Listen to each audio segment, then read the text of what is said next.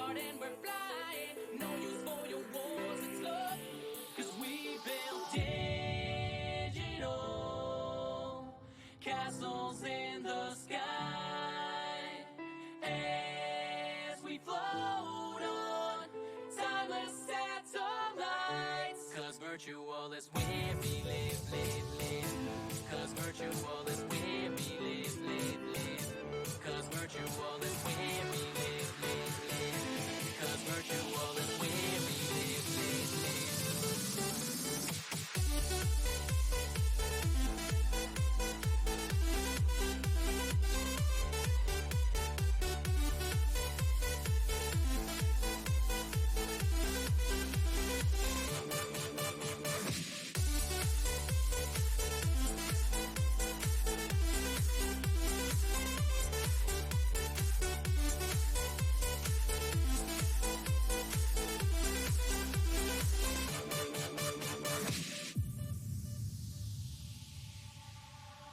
Run only as fast as I can, but my mind is free to celebrate universes in binary. Spend all day in the clouds and our definitions now. So high, high, high, high, we're not coming down. Ladies and gentlemen, leave the world and bring your friends. Step inside and close the door. Shut it out, plug it in, press start and we're flying. No use for your wars, it's love. Cause we build digital castles in the sky as we float on timeless satellites. Cause virtual is where we live, live, live. Cause virtual is where we live, live, live. Cause virtual is where we live, live, live. Cause virtual is where we live, live, live.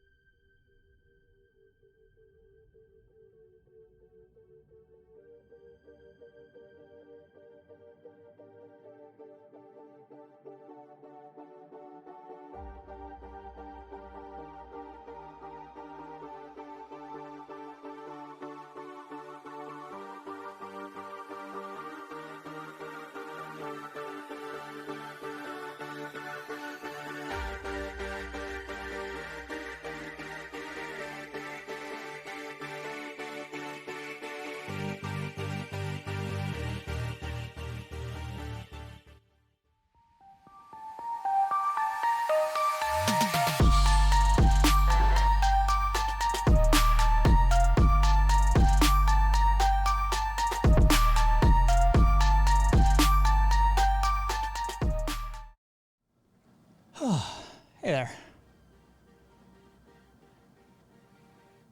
Yeah, just trying to get that volume correct. Hello all. A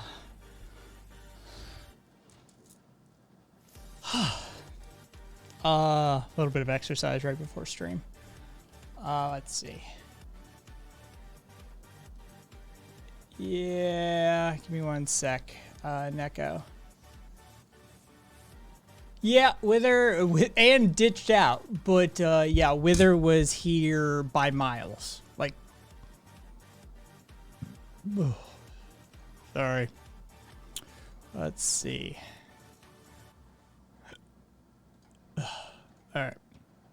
Who wanted it? Neko wanted it. There we go. All right, check your whispers, Neko. Trying, premarital, trying. Oh, how close to 11:30? Like 11:22, 11:25, something in that territory. Yeah. Yeah, for sure. Well, what a cheater. Anybody who fair enough, Amherst. Kat, if you want, I'm just gonna jump on Discord. And anybody else who wants to join us, we can do a fucking roundup. We can talk about what Kai's weekend looked like. We can do all that sort of stuff. Hey there, motherfucker. So I looked up, I got my order placed. Paying these companies, these gray market companies is a whole other ball game. But I got my order in for my peptides and research chemicals. And I go look at. Oh well, goddamn. Oh yeah, I'm fucking doing this. Like I'm. Shit. I've got the MK677 coming. That one's just plain ordered. I've got BPC 157 and TB4, thiazomine 4 or TB 500. Really, there's very little difference between the two, but we won't go into that. And I look up the peptide company. I'm like, I'm researching them and backstopping them, and I'm like. They're using a virtual office. This I know for sure. You want to know how Kai knows for sure?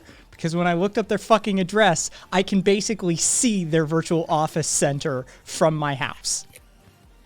Like, they're right across the street as far as their virtual office goes. They're somewhere in this valley. Dude, Vegas is degenerate as fuck, and I love it. Nice. Okay, Neko. Yeah. Yeah, oh, okay, we've got them pot up. All right, let's see. Fucking, look at this shit. All right. Hello, all. Morning. My people. So, yeah, so I go like backstopping the research chemical company, and I'm like, where the fuck are you guys? I'm like, oh, they're somewhere here in the valley because they're using a virtual office suite. I know because the executive suite center that they're using lists as executive suites, but I'm familiar with it. They're a virtual office. Postbox office. Yeah, mail, phone lines, that sort of stuff. All get routed through there.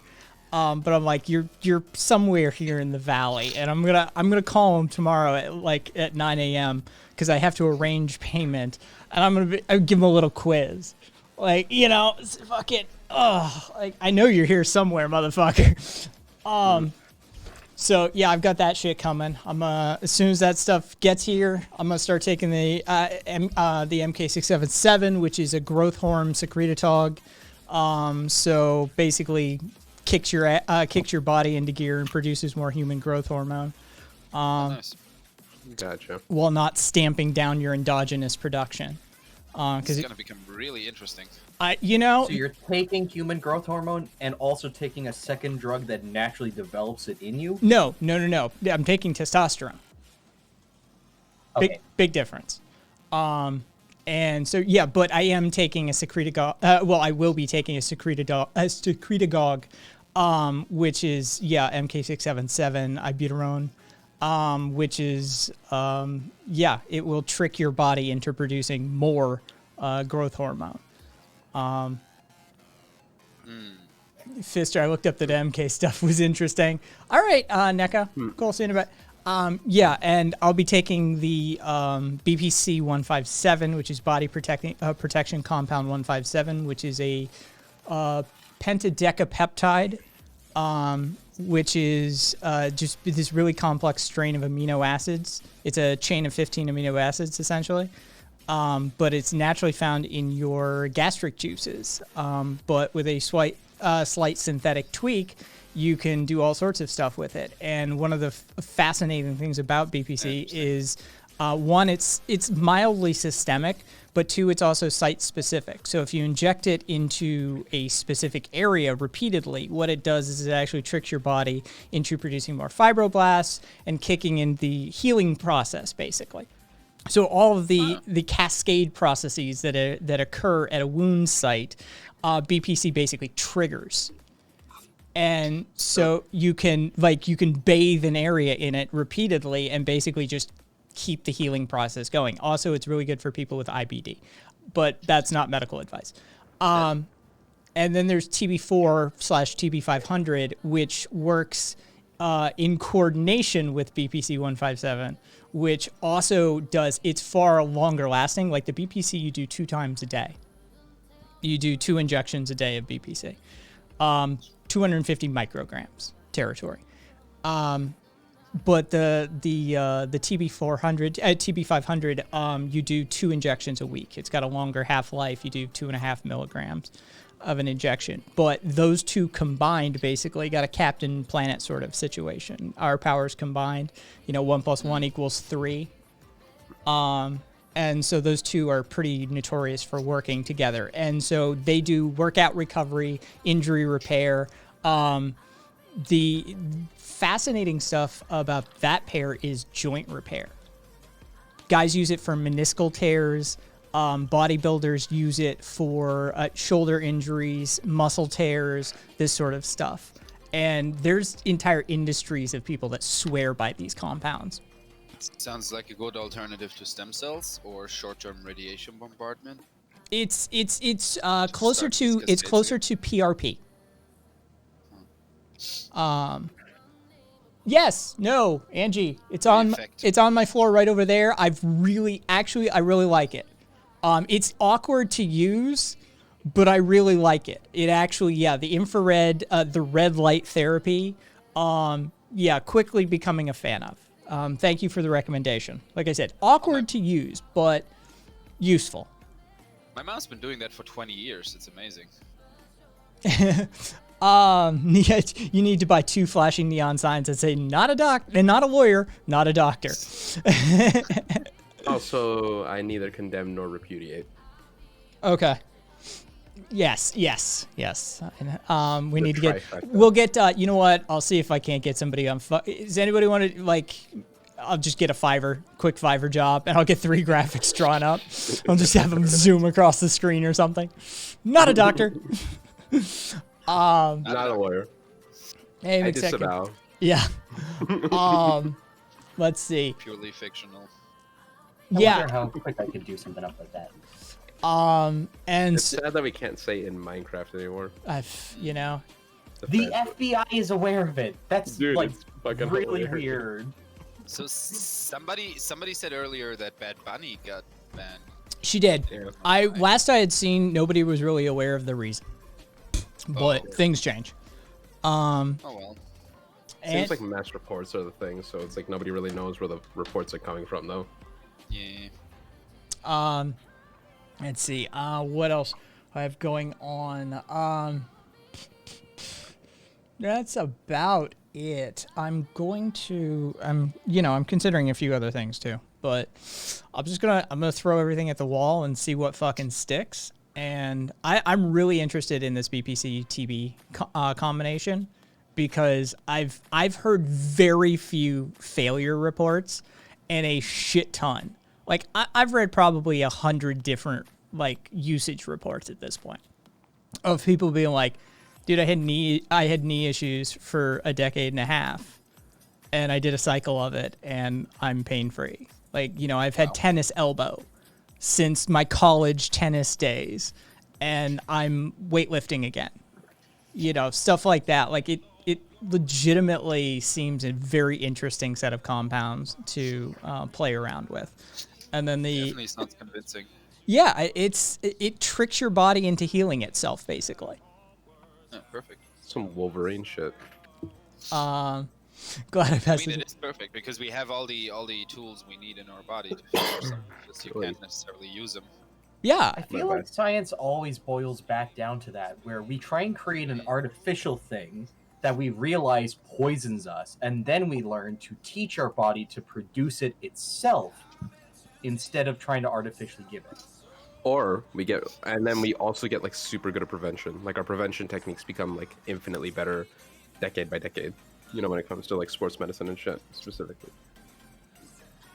Yeah, I was watching one video, a reconstitution and injecting video for peptides, and it is the guy, like doctor, whatever his name was on the screen. I'm like, you know, it's a doctor of chiropractic or a doctor of like naturopathy or something like that. Gets to the end, he's a fucking MD.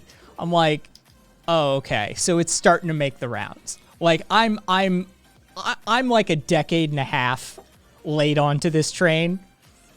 But it seems like there has been a concerted effort by the athletic community to not talk about BPC and TB. Lots of money in it. Well, I think Rogan talked about it. That's the thing. It's not patentable. Yeah. It's a naturally occurring compound. And so pharma in the US wasn't interested. And so there's like Czechia and a few other European nations have been looking into it. But for the most part, like hardcore athletes have known about it apparently for a couple of decades, and just been like, "Shut the fuck up! Just shut the fuck up! Don't mention it." Czechia or Chechnya? Czechia. Okay, gotcha. Yeah, that makes more sense. I was like, "What the fuck are the Chechens doing with this shit?" Hey,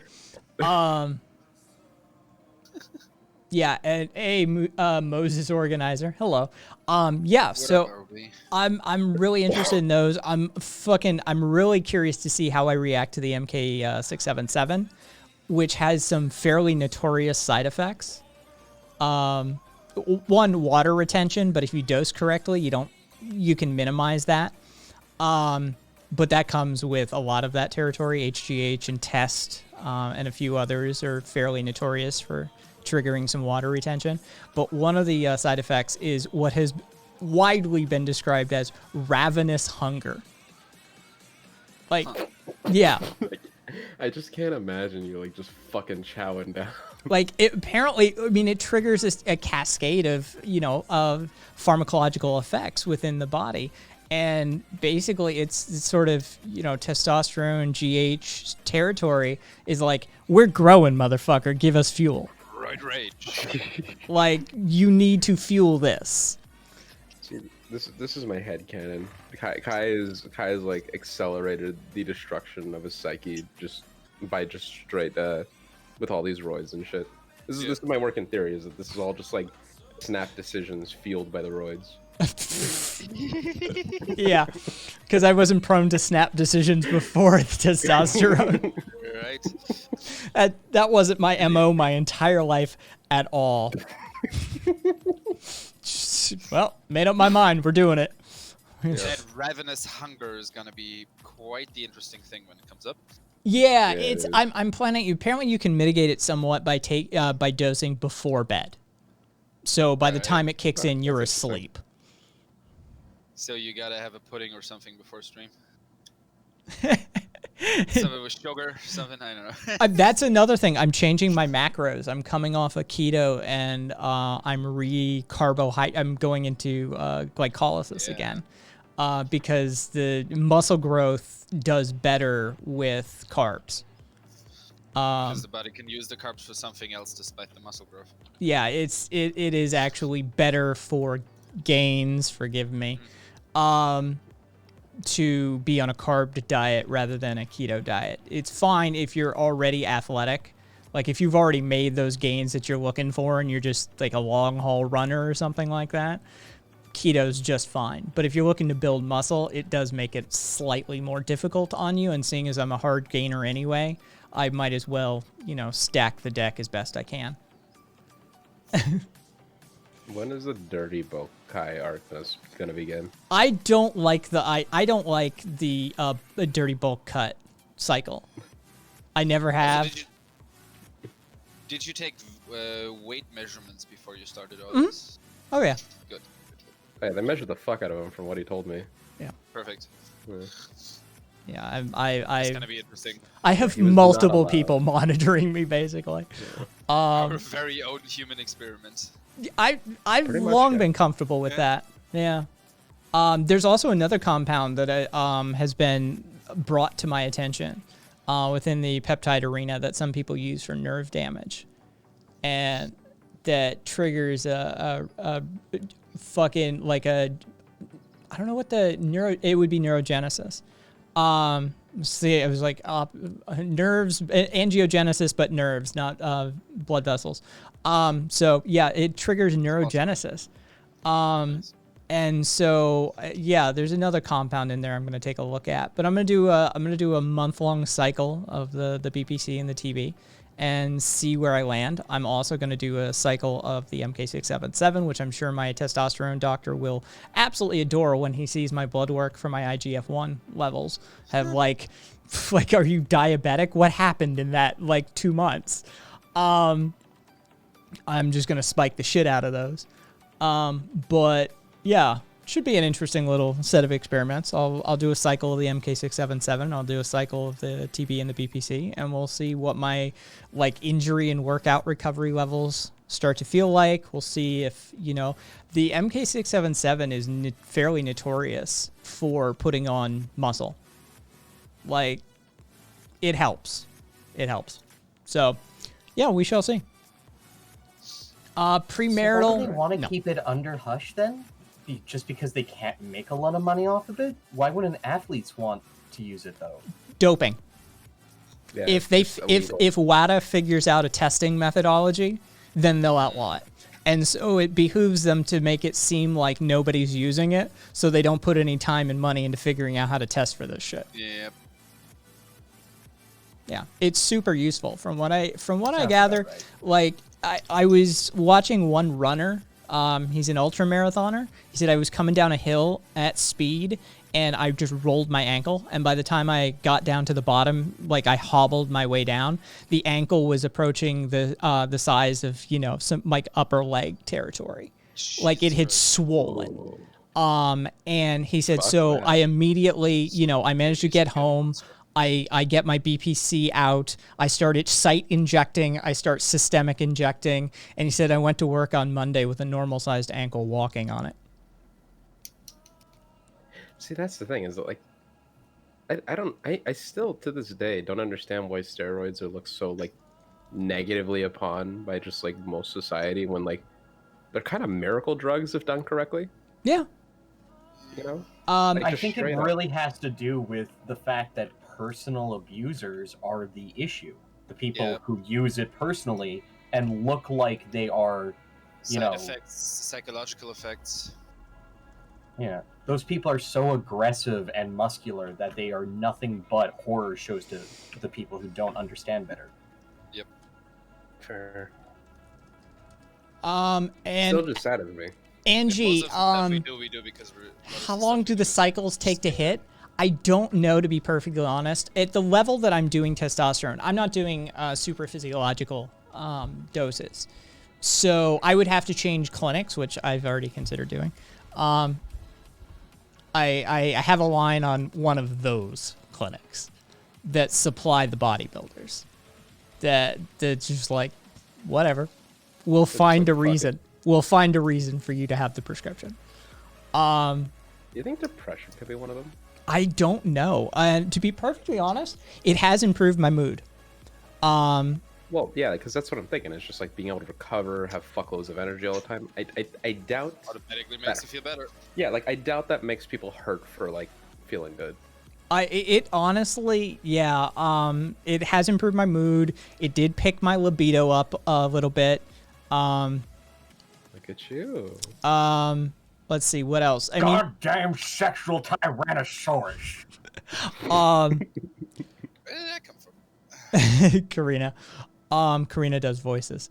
Yeah, so energy levels are definitely up. Sleep is definitely improved. My workout, I have more motivation to do them, but my body isn't as capable of rebounding from them as I would like. That's probably one, because I'm desperately out of shape from what I used to be. And two, I'm old as fuck. Right, like it's just the way it is, and I don't dose with things like ibuprofen that other people do. They'll just pop an ibuprofen and be like, "Fuck it, I'm going to the gym," that sort of thing. So Yikes. I deal with the pain directly. So I am looking to mitigate that in other ways, the MK and the TB and BPC and stuff. But for sure, the testosterone has had an effect. I frankly, I've said it before and I'll say it again. Kai trying to fuck. I would be interested in doubling my testosterone dosage.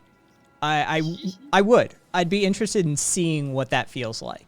I wouldn't necessarily want to keep doing it, but I would be curious to see what like a 2 and 3 times dosage feels like for a few weeks, and to see if there's any notable changes, any notable effects. And these are sorts of things that, like, at least with the peptides I can play around with. The testosterone is a prescription, and I have to like go through a compounding pharmacy, so it's more difficult to play around with those dosages.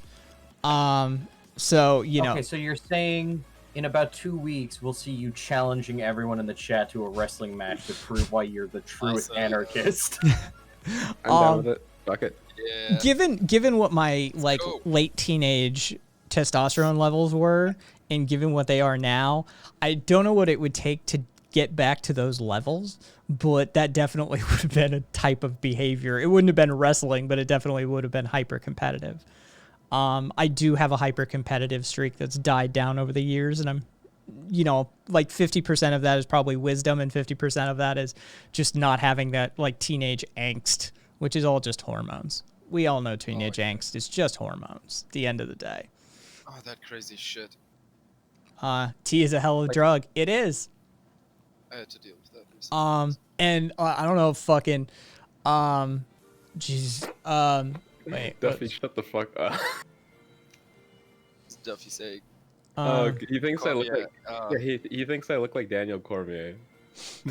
I mean, No, I mean I see it. Don't get it twisted. yeah, maybe related, but like not. What about Very Discord, Don Biner? You just Discord? Oh damn. He's right. You do have a resemblance to Cormier. I mean, it's did you just, s- what is it? Because we're bald and fat. Deep Is that it? Yeah, pretty much. Solidarity with a streamer. I mean, fucking, you can drop it in chat if you want. Apparently, like, there's Bad Bunny's fucking something or other Twitter account about donating to her while she's suspended. I'd really like to know why, but I mean, Yeah, I like her. She rages sometimes, but usually whenever I watch her, I like her. I don't know. My guess is like something. See, I think that my guess is this might be like the first like call to violence report, because she skirted that line sometimes. Yeah, she definitely does. She rages sometimes. Yeah, Um, consequences, people learn them. but yeah, no, it's and let's see, yeah, let's say testosterone's a hell of a drug. Yeah, did you see that fucking CNN interview with that associate professor of philosophy? No. God help us. trans athlete advocate, trans athlete herself, but only actual credentials are associate professor of philosophy, speaking on biochemistry and physiology and sports science on CNN as an expert, and makes the claim that testosterone has no predictive value for athletic outcomes. Excuse me. You know what? I respect it. No, What? this is Full the grift? Full grift. this is the biggest dick energy that you could possibly do. Yep. Just fuck it. I am here to argue. I am here to obfuscate the conversation. Yep. Give me fucking money. Go fuck yourself. I respect the motherfuck out of it. It was We Just do fucking need sucks more for everyone Machiavellian who got their leftists. goodwill. yeah, it was bad. It was a shit show of an interview, and a bunch of fucking sports scientists and chemists got in on the action on Twitter and shit like that. They're like, this is some bullshit. Like this is some Like I said, bullshit. Biggest dick energy. Unironically asking what even is sports. You know? It was definitely a fascinating take. And, you know, all of the, like, bro science bros immediately were all over it. They're like, then what are we doing? Like, so you're saying that there's no difference between men and women's sports? Right? Like, I'm sorry. Like, even Serena Williams owned up to this one. Like, You open yourself up to too much criticism when you lie that way. yeah. Yeah. Yeah. Nah, if like for example, if she took like the angle of like there's just natural disadvantages, this is one of them. Go fuck yourself. Fine. That's a more sound take. I mean, most people are going to disagree with it, but you know, it's one you could make logically speaking. Exactly, Estrella. Hormones are made up by the elites in society and actually made by Bill Gates to monitor us. It's 100% true. True. Yeah, it was definitely a take that, because I mean I'm sort of tapped into these circles now as a result of looking into all of the TRT and the peptides and the sports scientists, like getting back into it and stuff. And yeah, that came across my radar today. That this interview that she gave, and she literally, yeah, she made the claim that it's not a predictor for performance at all, and that in fact endogenous testosterone levels have nothing to do with performance. Like I said, Actually, I would agree with that statement. Oh, I would agree that having testosterone on its own and independently produced in your body does not dictate your performance level. okay, that is true. Like it's technically Averages. speaking. Well, no, it's when juxtaposing male versus female performance. I mean, I realized this might have. they hated him because he told the truth. Oh, shit. Yeah, it's. I mean, it was like, are you kidding me? Myself Once your body has been androgenized by testosterone, there are differences that will last for years and years and years. Yeah, including the type of muscle development as well. That will stick with you. Guys, by the way, have you guys recently ever looked into the whole thing that smoking a lot of weed might decrease your testosterone levels or heighten your Anyone surprised by estrogen that? levels? Anyone surprised by that has not smoked enough weed. Yeah, Huh. that's also why I'm taking a break again now, because I realized like I'm becoming more like a little bit sluggish and not as like I'm performing less and I'm getting bigger tits. That's Maybe a bad thing to you, not to me. Yeah. It's not necessarily a bad thing. It's just like I gotta. Like, everybody's I'm got not- different desires. If you I'm starting to plan become to too paranoid and transition, not doing shit bigger either. moods are better. Yeah, of course. No, it's more the thing that I'm not doing shit and that I'm paranoid as fuck. That's fair. And that's why I don't do shit if I smoke all day. So a break is in order. Interesting. So, actually, there was no difference in serum testosterone levels between ever users adjusted mean 3.6 Yeah. nanograms per milliliter and never users adjusted 3.7 nanograms per milliliter. This is a multivariable study of, what's the N on this? 1,577 men.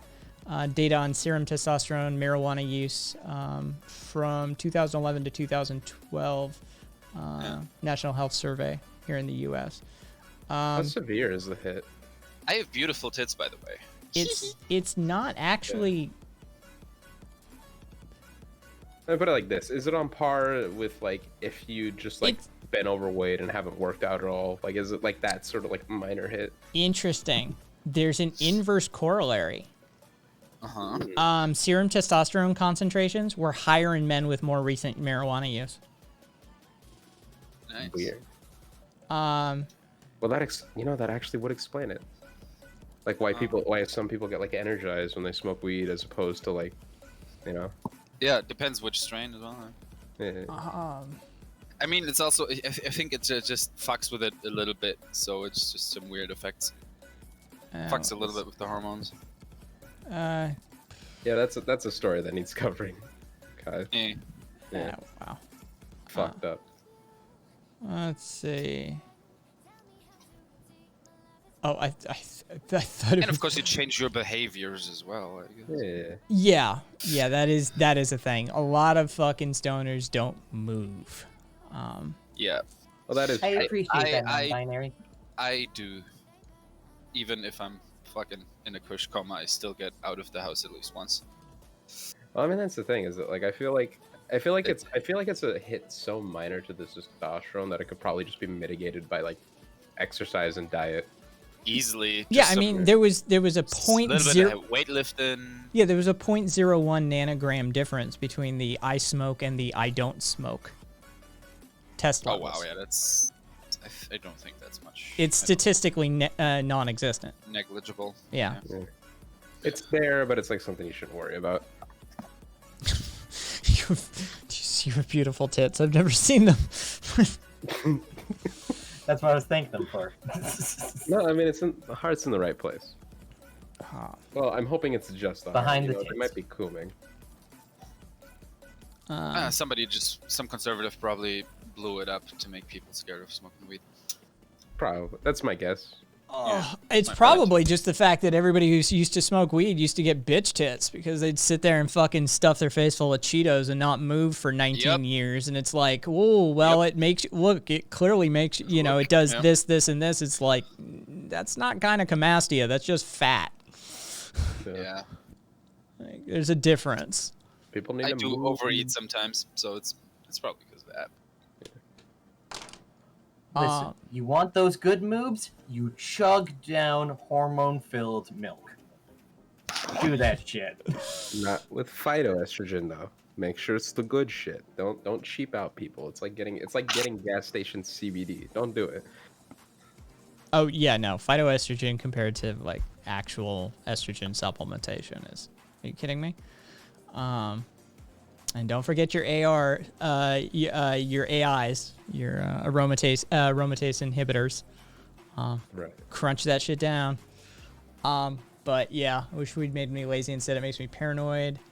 I wish I could donate my tits. This comic girl. Oh, in case anybody's wondering, let's see. Well, I'm not gonna bother fucking doing that. My mom is still in the recovery area, the sports and knee clinic that she went to, right up the street. If you need a recommendation and you're in Las Vegas, I can recommend Crevetti. He's actually kind of world famous at this point. He has his own like residential area for recovery as well attached to his surgical facility on his building. Like he's got his own surgical facility as well as like a hotel basically where you stay post-op for a couple of days. And so she got her bandages off earlier today. They've got her on the weird movie machine that like continually pumps your moves your leg for a few hours. And she sent me a video. It's amazingly clean work. Honestly, the dude he's a bit of an artist when it comes to shit like that. Normally you'd expect massive amounts of bruising from like mid thigh to down to like mid calf due to, the transection of several bones and the splaying of the entirety of the leg tissue wide open. Honestly, it was just staples. It was a very clean job. And they've got her properly medicated. They don't shy away from coming in and giving you a straight like injection of hydromorphone if you need it. Whatever, they'll hook you up. They make sure you're not uncomfortable. But yeah, she'll be coming here tomorrow, probably around 10 o'clock. Cool. So Own residential area? yeah. Oh yeah. No, Crevetti's facility is literally world class. Like people really do fly into Vegas to see Crevetti to get like a knee job done. God, capitalism. Yeah. He is one of those. Oh Jesus, non-binary. I just saw that. Oh, you just saw it? Yeah, I just looked over. I was about to post a unsolicited tit pic on share content. Good job. Living your best life, Joe. Yeah. But yeah, so I thought we could start a chain. I'm also looking into trainers. I feel like I could use one. Help me design a workout to come back from nothing. Yeah. Don't know who I'm gonna. Just go Good. go ahead. Oh, I was just gonna say it's probably gonna be a lot of calisthenics work. That's like what a lot of the top like trainers are into these days. They've found that like essentially like I forgot what the technical term is, but basically it's much faster to build muscle memory with calisthenics work as opposed to free weights. So that's like the big thing right now. You can recover faster from calisthenics. It builds that muscle memory faster. Like it seems like calisthenics are the wave right now, and very lightweight exercises. So look forward to that. I've got a couple of sports expert type in this area, and so I'll probably tap them and see what they're fucking charging these days. Depending, personal trainers are super expensive. They are. They're that's an outlay of cash that I'm not terribly comfortable with. But we'll see what $400 for every weekly session. I've paid $500 before, and that was years ago. Yeah. That Sounds is like you. gotta be because of your location.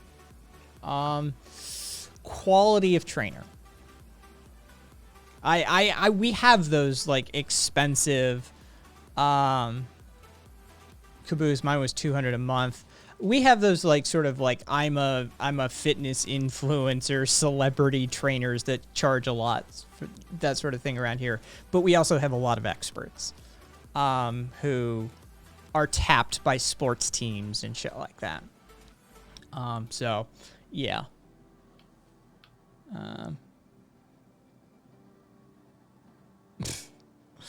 Yeah, just like fuck it. He can go fuck himself. Just go to Beachbody. You can rent boys are cheaper, and you can get them to take you for a run. No, yeah, I want somebody. I want a doctor of physical therapy at the very least, designing my workout. I'm serious. Like I have standards. Some higher degree. So I'll either go to Morgan Crum at Athletic Care, who I have a previous relationship with anyway, or there's a couple up the street I kind of want to interview. One of them has a really interesting facility that has a pool in it as well. Like one of the, not just like a standard pool, but one of the swim against them, like current pools. So yeah, there's a few. I'm gonna shop around, see what's what. But yeah, that's sort of where I'm headed on that one. Gotta get the fucking diet in check. I have to like readjust all my macros. I have to fucking work with my caloric intake, which is a pain in the ass, as I'm a hard gainer anyway. 2,000 calories is what I burn just sitting on my ass. Like that's nothing. Even at almost 40, 2,000 calories just is nothing to me. So to like actually put something on, I need like 24, which is not easy to do. Anything, I mean, if you're not eating shit food. That's if you're not doing a dirty bulk like Kat said earlier. You can, if you're not doing a dirty bulk, even 2,000 calories is difficult to do. You can be jealous of it, but the fact of the matter is it's kind of a bitch to keep up with. Sorry to tell you, Kai, it is now your duty that you must go to the greasiest local joint you know and order the biggest burger they have and eat that 3 times a day. Yeah, I think that no, would like literally kill him. it would. Like just no exaggeration. It would. I probably, there's an Amish family, like, I don't know if this is urban legend or not at this point, but we had an Amish family due to like one of the tornadoes. Like the Mormons take in like weather refugees and shit all the time, and they supposedly took them up to the McDonald's around the corner, and they all ended up sick. Like it was basically food poisoning. It's like this isn't food. Their digestive system didn't know what to do with it. How do you feel about Gainer shakes? I mean like made by yourself. I'm not talking about the pre-prepared shit. I sort of, it's difficult to do because most of those are just heavy carb load. I do have a 35 gram per scoop carb coming. That's a clean carb. That's also complex. So it's, not a simple carb. That will be able to help bulk some of that out because I don't mind like protein shakes. I do cycle my protein shakes. I use hemp, I use pea isolate, and I use brown rice isolate. So not all together. I cycle them based on day. So I have no problem with making a protein shake. And thank you for the raid. Thank you for the host. We're just doing Anarcho Meathead Day. How's your stream? Lana, I believe. I think that's Ayana. Gotta love it when the font is, you're like, what fucking letter is that? Right. It's an L. All right. Okay, cool. So, hey there, Lana. Thank you for the raid. I hope your stream went well. But like I said, yeah, we're just doing Anarcho Meathead. Hey Corey. What's up, my man? Yeah, I don't have a problem with that. I added, what the fuck did I add in recently? I have a mix of 10 different mushroom like extracts and stuff like that I'm adding in at present. So yeah, I have no problem with that. It's just digestive wise, like it's difficult to digest a lot of those fucking shakes. And so yeah, I would have to custom make one, and I'd probably have to like preload it with some like lactobacillus and a whole host of digestive enzymes, and maybe pre-digest it with those enzymes even to make it easier, because those things are kind of difficult for me sometimes. I don't do strawberries, Sassy, due to a mild fructose intolerance. And strawberries just do a number on me. The last time I had like a pint of strawberries, I thought I was going to end up in the ER. Like my stomach pain was such that it was one of the worst pains I've experienced, just digestive pain. So I tend to avoid strawberry usage, and trust me, it's ugh. Yeah, just pull yourself up by your bootstraps. You're just not trying hard enough. Yeah, trust me, I miss them. Ooh, mushroom protein shakes. It's actually, yeah, like cordyceps and maitake and shiitake and lion's mane. Like there's 10 different mushrooms or extracts or isolates that are in it as well. And then I put L-glutamine in there. I do magnesium chloride. I do magnesium chloride as well, because nerve pain and magnesium are like, they just go together. They're like peanut butter and chocolate. And then a protein powder, and depending, what else I may put in, spinach or something else. And then I've got the new carb mix that's coming that adds 35 grams of carbs per scoop. And so I'll start using that because I could feel it today. When I was doing, what was it? I think it was squats that I was doing weighted squats, not huge amounts of weight, but just extra weight.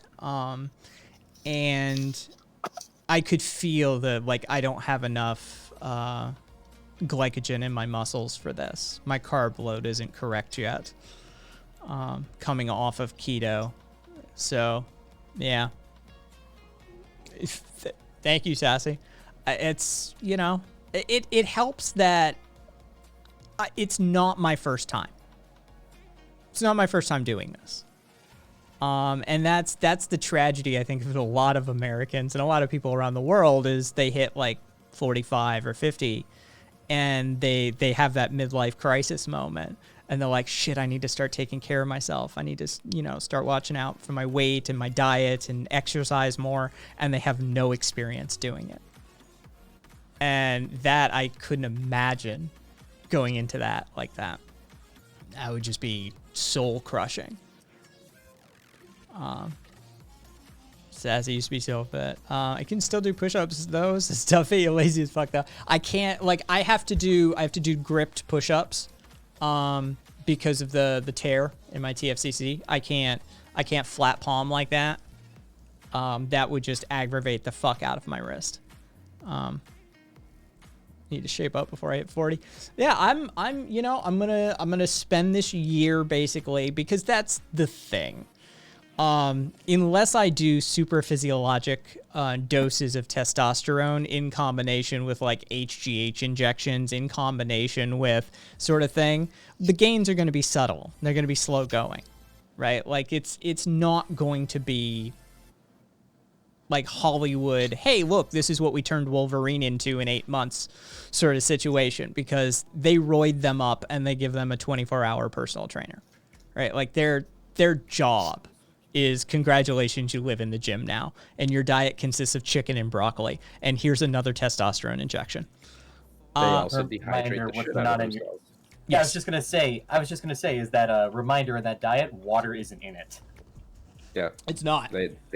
You cut water weight for literally all the way until you the week, towards when you shoot, and that's how they get that super shredded, super veiny look if they're just dehydrated to shit. I watched a strongman channel yesterday, and they did a competition to see how much weight could somebody lose in a single day.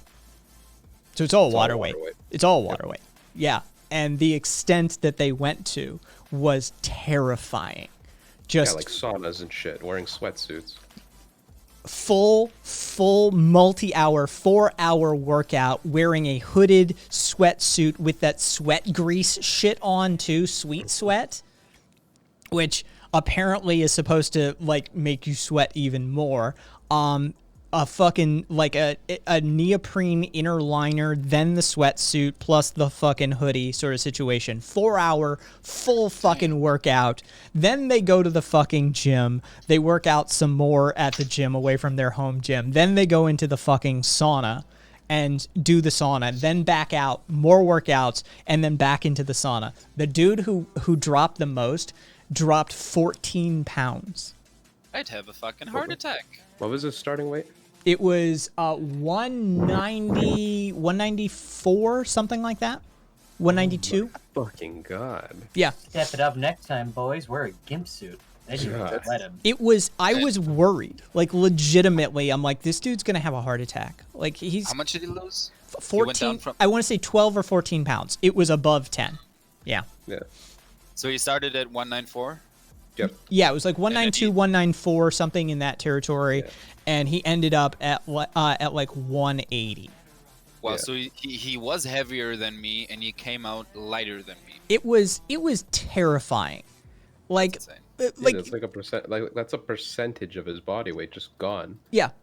like and not replacing the electrolytes and not replacing like I was legitimately like, am I watching a snuff film? Does this just end with this dude going to the hospital? Yeah, just Have we having a considered stroke. how much? Sorry, go ahead. Yeah, he's just gonna have a stroke. Like watching him having a stroke. That was all. I was going to ask, have we considered how much water loading he did the day before? Based on how flippant and just blasé he was about the entire thing, probably not. I mean, I would probably know more than he would have done anyway. Yeah, Sorry, the reckless abandon with which that man approached it was a little terrifying. Oh, I got that wrong. He went down to my weight. Not Corey, below. Corey, no one is fucking cutting 15 pounds out of the blue in wrestling, like in high school wrestling. You know, that's shit that you spread over at least a couple weeks, and that's a massive cut. It was, yeah, it was terrifying Almost 10%. to watch. Yeah, well, that's what I'm saying. Like he lost like a huge chunk of his body weight. Wait, Wouldn't your internalized balance mechanisms be off at that point Oh. because you have thrown yourself off so much? I'm surprised, like, the larger I of think they the can main catch up. bodybuilder of the group tapped after, like, a half an hour. He's like, I'm not doing this.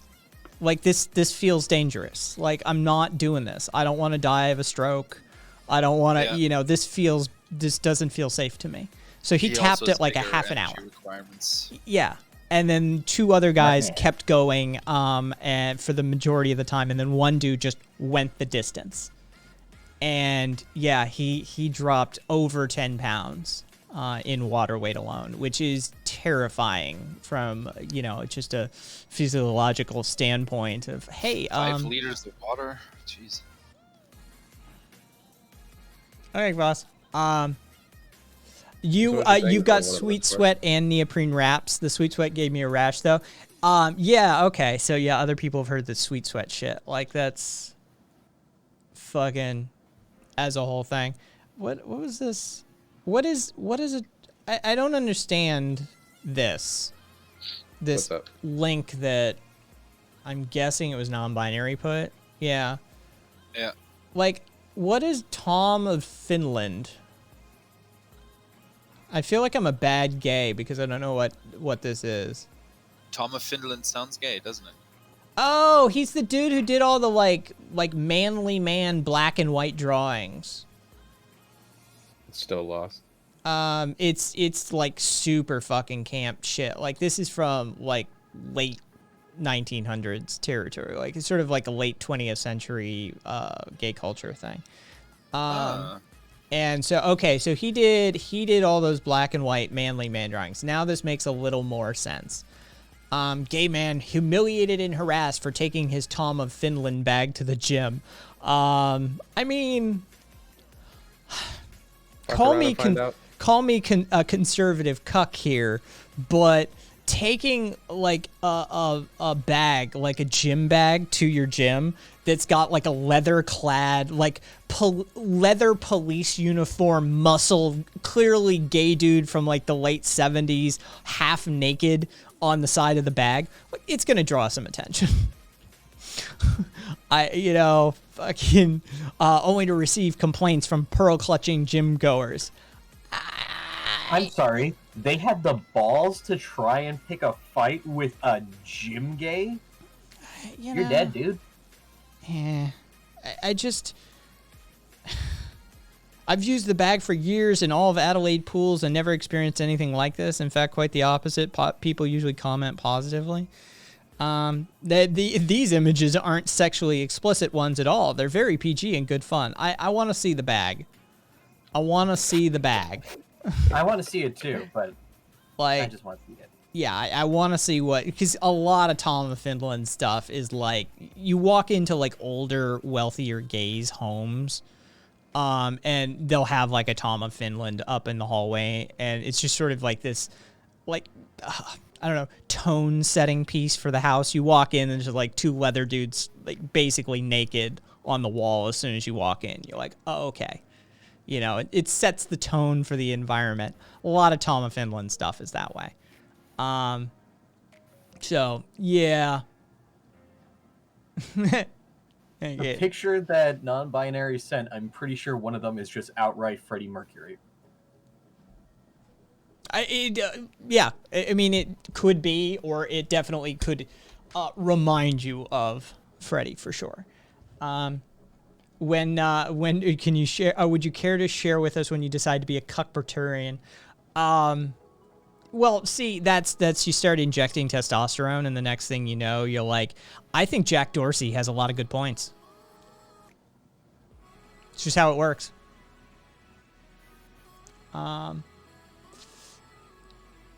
Yeah, the one with pants with open butt cheeks. Yeah, there's a bunch of those. So I couldn't imagine like walking around with a Tom of Finland bag. Like, I just, it's very PG. Like, is it though? Is it really? Is it? It's not PG, but it's not PG-13 either. That's fair. But yeah, I wouldn't. That's just look at me. That's asking to like look at me. That walking around with a Tom of Finland graphic on your gym bag is probably like the gay gym bro equivalent of like glitter on your tits as a woman. Like, you're gonna get attention for this. You know that, right? And not all of it is going to be positive. Yeah, it feels very similar to me for that. I'm just picturing now wearing like those glitter scales. You know, the outfits that when you run your hand over, they like completely shift yes, color. that flip. Yeah. Yeah. I'm picturing booty shorts on like the biggest muscular guy ever, just like lifting 300-pound deadlifts. And just like, what? It's PG. That's an image. Premarital scene, Ahego, hoodies on their students. Like I've seen pictures of like the cringeworthy stuff on Reddit before. People like, somebody was wearing this at my school today, sort of situation. I can't get it that some weebs literally think we can't tell that that's obviously inappropriate. I just, yeah, that's the artwork. I mean, I wish I could. I just, it's like, how dare they fucking, they're pearl clutching. Let me, I want to see the bag. I want to see the bag he was rocking, and that way I can make my own decision. I'm looking at it right now. It's really no different than if somebody had like a Megan Fox bag. Okay, Zen's got the bag. All right. Do normies know what Ahegao is? I think they do. No, it's pretty common in at least the youth. Everyone knows what an Ahego is. Dude, I couldn't imagine walking around with this bag. I don't even know if this is TOS friendly. Can I show this on stream? Put it in the Discord. Look, just put it in the Discord, and those who are in the know are in the know.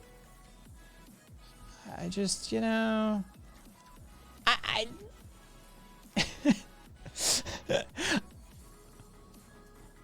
mean, especially like the top pair. Or okay, so they're repeated. Like right there in the top middle, that dude has like a bulge the size of this. Yeah, for sure. It's bulged out about this far, and the dude seems to be licking it. And I just, this is not like, oh, it's PG. Is it though? And oh, they embarrassed me. No, you embarrassed yourself. I'm sorry. I like zooming in on the bag more. I was totally wrong. Yeah, nope, that's not PG. This is explicitly sexual in a fetishistic manner. This is gay BDSM and leather and rubber fetish. I thought the guy sitting on the other guy's lap was just the fabric folding, and I didn't see the crotch licking. Amazing. Yeah. Oh, it's a thing. PG pretty gay. Yeah, it's in shared content right now. Yeah, following a number of complaints received from members of the public and staff, he was contacted and requested to refrain from wearing and displaying items that were considered by the complainants, and following investigation by management as inappropriate. He argued, fucking chose to cancel his membership. I've actually just found a picture, a black and white drawing of a man in space fucking the globe. Yeah. That sounds about right. Yeah. Oh, this even informs it further. Hilarious. As a Department of Education swim facility and the provider of a large Learn to Swim program, we're required to maintain a child-safe environment and act on the.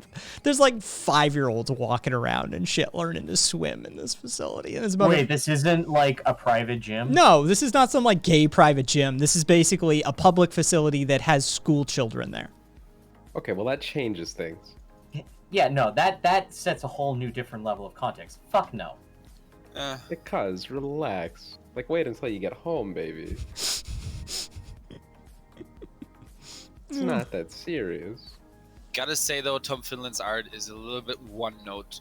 Oh no, yeah, Tom Finland drew one thing. That's why I didn't even fucking. I was like, is this the black and white fucking Not like even charcoal talking about dude? the topic, Yeah. not even talking about the topics depicted, but like the style, the art style, and everything. Yeah. Their take on. Oh yeah. Interesting No, stuff. yeah, Comic Girl. No. Just wait till someone sidelines you with their take on how diapers and age play is their kink, and in the same breath say they should be able to sit in public in a diaper with their leather daddy and assless chaps. Consent requires, if you're going to bring me into your play, which is what that is, you require my consent as well. That's Explicit, no less. yeah. That's what you're If I have to doing. witness it, and it is sexual, I have to consent to it too. You're Pretty much. Yep, that simple. I will make room for things that we can't see but we know that are going on. That's fine as far as I'm concerned. But You want to expand, for example? insertables, Thought so. Just worth asking. especially in the modern era of electronically controlled insertables. Yeah. I've seen a couple of those. I've also seen Get a partner who will buy you vibrating underwear. I've also seen a tail on a woman. Hotels are common. Yeah. See, It I was under the skirt. that's what always gets me is like, Yeah. people can tell immediately when you've got it up your ass. Yeah. It And, was like, most that is assuredly part about of one. See, but that is part of the charm, right? Like, Mm. you know, Not everybody gets it. I know. Yeah. Just I know. His tail sounds fun till a curious kid grabs it at the supermarket. Oh no. Am I the only one who thinks tail plugs are cringe? Yeah. Yes, you are. Yeah. I mean, look, I kind of agree with you. Oh, You just wanna like desperately try to avoid looking like the Debbie Downer boomer right now. It just.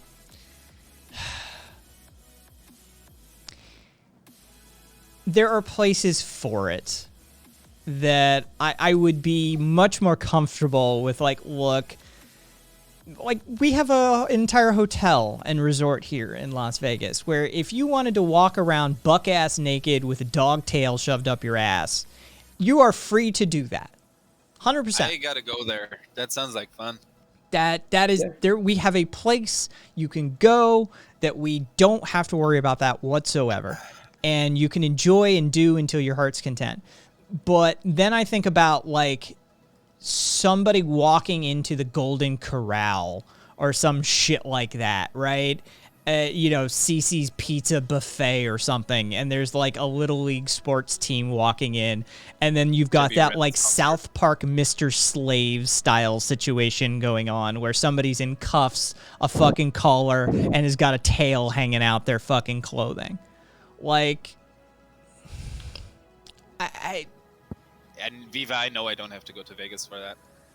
I do make the argument that the resort is not actually a place people can go to easily. I'm assuming it's probably behind a major paywall or something like that.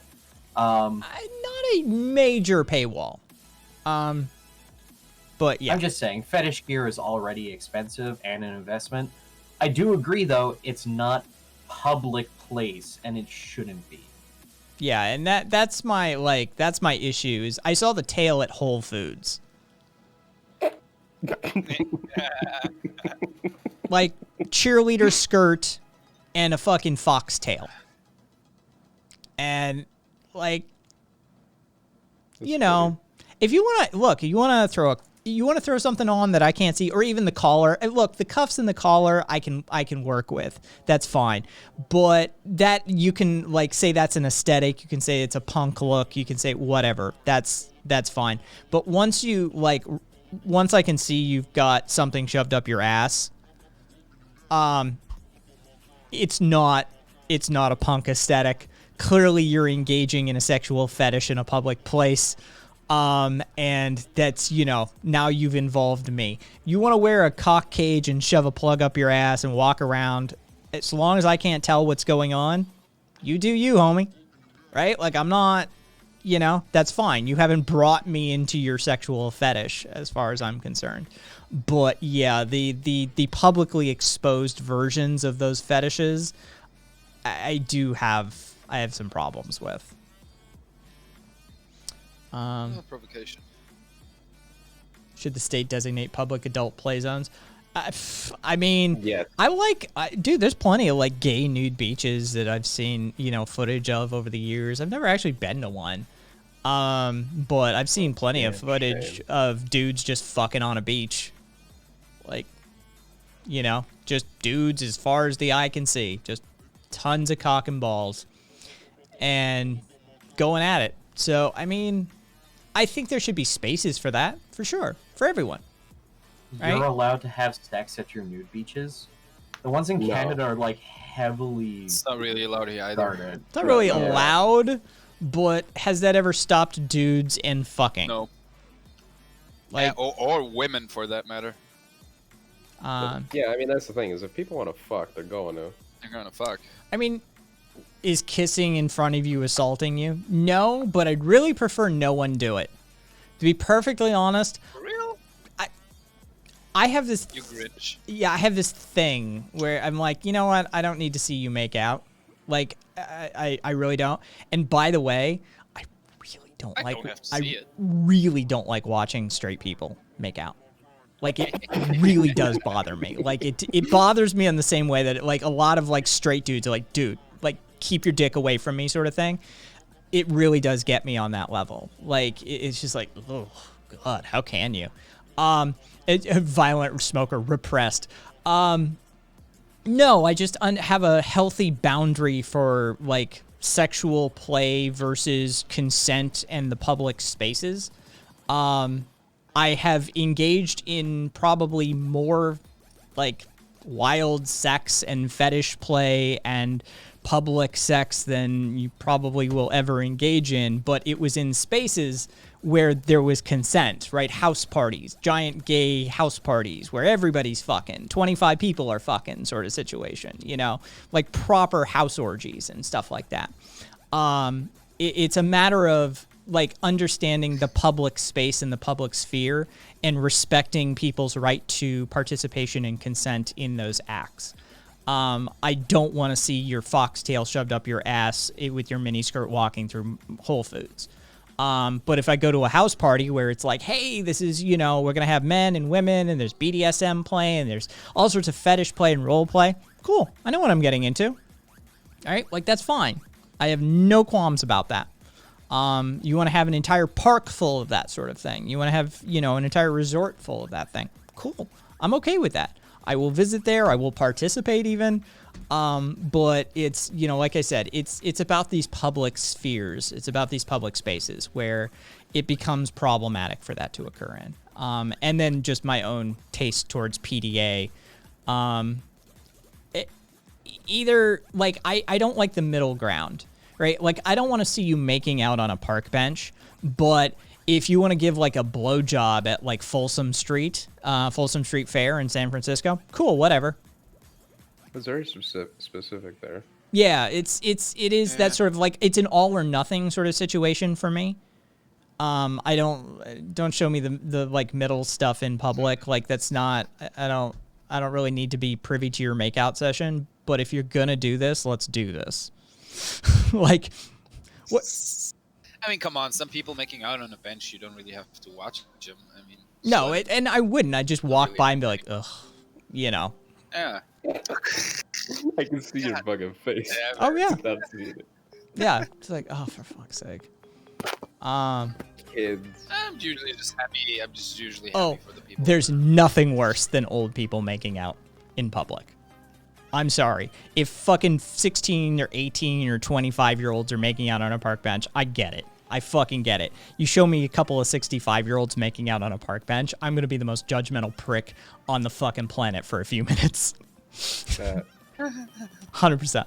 Like, Hilarious. you have a room, motherfuckers. Like, you own a house. Like, you're You just have had a room for ages to be in instead of here. yeah, you are You just got a room exposing me. decades ago. I fucked a woman at a nude beach on at Lake Travis outside of Austin. Good for you, Mayhem. My boy. A comment. I Glad. just like fuck these straight. Oh straight yeah, no, bitches. it really does like legitimately bother me. Like a straight kissing scene, a straight like love scene in a movie, like legitimately grosses me out a little bit. Like, I will skip that shit. I will close. I will doesn't close. it? I will Everybody close skips my that shit. eyes. Like I've got a question for you because I always have like this general thing where I can kind of feel it. Do you find the idea of sex with women very off-putting? Or do you find the idea of sex with men just far more alluring, so much so you just never consider the other? No, both. The first part of the first one and then the second half. Like, drop that second half of the first part and then tack on option of women freak me the fuck out. No, I find men highly alluring. They are sexually, physically, and aesthetically attractive to me. And then the thought of being with a woman sexually and physically is just like stomach churning to me. Huh. Yeah. Like, in no way, shape, or form. No. Kaiser, what the hell is vagina? Caboose, I'm hetero unless you're talking about Kai. Interesting. Fister, super gay? Yeah, I mean, you know, it's got to be getting into heterophobia. Yeah, like, women are sexually distasteful to me. Like, aesthetically, I can understand. Like, I appreciate the female form. There's been many a great statues carved of them. But as far as sexually goes, like, no. Like, that's... The only way I can put it, if you are a straight male, is to think of sweaty, hairy man ass. And see what that does to your mentality. You turned on now? Is that your engine revved up? You ready to go? You know, it's like that. That's the closest I can get for straight dudes, is to just, like... Radavander. The idea that doesn't turn me off just proves that, like, yeah, I'm at least bi enough to say that didn't turn me off. It's Yeah. still gross imagery, though. It didn't do anything for me. Yeah, Caboose, it is. And that's hanging out with straight dudes, like proper Kinsey 1 straights for most of my life. Like, the concept of, like, sucking a dick for them or, like, fondling another dude's balls is legitimately a turnoff. It's, you know, that doesn't get them going. It's the same Also, for doesn't really compute. yeah, it doesn't make sense in their brain. Like, and that's I'm you know, I'm in that Kinsey 6 territory. Like, I don't. Women are not sexually attractive to me, plain and simple. Getting attracted to straight dudes is a big no-no. I hang out with straight dudes because of the reason that I don't like that doesn't work in my brain. Like I went through that phase and I learned those lessons. I very much like hanging out with just straight dudes, for a multitude of reasons. But one of them is I don't have to worry about anything. Right? They're just my bros. They will never be anything more. And quite frankly, most of the straight dudes I hang out with, I don't find physically attractive at all. That's funny. They give off very different energies. Yeah. Yeah, and I appreciate that. And I quite enjoy spending time around them. Let's see. Sweaty, hairy man ass isn't very alluring to straight women either, to me at least, says Be Over. I used to get squeamish around the idea of a gay guy being attracted to me. Now I don't care. I'm a gay dude. I've had plenty of women hit on me over the years. Like, it doesn't bother me if a woman is attracted to me or trying to turn me, because trust me, plenty have tried. But, you know, yeah. I was about to say, it must be really painful to just be a female fan that's attracted to your guy. You just constantly, mercilessly shoot them down. It's, you know, it just doesn't, it's the opposite of doing something for me. It legitimately turns me off. Yeah. All right, then. Not because of a selfish reason, like just because. What's your thought on trans women, then? No. No, that is like there's No. more to it than just the sexual need, obviously. Yeah, that's something that I figured out with him real early. Yeah. Yeah. Oh, man. It's just the way I roll. It's what flips my switches. When I don't know why people don't listen to me when I say this. This man is aggressively gay. So what is it? You slept with a bisexual man? That's why you don't have your platinum card? No. Platinum gays are C-section. Cesarean. Oh, you've never touched a vagina Yeah. in your existence. Platinum gays I see. have never even experienced a vagina in any way, shape, or form, even through the birthing process. Yeah. Rabbit is a platinum gay. Yeah. He is a platinum star gay. I'm a gold star. And Gold Star is only sleeping with men in your entire life. Yeah, it's you were birthed naturally, and that's it. That's the limit of your exposure.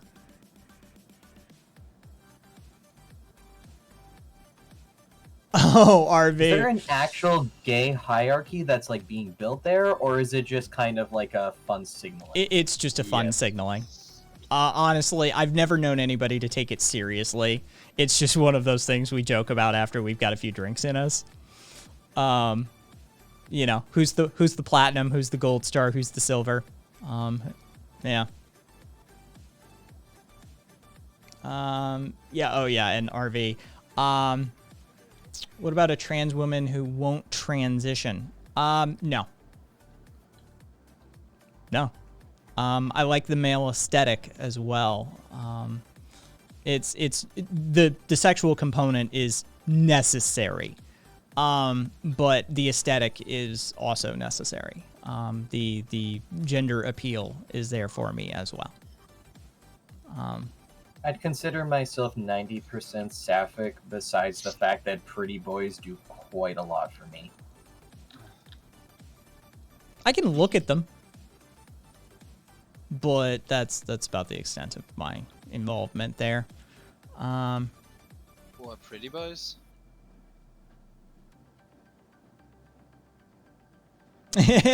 Kai is a straight woman's worst nightmare. Not only is he gay, but also not flamboyant. Can't bang him, can't turn him into the gay friend. Uh-huh. Yeah. That shit I always think pissed me the off. issue, I think the issue is they're assuming every gay is going to be flamboyant in the way the movies are. I won't be fixing. I will not be arranging your house. I won't be redesigning your wardrobe. I won't be giving you a makeover. Don't ask me to color match anything. I'm not. Don't talk to me about musical theater. I was a theater nerd, but I don't do musicals. I feel so called out right now, you bitch. Yeah. Yeah, I'm a terrible gay. And yet, as Kat said, aggressively gay. No, yeah, no. Just Hello, Ace. Yes, My I am gay. Let's see. We'll do the run. I am gay and cis. Kat is gender abolition territory, non-binary, pansexual. Joe is sort of like a Kinsey 2 and cis. Karina, Shit's honestly. Karina, how do you want to be described? Trans girl and pansexual. There with we a go. sapphic lean. And Neko is muted and deafened right now. for some reason. I have like a drop of pants. Ace. Oh, do you want to get on the air, Ace? It's been a while since we had one of these. Ace. Oh, What's up, it's Ace? adorable.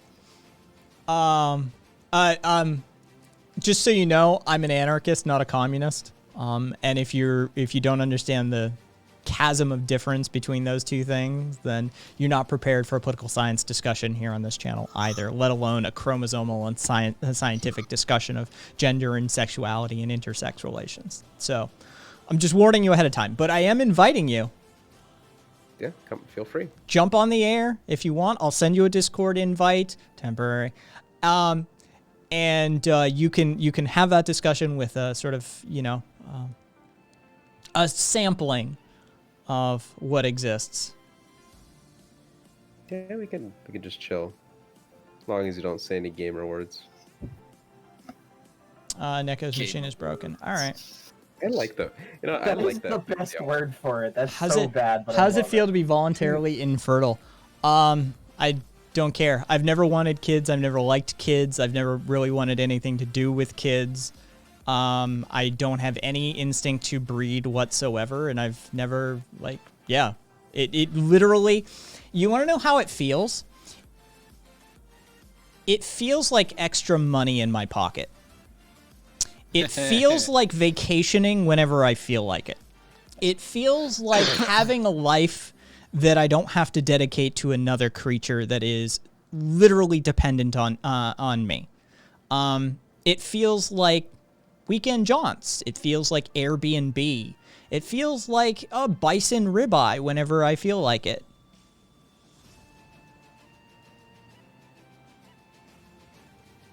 Good Yeah. points. Yeah.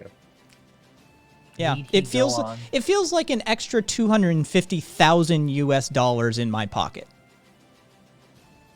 So how It does sounds like how's far it- more sleep-filled nights than screaming children. too. yeah, well, maybe not nights, but yes, it feels like sleeping till noon, if I so choose.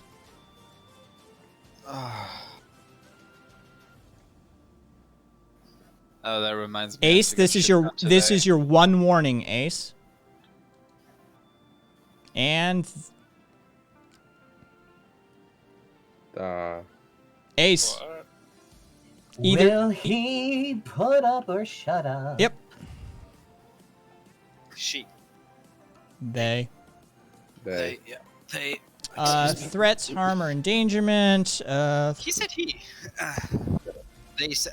She's. Oh my fucking lord! I'm not awake yet. Excuse me. You're fine. you're Words. fine. Words. Just again, not commies. Well, some of us. So, Ace, here's your chance. Get on the air with us She and have said. a conversation, or fuck right off. Sorry, Karina. Pardon?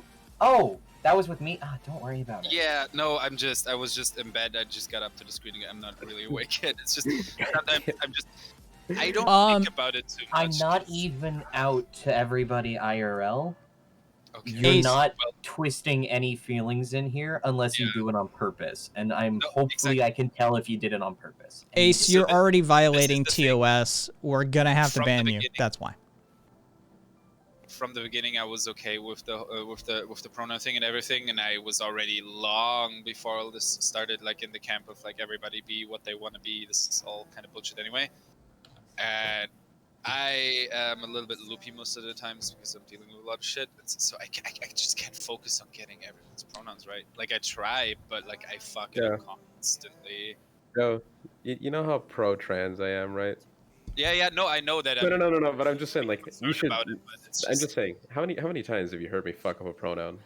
Oh, thousands of times. It's thousands of times. Yeah, But here's the thing: I identify myself as cis hetero, so I'm more of a target. If somebody just feels like, not because it's fair or okay, just because I have experienced this, just because somebody feels like it. like, Wrong just, time, wrong place. what I'm just saying is, I'm learn just to a little play. bit scared about it. What I'm saying is just learn to play it cool. Yeah. You got it. I've already sent the invite via Whisper, Ace. The clock is ticking as far as the mods are concerned. I never really had a problem because of it, because I never meant to insult anyone anyway. So So You're fine.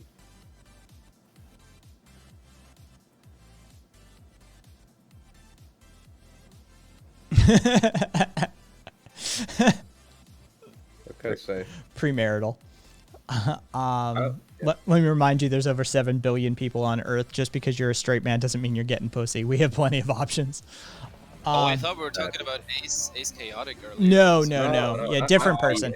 No, not the Ace. No, this is some. That's why you gotta read the chat, Joe. Yeah, I was in bed. I wasn't. Said Sadly, I'm- I have a feeling this person is not using ace in any progressive way. Oh, No. I who feel cares? this is more of a I'm an ace in the hole kind of. egoist. Let's see. So, Don't throw egoism under the bus for this.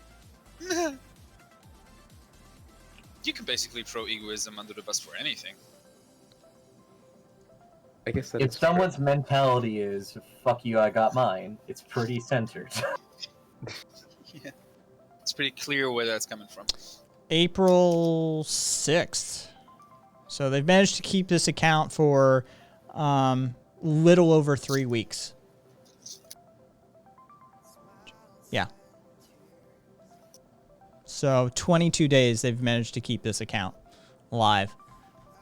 It's probably a record for them, quite frankly. They seem to be speedrunning a ban.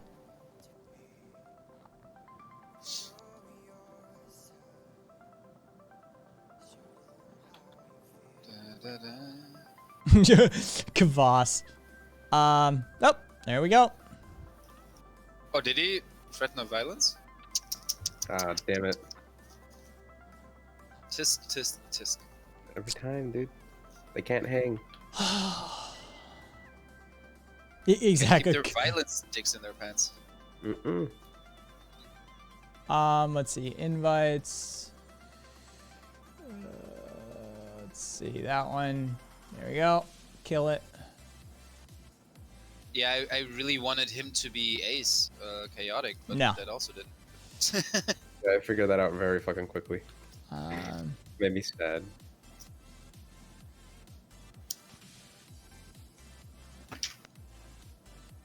Otherwise, I wouldn't have set my Ace, blah blah blah. It's Yeah. just random. Well, yeah, no. And now they can't get on air either. I revoked the invitation. So Fuck you, got ourselves some lack of idiot tonight. yeah.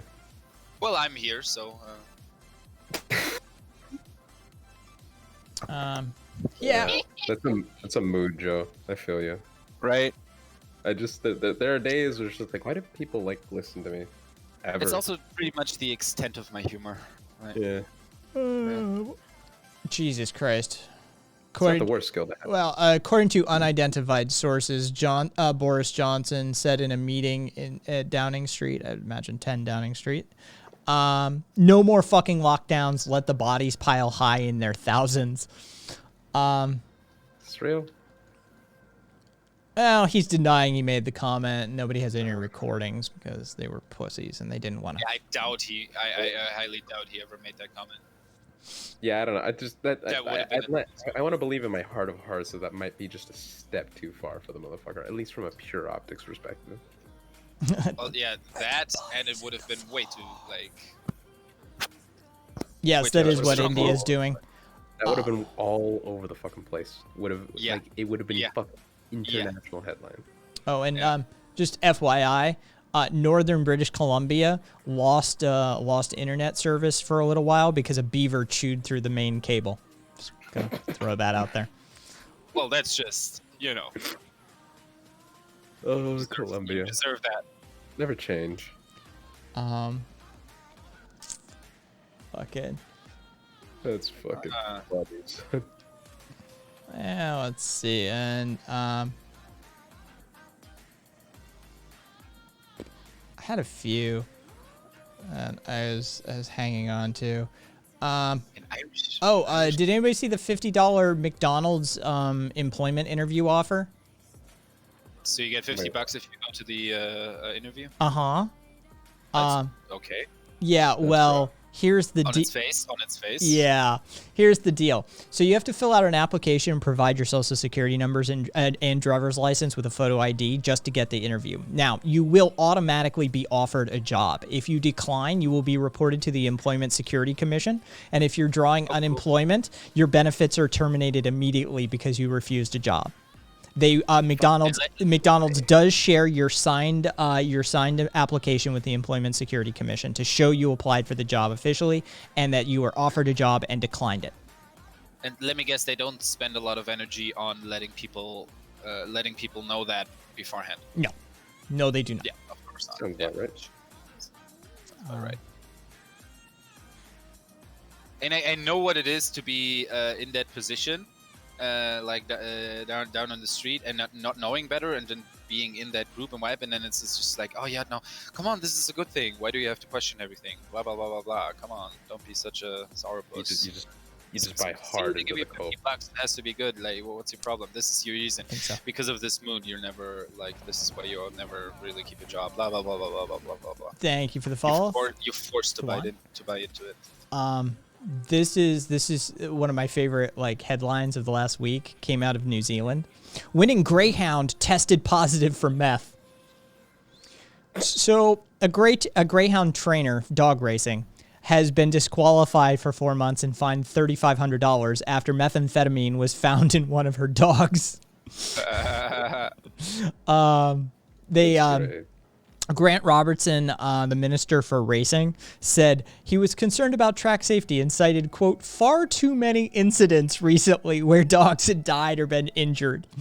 Yeah. Ooh. A neo-Nazi Greek MEP was arrested in Brussels. Oh, Hey, Shrems. some decent news. Damn, there was, 13-year jail term got extradited. and also straight out of Florida because, I mean, you know, what's Never can't. what's a story without Florida, right? Florida family accused of selling bleach as a miracle COVID-19 cure, making $1 million in sales. Holy shit. Yes, they sell MMS, which is Miracle Mineral Solution, which is bleach. And so yeah, they've generated more than $1 million just for this one family alone. They sell the cure under the guise of a religious entity called the Genesis 2 Church of Health and Healing. Yeah. Of course, it's a fucking church scheme. Why is it not? Well, you say that, but according to their website, they're a non-religious church, a loose-knit organization with a mission statement to do good deeds for the health of all mankind. Damn you, John Oliver, you taught the world that you don't actually need to be religious to own a church. Oh, these guys predate that John Oliver segment. They've been around for a while. Damn. Yeah, they've been around for a minute. But yeah, just a thing. Florida, non-binary, Florida, of course. It's a Florida story. Classic. Greyhounds can have a little meth just as a treat. Just a little. Not a lawyer. Since you're Sure, doing you're stupid not a news, lawyer. are you aware of the Fox Pro segment on the Biden version of the Green New Deal? No, Fertus, I'm not. I've had multiple people try to get me to try MMS for my health issues. Oh, Radivandar, same. Yeah, fucking nothing like a little bleach in your stomach lining. I remember when the autistic parents, the parents of autistic children, started using MMS as a anal wash, a rectal wash. And they would strap the fuck in. So basically, they shoot a bunch of MMS solution up their autistic child's ass. And then their child, of course, shits out a bunch of stuff. But one of the interesting side effects of this is they start sloughing intestinal lining. So pieces of their intestinal tissue would start coming out. And this was touted as like parasites and toxins coming out of the body.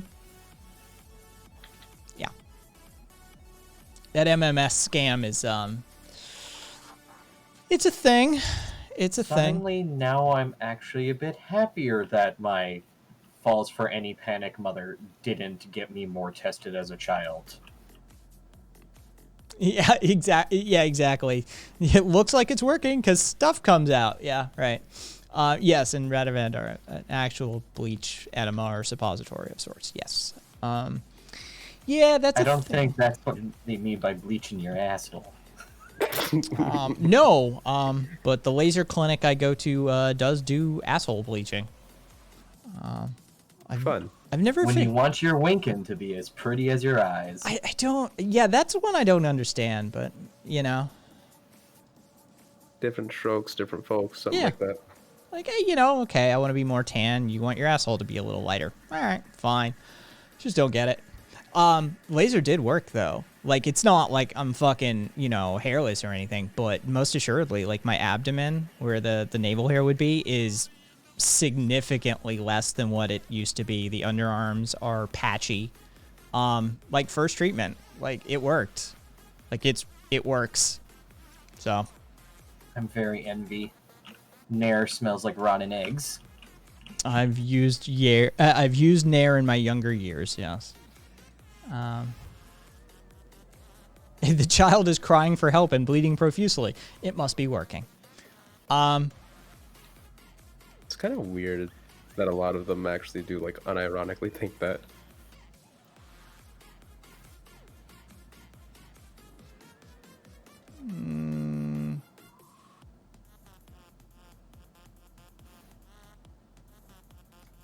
What was that for? Wait, for which one? No, I got an email from Twitch saying subscription over or something like that. I was like, okay, whatever. I don't even know what color an asshole is. What color is it supposed to be? Kind of a pinkish brown. Yeah. Mattering on how much crap you eat, more brown. Pro tip, do not use hair removal cream in your genital region. I love that it's pro tip with a question mark. Like, pro tip, do not use hair removal cream in your genital region? I think. Fair enough, I'll check later. Be over, yeah, it is. It's usually very similar to areola color. Yeah, that's a fair guide. That's not toxins. That's the bean burrito Kyle had for lunch earlier. Yeah. Oh, yeah. Blood. It sounds like bloodletting, and then premarital, like, except that bloodletting actually works once in a while. People on really high doses of testosterone do therapeutic bloodletting. Overproduction of red blood cells is sometimes a side effect, and so they will do like actual therapeutic bloodletting.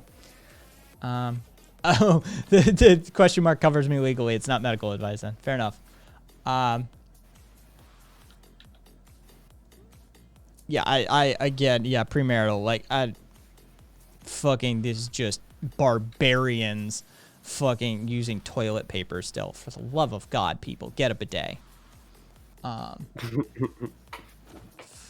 Just ass backwards fucking nation we live in. I heard assholes are orange with blonde hair. Let's see. What do we got? Wow, I guess that asshole would be absolutely huge. Let's see. My God. There's a couple of videos. We're not gonna fucking play them, but I mean, there was the drunk cop in Pennsylvania, maybe. Yeah, it was Pennsylvania. He was a drunk cop at a diner.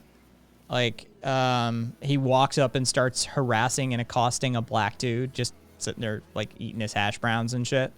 And this, like, literally, like, slurring, drunk-ass cop comes up, and another officer gets called in, of course, and fucking they sort of back him off, but they don't really do much of anything. Pennsylvania, everyone. And then there was the doorbell video, like ring video of a police officer across the street throwing a autistic teen to the ground and punching them. The new video from the 73-year-old Colorado woman with dementia who we watched, that the cops fucking just ripped her fucking arm apart. New video released showed the cops laughing about it maniacally after the incident. They had a good old time beating up that old woman. Oh yeah, and for anyone wanting to know about that footage, he was showing it to multiple people in the office, and in fact, he brought it to the front desk worker, who was not an officer, and she said, "I hate this, I hate this, I hate this, stop showing me this," and he interrupts her to say, "I love this." Ooh, that is some primo crazy. Bidets are French, so they're hedonistic degeneracy. COVID-induced TP apocalypse really furthered the bidet cause. Yeah, I've got, let's see. I've got 4 toilets in this house, and 3 of them have bidets on them. The project bathroom over here, like this sort of project space I have, there's is it a half bath? Shower and toilet and stuff attached to this room. I didn't put a bidet on that one because, quite frankly, I don't really shit in here much. But yeah, I changed that years ago. Like, for the love of God, Americans. Premarital, like, I live in the smallest bloody tuna can of an apartment and I still have a bidet. I can't believe some of you fuckers be having multiple bathrooms and 0 bidets. Literal hairless monkeys, you lot.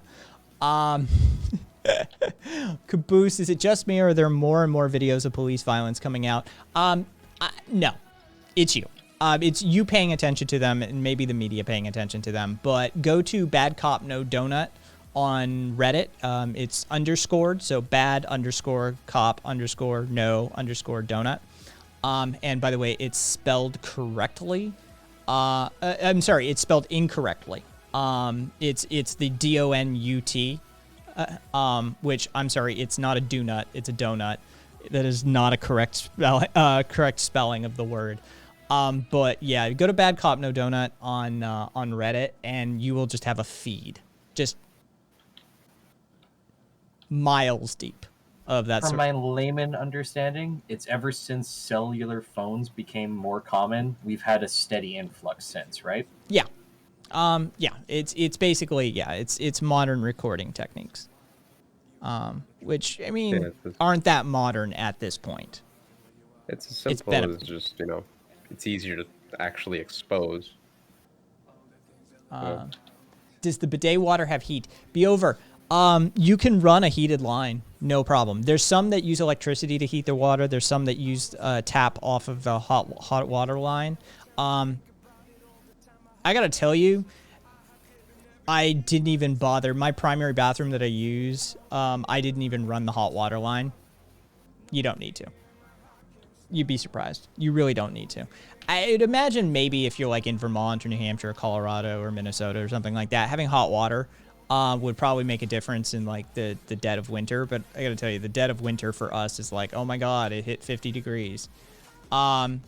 So, doesn't make much much of a difference, quite frankly. Let's see. Not. Public freakout's kind of the new BCND as well. Amorous, when I moved in, the previous tenant removed the bidet, and the administration asked me if I wanted to install back. I said, of course, I'm not a monster like the previous tenant. Took too long to run the water long enough to get warm. 2019. It's just a few bad apples. 2022. There's got to be a few good apples out there statistically. Yeah. So that's sort of the like bad cop fucking roundup the last few days. I missed it. California ordered Nestle to like stop pumping water. Out of the Nestle was pumping millions of gallons out of the San Bernardino forest, and that's sort of the Arrowhead brand. And California ordered them to stop. So They just complained about that now.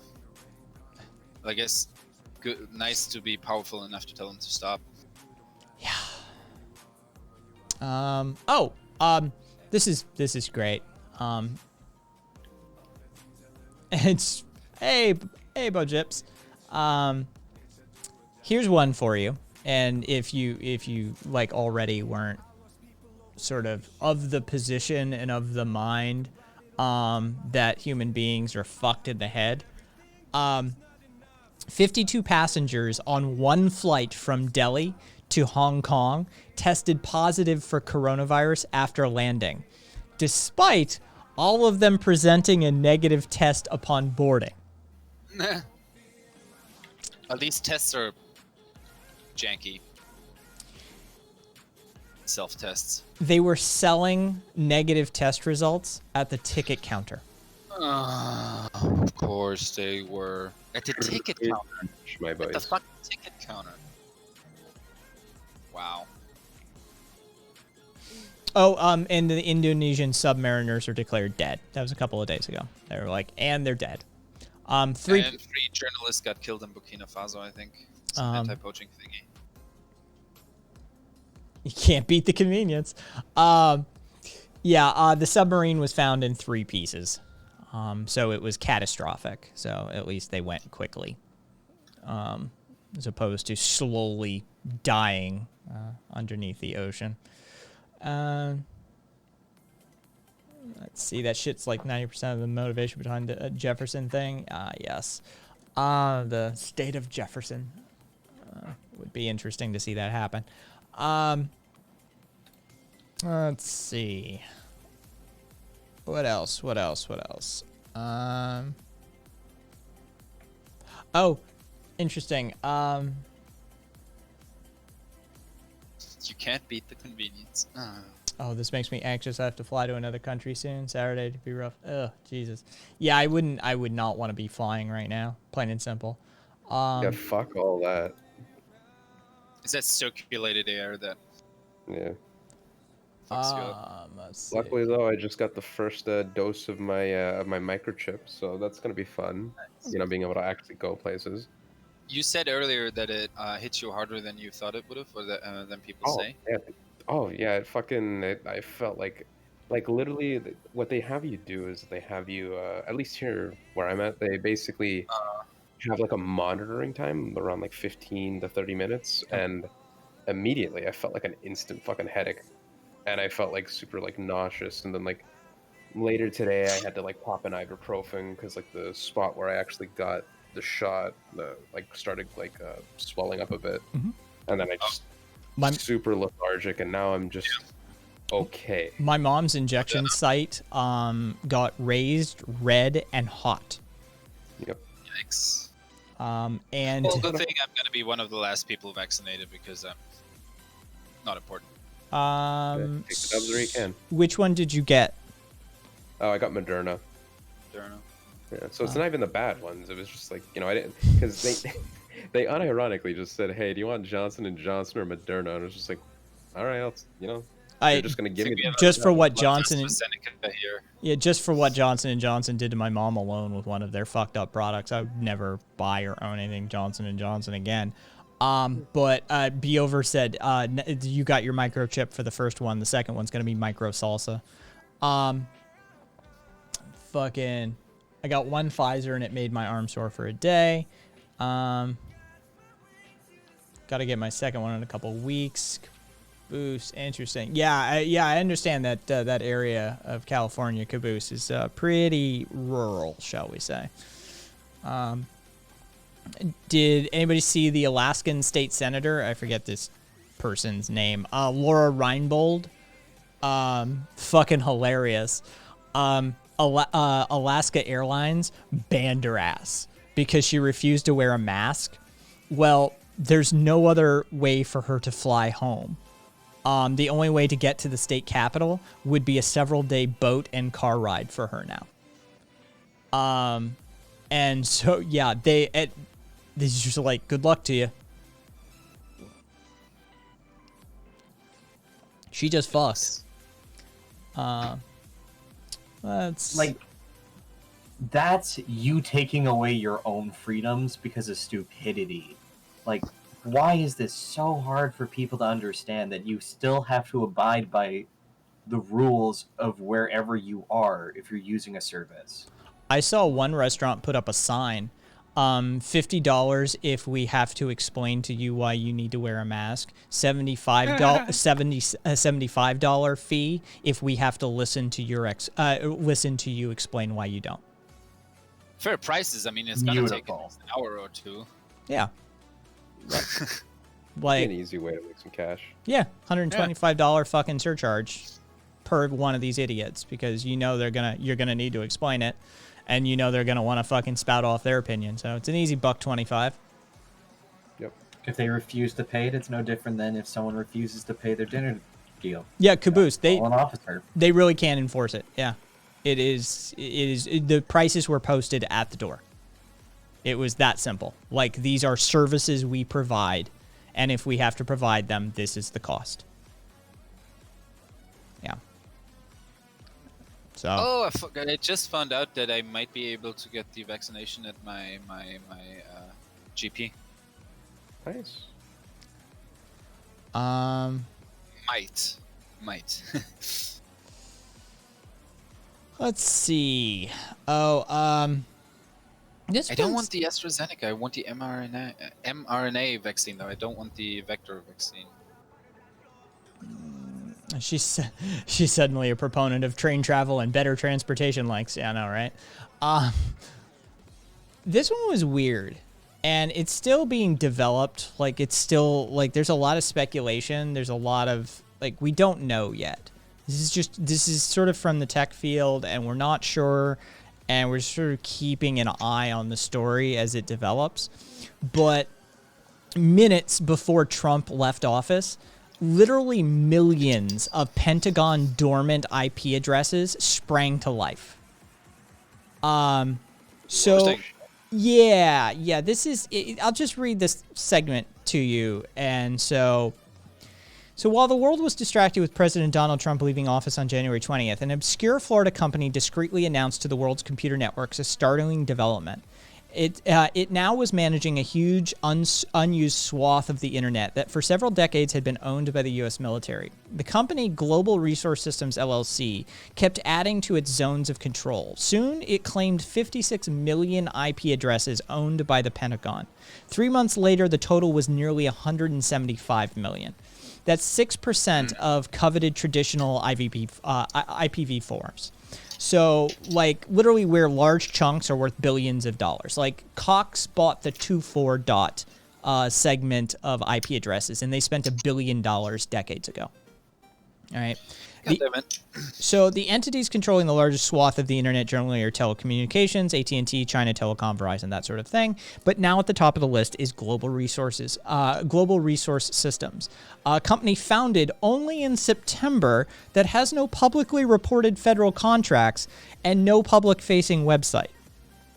As listed in the records, the company's address is in Plantation, Florida, outside of Fort Lauderdale, is a shared workspace in an office building that doesn't show Global Resource Systems on its lobby directory, And a receptionist at the shared workspace said in an interview that she could provide no information about the company and asked the reporter to leave. The company does not respond to requests for comment. As one does usually in these things, We don't or does not. really know what it is. That's a thing. Y'all's U.S. military is fucked. It's also a huge financial asset. I mean, that's insane. Yeah, I mean, it's basically like you have opinions from extremely conspiracy oriented to nothing to see here type opinions, but like, PsyOps. yeah, the DoD has said that they still own the addresses and that they haven't been transferred to anyone else, but that's not what other records are showing. And the timing is really weird, especially in the wake of like the Secretary of Defense being fired by Trump not long before this happened. It could be routine. It could be nefarious. It could be a giant honeypot that somebody's setting up and utilizing, ex-governmental resources. We just don't know at this point. Like I said, this is a thing that we're just going to keep our eye on, and it's developing. But yeah, some rando company with no real public face owns 175 million IP addresses that used to belong to the United States Department of Defense.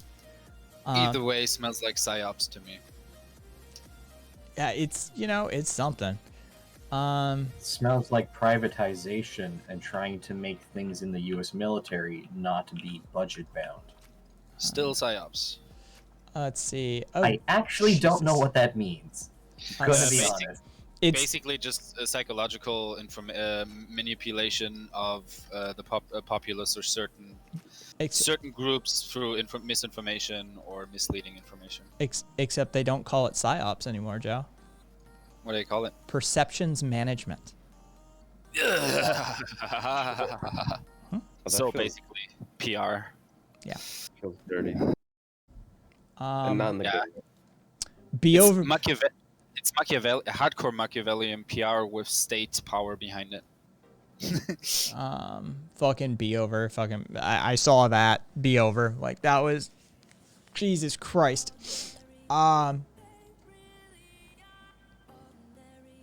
Yeah. So I mean that's a thing. And let's see what else. Apparently a group of scientists discovered a bacteria that transforms waste from copper mining into pure copper. It's inexpensive. It's environmentally friendly. There's easy ways to synthesize it, and it's effective for cleaning up pollution. Cool. Yeah. Cool. Let's see what major business tries and shoots it down. Let's see.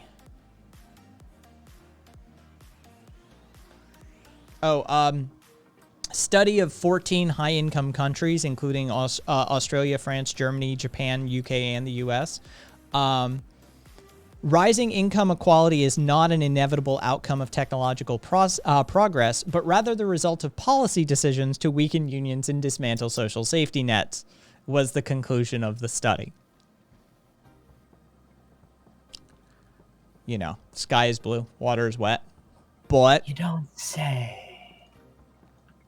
who was the New York Brian Benjamin, New York State Senator, has proposed legislation he's announced a bill to prevent fired police officers from being rehired in other jurisdictions.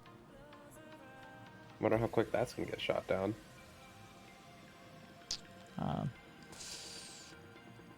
Let's see, probably Prism doing Maybe Doomer tonight, but we wrong?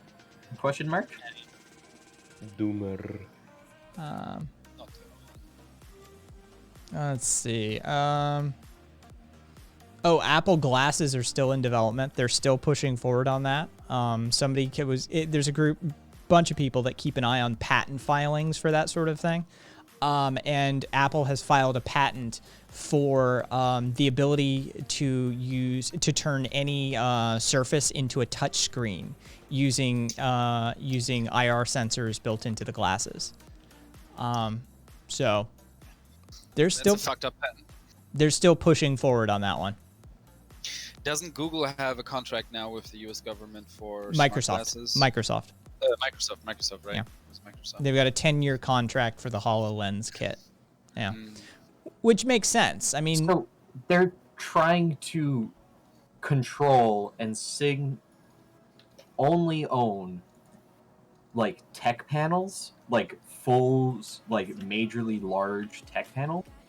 Projected ones that are, so to speak, through the glasses projected onto any surface, and your movements are registered or inputs via IR sensors. yeah. So basically, you can have an AR heads-up display on your Apple glasses, and you can just sort of look at a desk, and it can put a keyboard in your HUD, and just in the sort of AR space that keyboard would occupy, it can track where you're pressing. Looks like it's on your desk. Yeah. So that's your keyboard. You can just put your keyboard down basically anywhere. On a wall, on a desk, on a couch, whatever. In the air. I'm not gonna lie, I would not be against a real life HUD. No, I want it. Like, I want it. Yeah, The it's Google pretty dope. Glasses were one of the most disappointing failures for me. I want AR. Virtual reality doesn't interest me. Augmented reality, I think, is going to be a game changer. I mean, that's where it's going. Yeah. I think From the the fact start, that, like, but- there's going to be an era, we're going to hit an era where you walk up to somebody on the street and, like, a full information panel pop out happens. Like quick facial recognition, name, how you're associated to them, some quick summary or like birthday or like some sort of information that's in your contacts list for them or something like that. Yeah. Like that's coming. Like you're just going to be walking down the street. You'll have GPS, like, you know, cues in your glasses and that sort of stuff. It's going to happen. You look at a building and you'll see like relevant historical information. You look at like a Subway or something and you see a menu pop out for like, you know, what's on sale and stuff like that. Yeah, basically like you're in a computer game. Yeah. That we are firmly headed in that direction. And and I mean, you know, those of us that If I can install. well, Sorry. for those of us who work within technology, I'm okay with it, right? Like, yeah, y'all may get pop-ups, but I'm not gonna get those. Yeah, if I can install Kali on it or something, then Yeah. we're good. Like, I can't wait. G Magic XXX. I don't watch too many sci-fi movies. I work in technology, or I used to. I gave it up. But I was of a decent level information technology consultant for many years. This is sort of my field that I grew up in. And, you know, we're talking about patent tracking and technology development as it stands right now. That's totally within reach.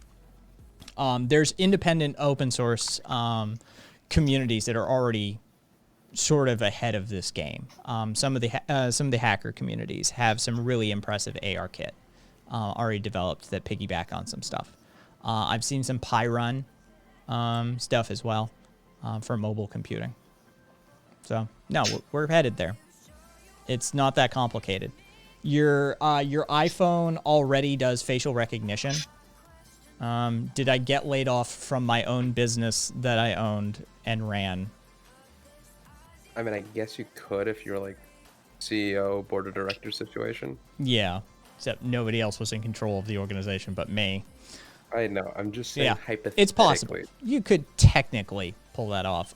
No, I did not get laid off for that. I got burned out from dealing with idiots who don't know anything about technology. It's the truth. People who try and inform or tell me about something that I've spent decades in and was compensated very well for, telling me things like my email isn't coming in at 4 a.m. because they haven't scrolled up in their window. It was literally technologically ignorant and technologically illiterate people who drove me into the burnout phase. That's it.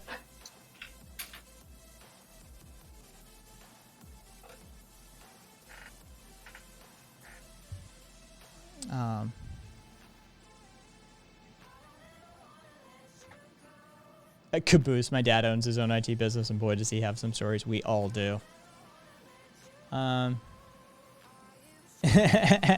Kai's an alien, lives near Roswell and everything. Area 51 let him out and lost track of him. You know, hey. Amorous, Apple's the only one that can make those glasses fashionable. See, that's the thing. Google went like full nerd on the on the glasses, and that's everybody made fun of them. Apple is concerned with aesthetics. And so if they're going to release a line of AR kit glasses, then they're going to be fashionable. They're going to be aesthetically pleasing. And that matters for things like glasses. So, yeah. Apple will probably knock this one out of the park when they finally decide to do it.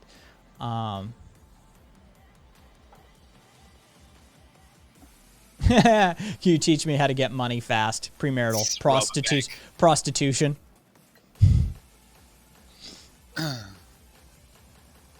Does anyone know if I can just make a project I worked on open source if someone else got a patent before me, but I worked on it probably for longer? Prior art. You're probably going to have... You can open source your work, and if they took you to court over it, you would have to be able to prove prior art. You would have to show that you began working on it, and it existed prior to any of their pre-existing claims. And if they have Disney level money, you're fucked either way.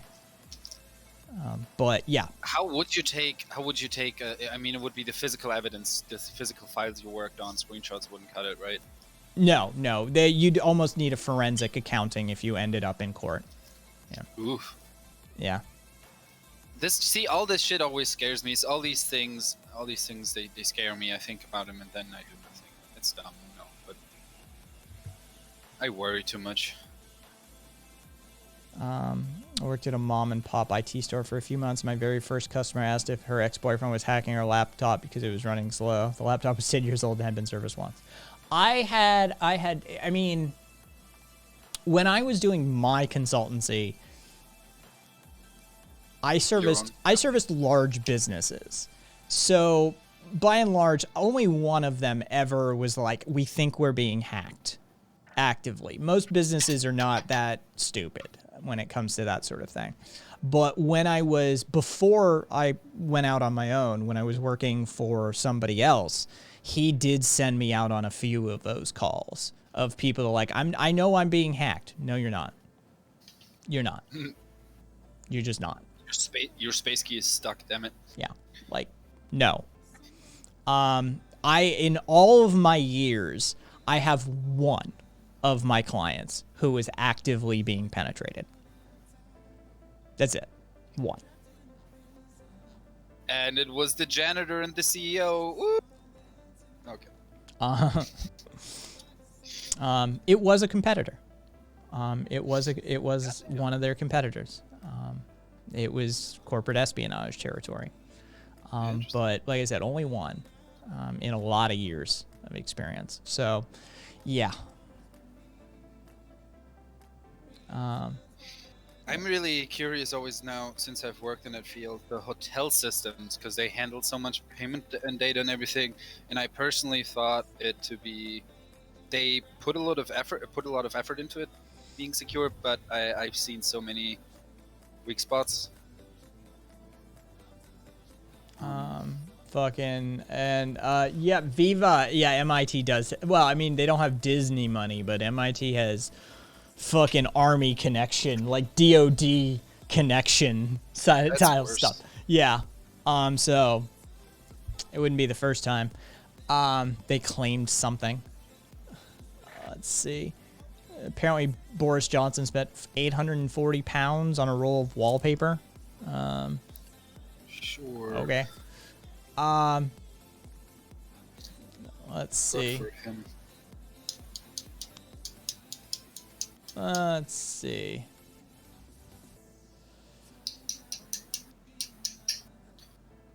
Yeah. No, I it's rare that actually happens. Unless you're in certain fields. if your client exists in a certain space, then it's actually far more common. How did that story turn out, though? Could you like stop the intrusion? Yeah. Oh yeah. You bring in a team of specialists for that sort of thing, because you're going to need people to testify. And so the systems need secured. Like, you're not even allowed to like shut it down immediately. Oh, really? No, you need a forensic diagnostic done, and that it's a whole thing. Like, when that happens, if you're in that position, there are teams of people who handle these sorts of things, and they provide professional witnesses and that sort of thing.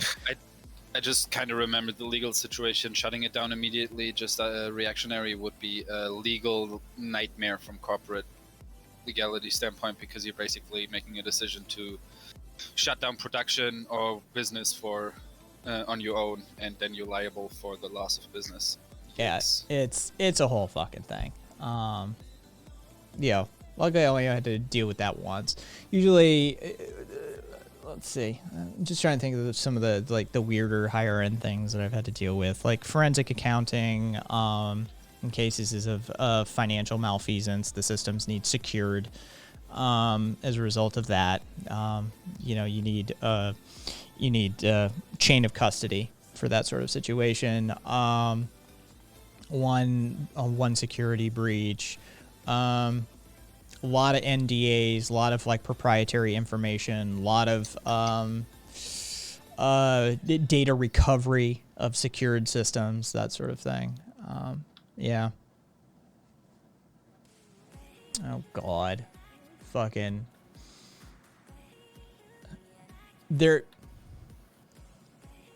Magic. There are some physical drawbacks to taking the vaccine. There are things like lethargy and muscular soreness in the arm, in and around the administration site. These things should not dissuade you. Chances are, in your younger years or in your current years, you snort or shove or smoke or drink something far, far worse for you than that vaccine. Yep. So, even if it's just soda. So none of that should dissuade you. Or energy drink. It's not DNA though. Oh God, please don't tell me that it changes your DNA thing. Oh, I can't take another one of those. Almost most vaccines have RNA or DNA in them. Well, RNA.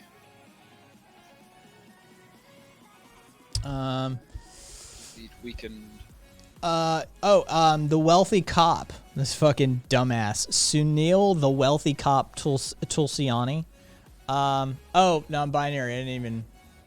Was there one? I'd be careful about calling myself a wealthy cop. People could get ideas, you know. Okay. No reaction to it. Non-binary. Sorry. Apparently, this guy called Sunil, the wealthy cop Tulsiani, fucking booked, like he was doing some like douchebag get rich quick seminar sort of situation, and he got Edward Snowden to conference in and be a guest at the convention, and Edward Snowden joined the Elite Real Estate Investment Club Saturday afternoon, spoke for several minutes about whistleblowing, and then called the dude out for being a multiple time Ponzi scheme operator, and fucking hung up. King. Yeah. Yeah, that's just king shit. Like, baller. Yeah, he pointed out he'd been charged with violating a lifetime ban on trading securities. He'd been he fucking straight up called him out. He's like, oh, thanks for inviting me. X, Y, and Z about being a whistleblower. Oh, by the way, the host of this event is a known con man and has been banned for life from trading securities and has run multiple Ponzi schemes. Out, bitches.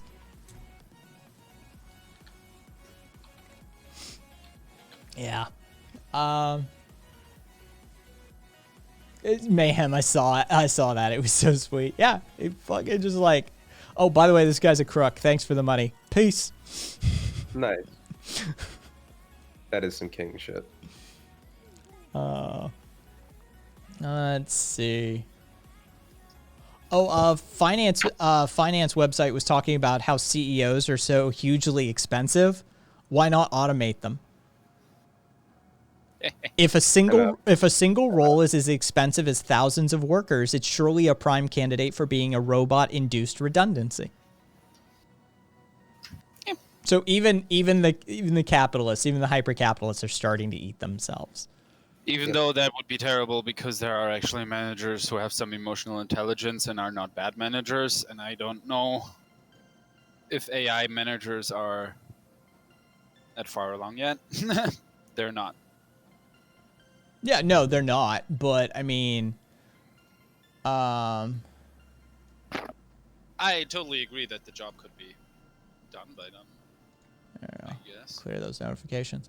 Yeah. Oh, yeah. Yeah, and non-binary. Yeah, well. Like is someone saying that they couldn't afford this. He really did. He sort of. He sort of stammered a little bit. Do you AI CEO, good start. At this rate, even the consumers will be automated. Do you agree with machines replacing people with work? Yeah. Like, do I agree with it or not? It happens, right? Like from the weaving machines of Luddite fame to the cotton machine to the horseless plow and tractor to, you know, it's an inevitability. And so we best fix our economic and logistics systems to accommodate and account for it. That's the best thing we can do. Because if you think we're going to slow down or roll back technological progress, apparently you weren't paying attention to the last all of human history. Eventually, there will be no need for manual labor on a majority of all tasks. So we need to have a society ready for not relying on labor in everything. But we still do. Yep, and multiple points to the UBI, fucking 100%. I've talked about it plenty of times about that Gorzian sort of tradition of utilizing the state against itself, and that Alinsky style of praxis that UBI, housing is a right, and universal health care could actually provide us those gaps of oversight that we need to begin to construct those emancipatory destinations. There you go. So, yeah, most assuredly. We could still nuke ourselves. I mean, it's entirely possible, but... Don't ever say that again. Let's see, I was thinking about this the What's other... wrong with the stretch goal? No, it's entirely possible. Let's see. Would an AI making worldwide decisions be considered a tool, or would it be considered a god master? Semi-serious question. Depends who's interacting with it and how they interact with it and the level of knowledge and information that they have. I know many of my clients over the years, many of the people that I interacted with, they legitimately had the same relationship with high technology as somebody who would consider it magic. They legitimately don't understand it. Like, most people don't.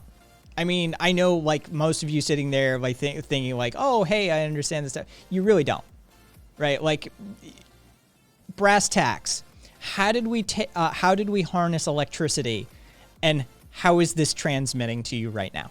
Fill in the gaps, right? What manner of technological strings have to be strung together for you to take that stuff that if you shuffle your feet on the carpet with socks on and go zap? How do we transform that into me speaking with you basically in real time? Right? There's a lot of information gaps for most people in that. So it's magic for most people. And I think that would be the interaction most people would have with that level of AI. With a global spanning AI, it would be magic. It would just be a god. They would not have a comprehension. And the fact of the matter is if we're going to talk about a globe-spanning AI making those sort of logistical decisions, we have to talk about the black box problem. And we've talked about it before. Try not to go into it, but the brass tacks of the matter is we don't know how machine learning actually works. We don't know what happens inside the box that you call AI. The decisions it makes and why it makes them, we are not privy to. And so this is generally referred to as the black box problem. And so there's a whole host of issues that could arise with that level of globe-spanning AI with our restricted understanding of it. But yeah, I think most people's direct interaction with it would be that of like a god. They wouldn't be able to, they couldn't even begin to comprehend what it takes to run a system like that, to build a system like that, to maintain a system like that, let alone the mathematical concepts that underpin a system like that. And so, yeah, I think that would just be magic.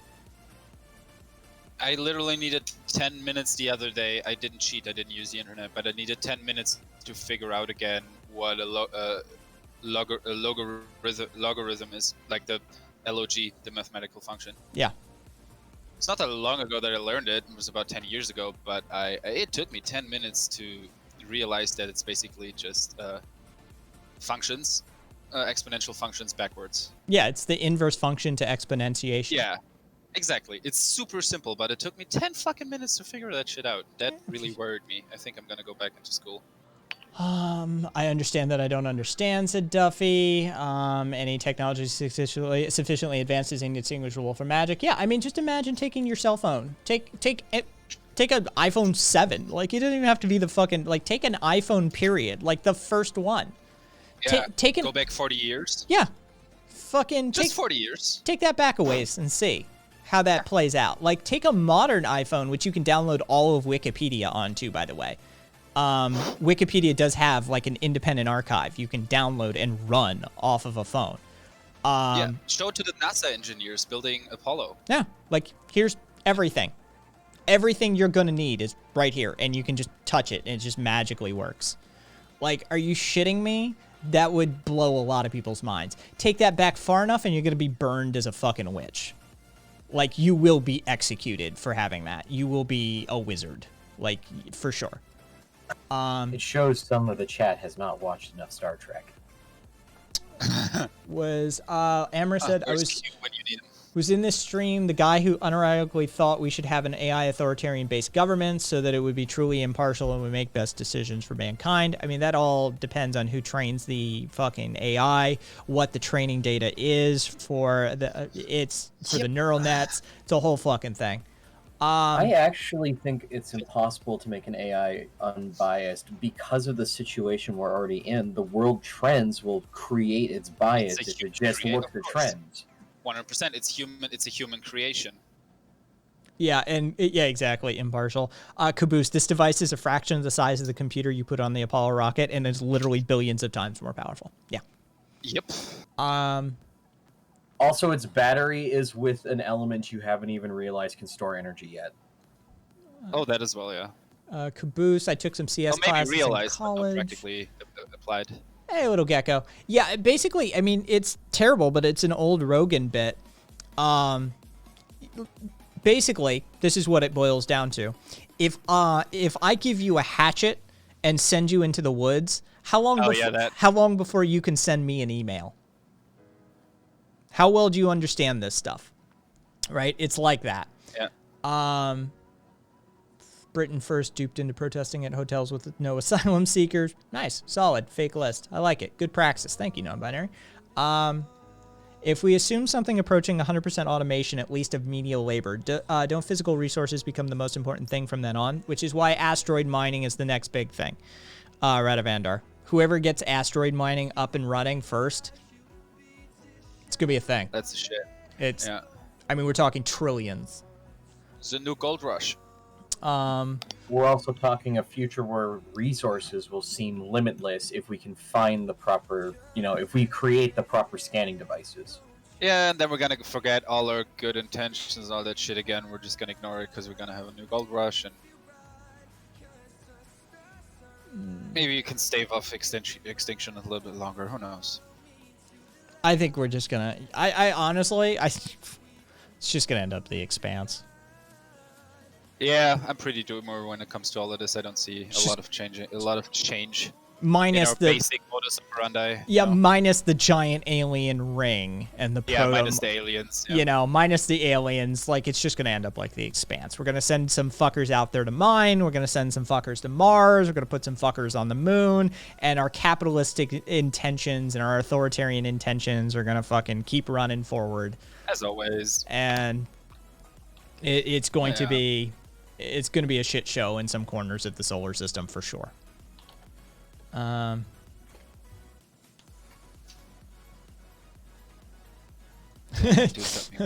tag. It is very true, though. It was just true. That's why a lot of people don't like. I'm a Trekkie, so I'm just gonna horror for a second here. Star Trek even plainly states that humanity only came to where they are now after hitting their ultimate worst point, where literally every human that wasn't of the high capitalistic class was a slave. They hit an all new time low before they finally met a world where they didn't need than what things. we've ever experienced. Yeah. You're welcome. You're welcome, Night Loaded. Noah said, I must admit the increasing elitism in IT has been worrying me, and how obfuscation of how it works affects the generations that are subjected to it. This I arena. I think the elitism in IT is actually just a naturalistic outgrowth of the fact that it's just a hierarchy unto itself. It's just sort of how it's going to work. But I don't think... Look, certain circles obfuscate their technology intentionally, especially within the sort of capitalistic realm, right? Apple is notorious for doing this sort of stuff. But where high technology actually operates, like within the sort of academic spaces and the like hands-on spaces, it's extraordinarily open. IT is one of the spaces of academic research that is one of the most open about what they do. And accessible and doable and constantly striving to make like things that people at home can use to further these things. Like, look at the Raspberry Pi platform. Like, that is an educational platform that is just designed to make sure that you can code and create chipsets and wire circuits and run PCM module. Like, it's just, IT's really good about that. It's usually just the sort of mega corporations who obfuscate, and some of them are better than they used to. Microsoft's a lot better than they used to be in the 90s. Apple is pretty much where Microsoft was in the 90s at this point. And a lot of them Funny how that play goes, nice. right? Yeah, it is. It's funny how that, People always think there's some special about a certain ideology or a certain this and that, and then in the end you see, oh no, there's still bigger like just factors in this big company, and it's just gonna go through the motions. Convincing an AI that humanity should still exist after we create it is going to be way harder than convincing Lulu from Fifth Element that we should survive. Which is, the argument is that you merge with it, and that's how you sort of propagate that. We have to be a part of it. Yeah, otherwise we're not relevant. Bob, IT We is need the best end of Mass Effect 3. It's not even a good ending. Best does not mean it's a good ending. It's just the best written one. Still bad. IT is the best field if you hate sleep and like talking to idiots. See, that's nobody told me about the talking to idiots part. I was fine with the hate sleep part, but it was the talking to idiots part that nobody was like, hey, just I think FYI. I'd actually enjoy that because it'd make me feel superior. So. Just straight up, Joe. Yeah. At least it's No, honest. I have ego issues, and I tend to seek out people who are smarter than me and who can beat me the fuck down intellectually. So it'd be nice to have an occupation where I'm the smartest. It's Like, I don't have to be an asshole about it, but I'd say honestly, then it work would a make me feel then better. work a help desk. 99.9% of the people you interact with are going to be basically the equivalent of somebody who fell asleep with their head on a fucking nuclear reactor and their brain has leaked out their ear. Nice. It was basically like that when I did customer support and reservations for Hyatt. Just Yeah, it was that- the that same would do thing. It was the same thing basically. And after I got competent in it, it was real fun to be able to actually help people, even if it was the dumbest shit. But it was also about a topic that I had zero interest at all. So doing it in IT would be more interesting, I think. Hey, Burning Man is canceled.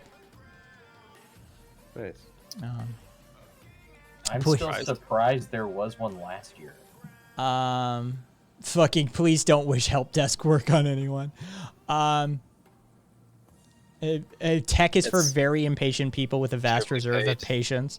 I got to explain entropy to a department director tonight. I likened software crashes to tire blowouts. For Tooth, Burning Man. Does the entire world not know about Burning Man? I would have thought by now, like, we just Yeah, shoved pretty that much. shit down your throat. You did. You did. You firmly did. Kazantip is also amazing. You guys know Kazantip? Oh, there's lots of great festivals. Yeah, Europe has a bunch that I've looked into over the years. Oh yeah, we have great festival. I haven't been in ages, and I really miss it. Gotta say. That's 'Cause usually I don't do good with big social groups and stuff, but on festivals, for some reason, it's not an issue at all. here's Burning Man. It's absolutely massive now. Like, it is absurd.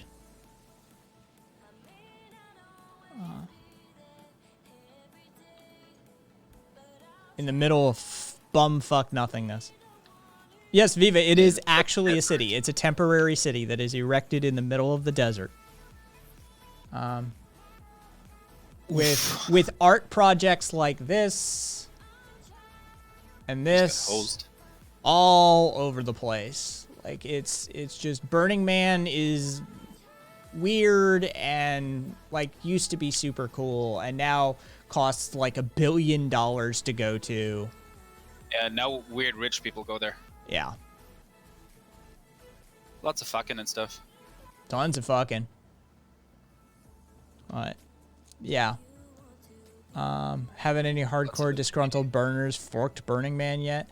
You know, probably, but none that I know of off the top of my head. But yeah, that had to have happened by now, Radamandar.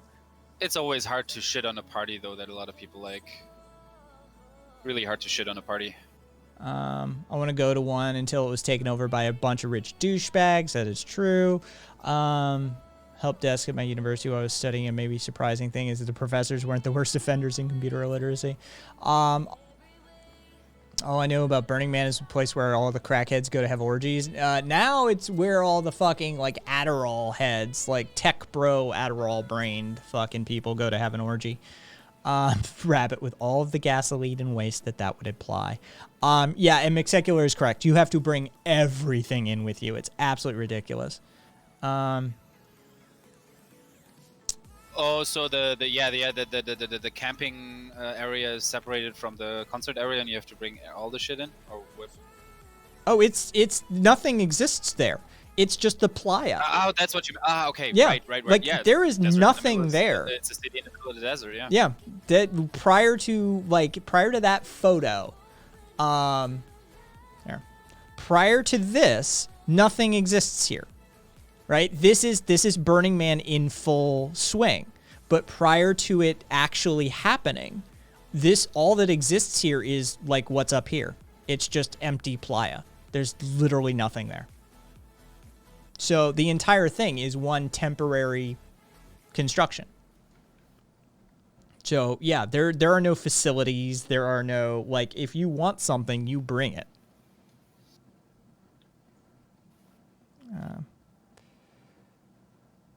Yo, Cat, are you still there? Yeah, I'm just fucking Stoned. high. Yeah. You wanna jump in my squad? After stream. Okay, Yeah, because I don't want to be all crowding comms and shit. gotcha. Well, of course, no gamer talk on life. I saw. Yeah, exactly. I saw you fuckers when the like weekend meeting of the Anarcho Meathead Club. Yeah, I stumbled onto that. Yeah, I watched it. I watched a couple of those. I saw just the tile screenshots, what you guys were up to, like fighty boy stuff and then video gamey stuff. Yep. Your boy said, Yeah, "Fuck it, I'm gonna buy this card anyway. Might as well show some people." Yeah, unfortunately I missed that, but then later I joined later, and Viscose convinced us all to get Battlefield 4 Premium because it was just $10. So Battlefield 4 all DLCs. Yeah. I'm a community organizer now, right? That's how it works in Discord land, right? Mm-hmm.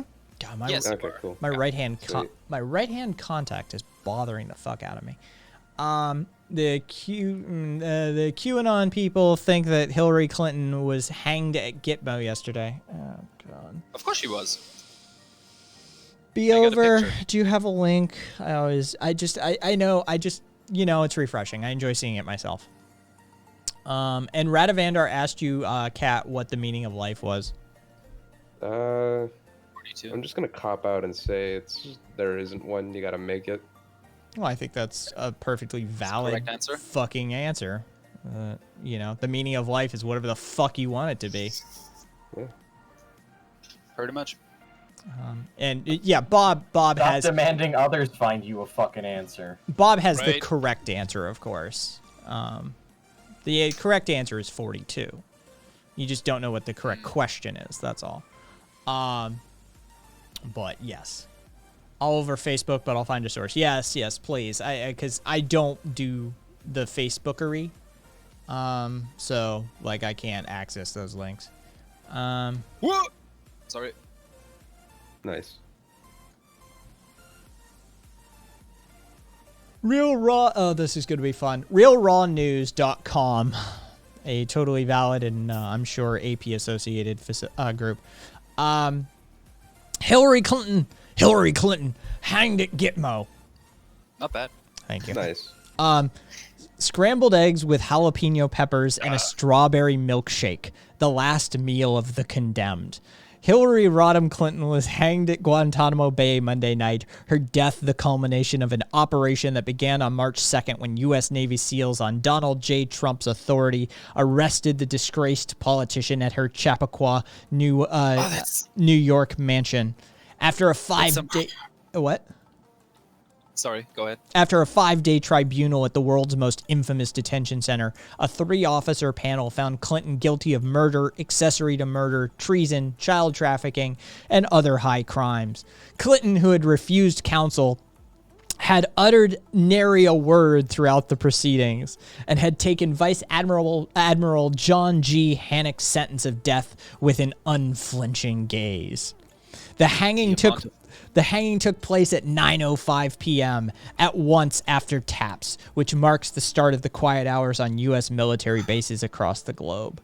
The world is about to sleep quieter tonight, Vice Admiral John J. Hannock said to a small assembly that included 3 Joint Chiefs of Staff and notably Donald J. Trump, who, garbed in his typical dark suit and crimson tie, had arrived at Gitmo earlier in the day. Michael Pompeo and the former New York City Mayor Rudy Giuliani flanked him, both men having played an integral role in amassing evidence against Clinton. Under military guard, a shackled Hillary Clinton was escorted from Camp Delta detention block to gallows made of steel latticework, with a downward swinging door beneath her feet. That the Army Corps of Engineers had erected in a clearing near Windward Point Lighthouse on Gitmo's southern edge. Affixed to a steel beam was a rectangular box. This really is fanfic. This is great. This is hardcore I'm copium, gonna man. wait This for when it eventually gets to like, and then Trump took Pence in his strong hands It's and took. I mean, this is. Yeah, it's kind of like the natural progression of that undipped. tone, right? Let's see. That's just some straight up copium. That is. Affixed to a steel beam was a rectangular box with 5 circular red buttons protruding from the case. In front of each button stood a uniformed soldier. Atop the platform, another soldier slipped a braided noose around Clinton's neck. Vice Admiral Hannock addressed the execution detail. When I say ready and not one moment before, you will poise your left index finger in front of the button. You will keep it hovered there until I say execute, and then you 5 must simultaneously press your button. Only one of the 5 buttons will trigger the door, and none of you will ever know which button that was. Do you understand these instructions? Yes, sir, the 5 men bellowed in unison.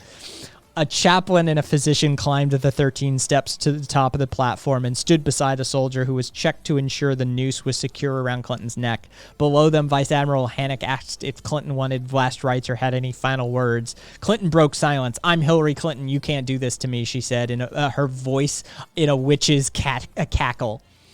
"It's already done," Donald J. Trump shouted at her.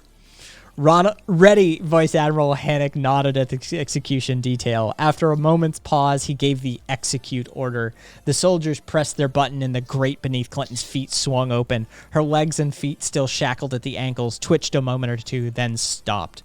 The rope was cut and Clinton's lifeless body sprawled in a damp patch of grass. The physician present checked her vitals and declared her dead.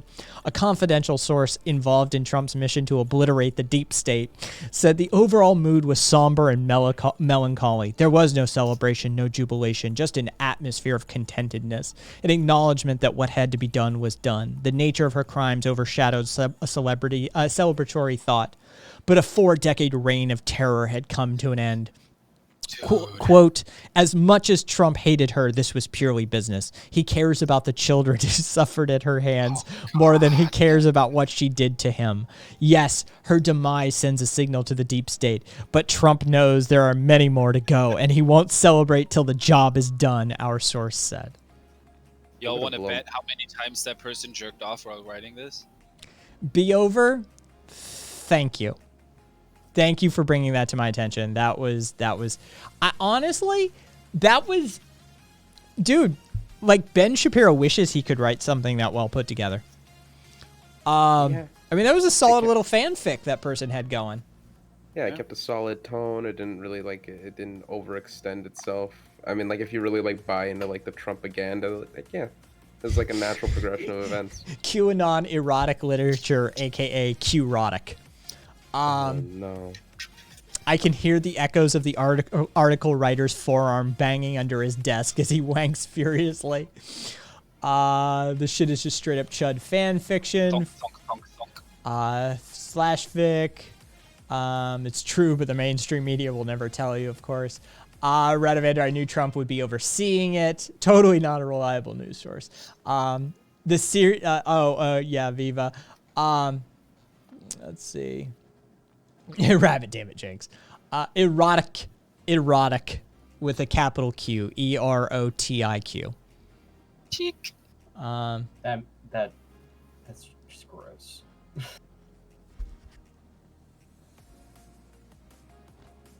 I'd have to switch to fucking glasses here. My uncles and cousins on Facebook are posting some QAnon shit, and I'm in France. That shit exported to the U.S. fast. You're welcome.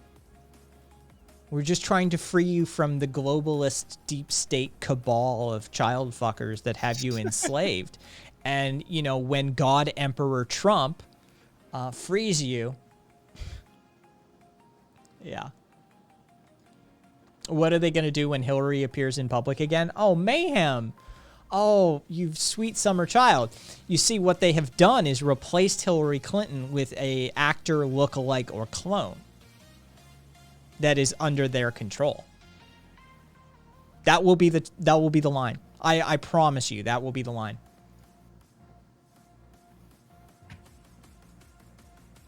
Rabbit taking bets on which one? Look-alike actor. Jim Carrey in a wig. I want to go for clone because I feel Hi, like they're Viva. gonna go real off the deep state. Yeah, body double, that sort of thing. Good meme, non-binary. Just good meme.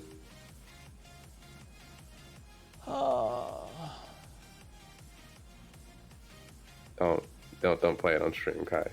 Oh no, it was just fucking I was toggling the memes and going back.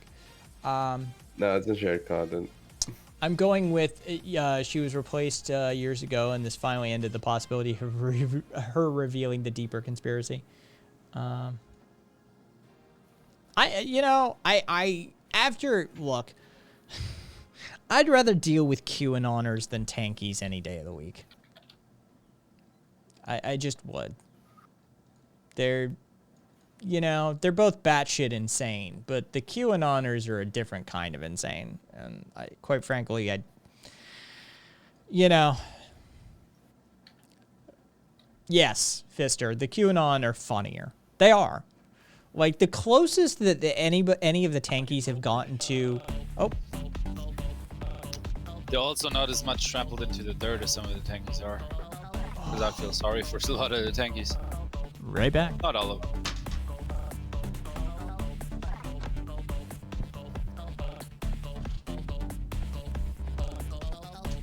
Cope.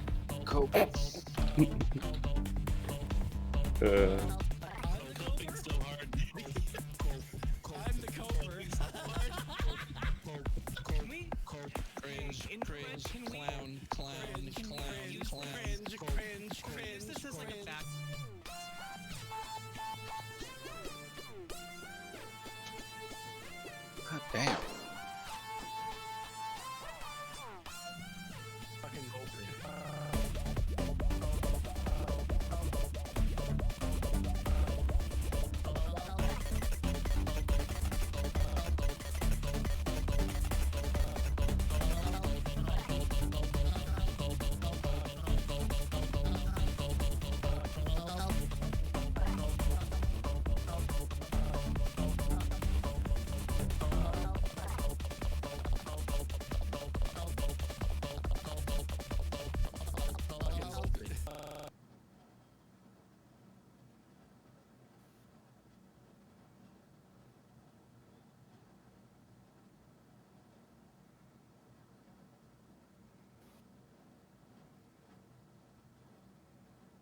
Fucking have myself muted. Always good to hear that track. Kaya has abandoned us, so it's up to the rest of us to keep just chat from fleeing. Lovely. Yeah. Chat, I'm don't flee. A little bit distracted. Yeah. Chat, yeah. Stay. Yeah, don't you fucking dare. What's up in chat here? Woo.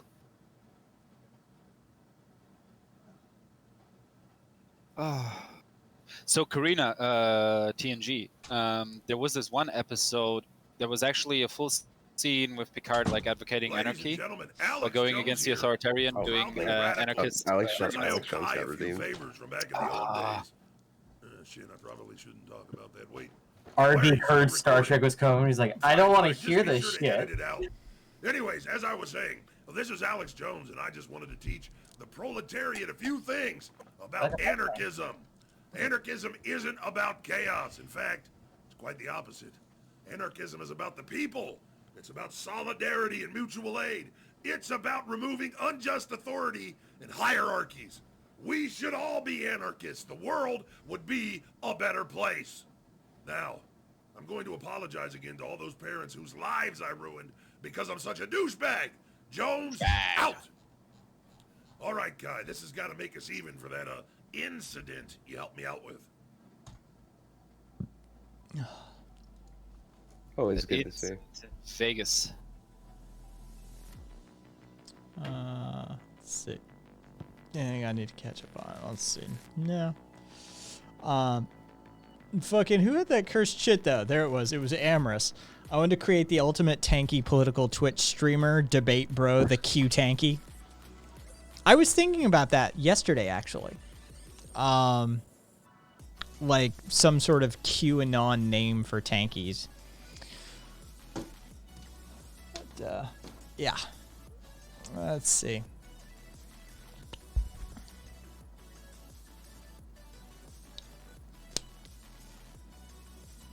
A Quanky. Oh, a Quanky. Cranky. Why would I accept your friend request? Oh, it's this person. Oh, lovely. Our favorite.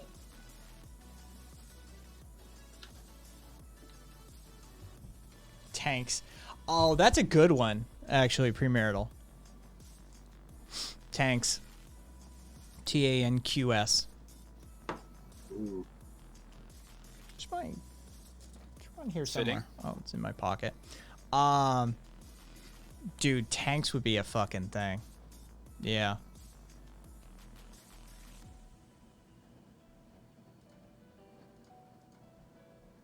Tanks for the memories. Oh, casual. They've been here before. They're just not great human being. I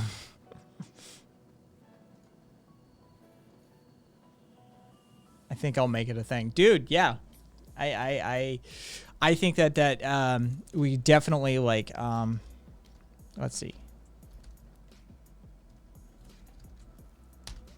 There, like that, tanky. Oh Jesus, goddamn Christ! Who fucking makes these images? I swear to God.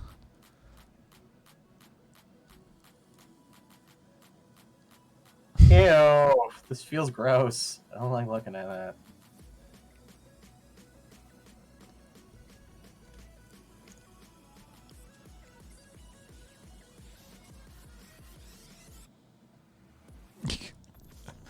Fucking Viva, I love it.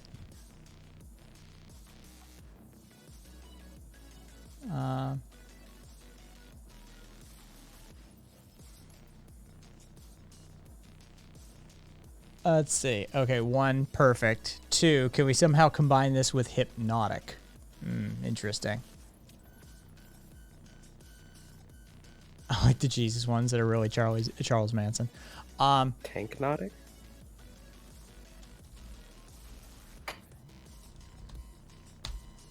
There.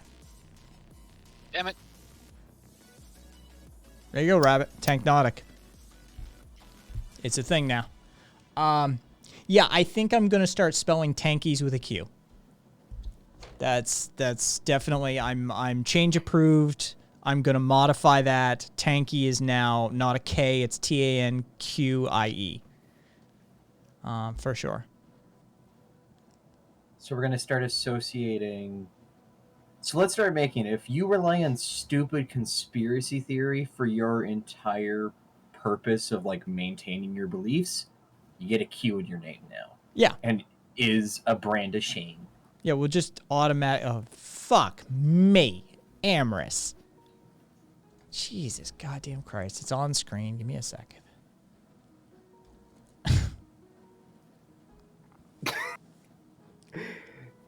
Trump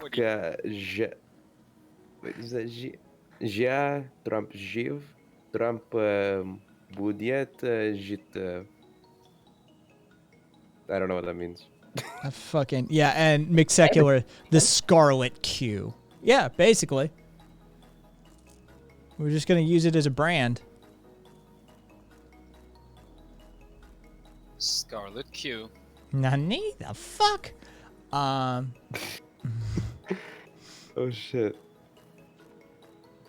Except we can't make it red because authoritarians love that color, so we need to make something that actually is demeaning to them on a personal level.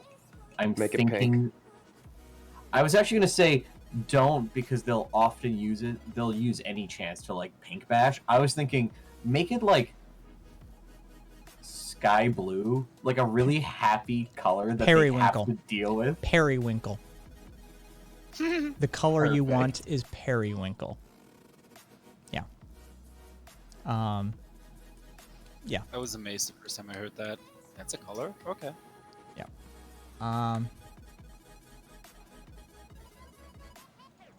Oh, I mean, you know, I think, yeah, there's solid fucking, like, I don't know if there's, I don't want to say whether there's praxis or not, but that's a solid example of direct action for sure non-binary. Britain First, which is a bunch of fucking far-right chuds, basically got sent on a wild goose chase by pro-migrant activists because they put up a fake list of the locations that the asylum seekers were being held at. So they just were sending out, like they basically were sending out these fucking protesting chuds to locations where there were no migrants, there were no asylum seekers there. Yeah. So, solid direct action, Yeah. There.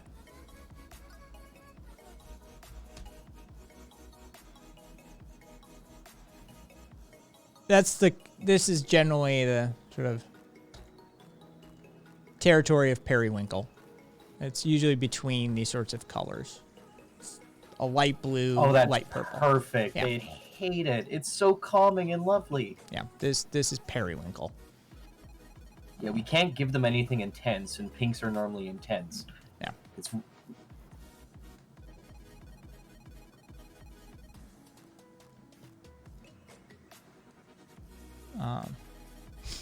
Hey, Boss Hog. What's up, my man? You well? Taking care of yourself? I really, really wish I could interview the leader of Britain First on live TV just to ask them if the name Britain First means they're in favor of Irish reunification. Would be interesting, actually, to get their opinion on that.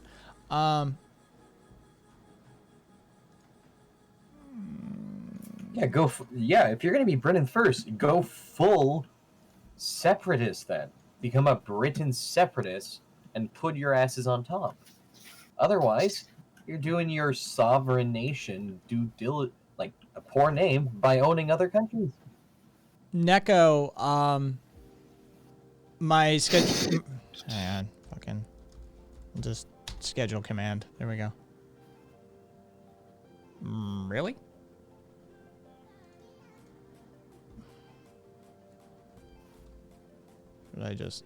What did I just fuck up? Where's the bot? Oh, interesting. The bot's kind of fucked right now. All right, let's see. Killing. Yeah, we'll see if we can't relaunch the bot here. Anyway, Neko, Monday, Wednesday, Friday, 5:30 p.m. Pacific. Tuesday, Thursdays, 11:30 p.m. Pacific. So the days you're looking for are Monday, Wednesdays, and Fridays.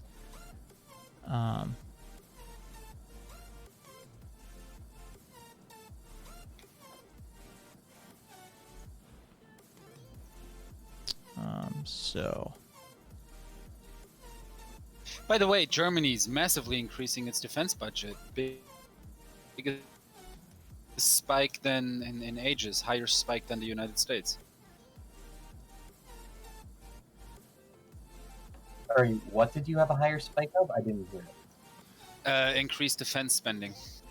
Well, arms spending. I wonder if that's because of your guys' failed attempt to make the armed EU army. That as well. Intentions in generally are rising. United States said under Trump that they're not gonna defend the European Union anymore, etc., etc. I mean, that's not necessarily gonna happen, but yeah, it's been in the works for a long, long time to increase that spending. I'm glad now it's just Germany rather than trying to make the EU entirety become your army. I'm not saying that's Under different pretenses, etc., European army would be a good thing. Under different leadership, I guess. Merkel. Merkel is not the leader of the EU. No, Germany's leader, right? No, Germany is not the leader of the EU. There is no de facto leader of the EU. The EU is its own entity. But yes, France and Germany are the two most powerful nations with the most deciding power in it, kind of. Technically, though, it's equal. But yeah, no, not really. It's not equal at all. But there's no, like, de facto leader of the European Union, so to speak. It's not a single nation that's at the helm. There we go. The Twitch OAuth token had expired for the bot. Huh.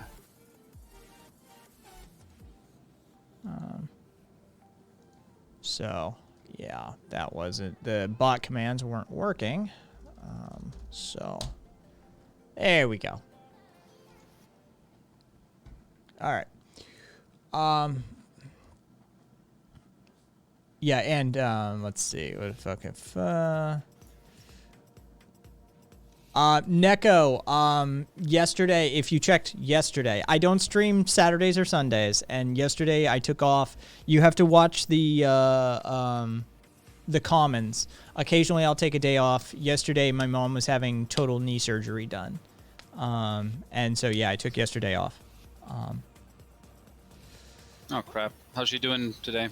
As you know, as well as you can be when you have your your legs sliced open and essentially a high-powered Dremel cut through both portions of your leg.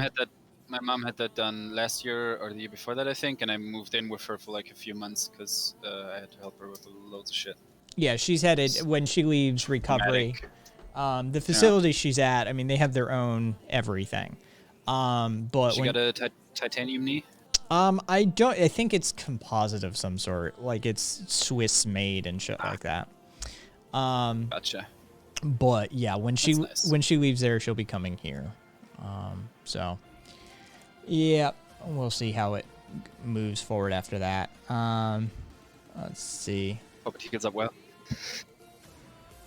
Yeah, from what she told me, like they're not at least they're not chintzy with the pain meds. They gave her like I'd actually drown it in CBD oil every day. I don't know. No,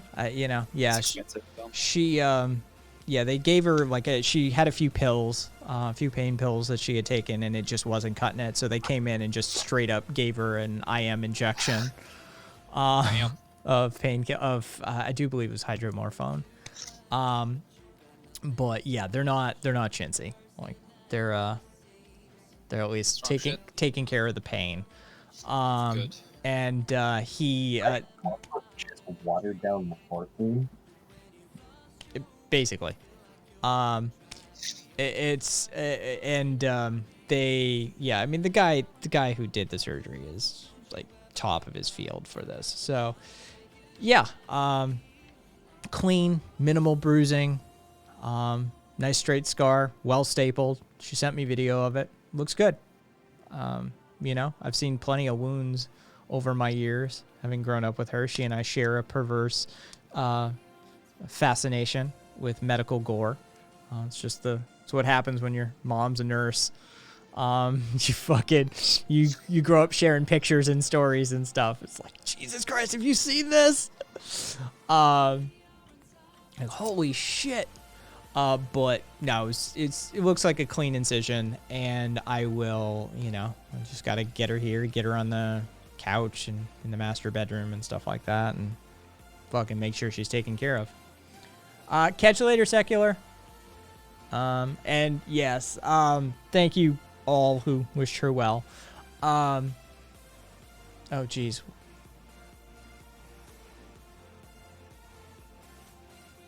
We got both of them back.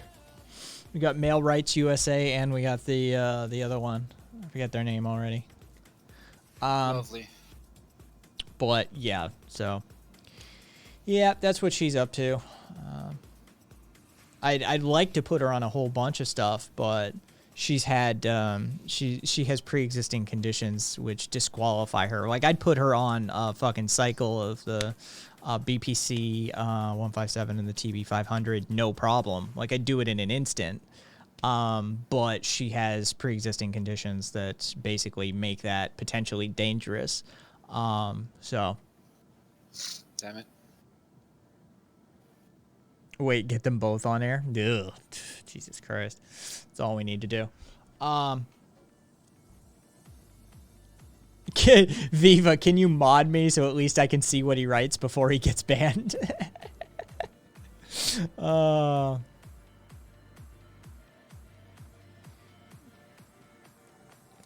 Lord. What? It would be interesting to know, actually. What'd you do to get banned by Heem?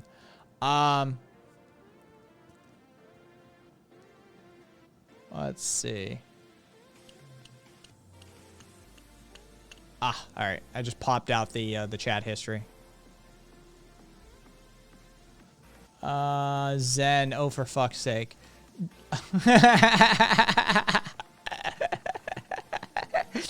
All right, are you ready for the headline?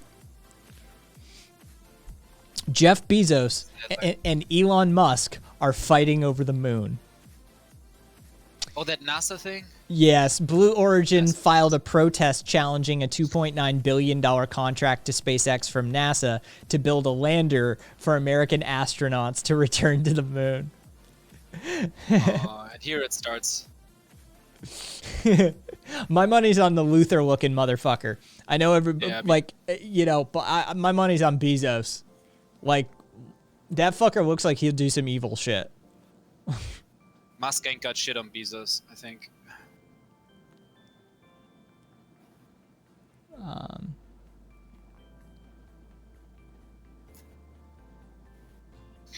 damn it, missing all my shots.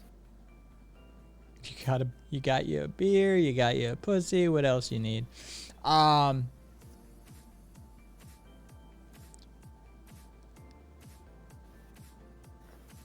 Wait, what, wait, there's some other side conversation happening here as well?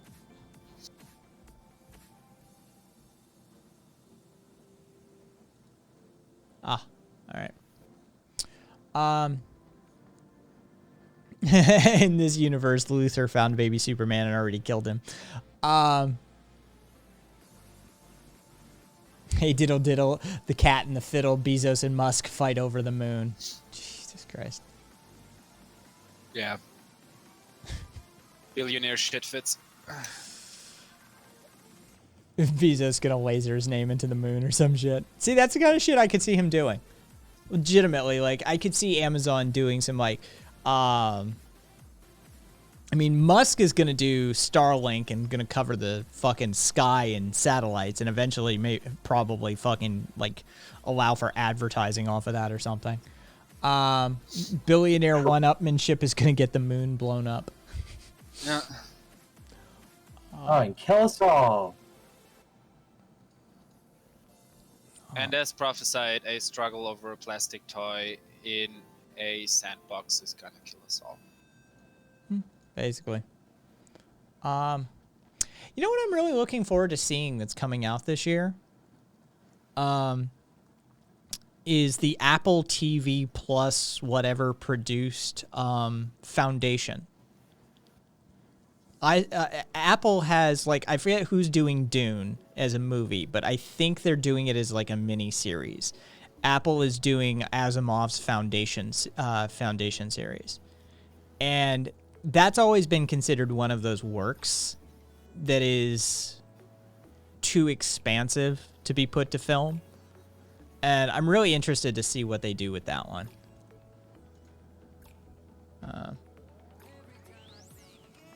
Fuck.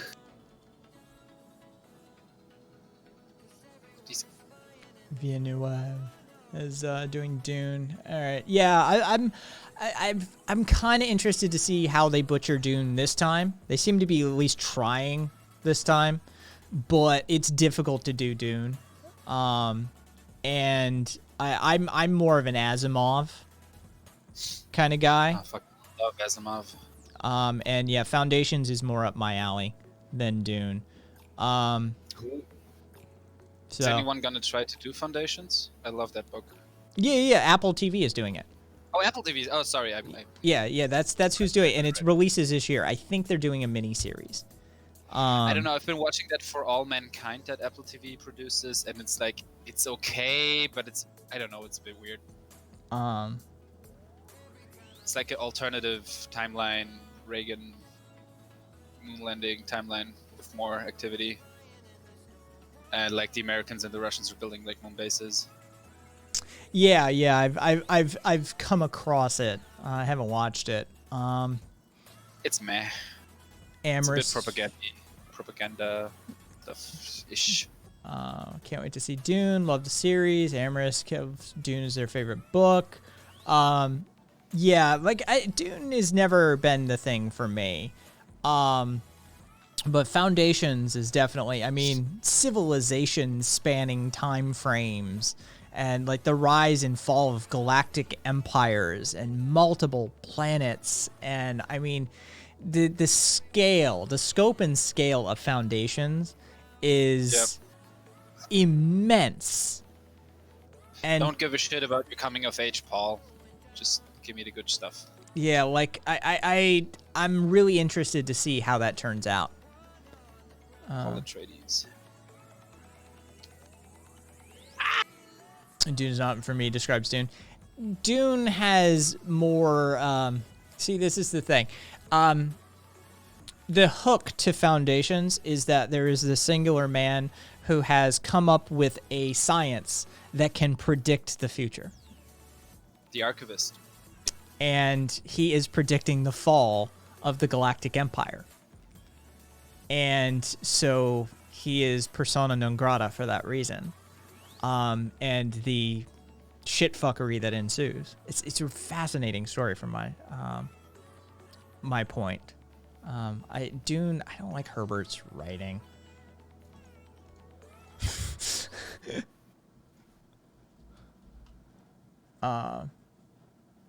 If you're a Zoomer, Dune will be super problematic. I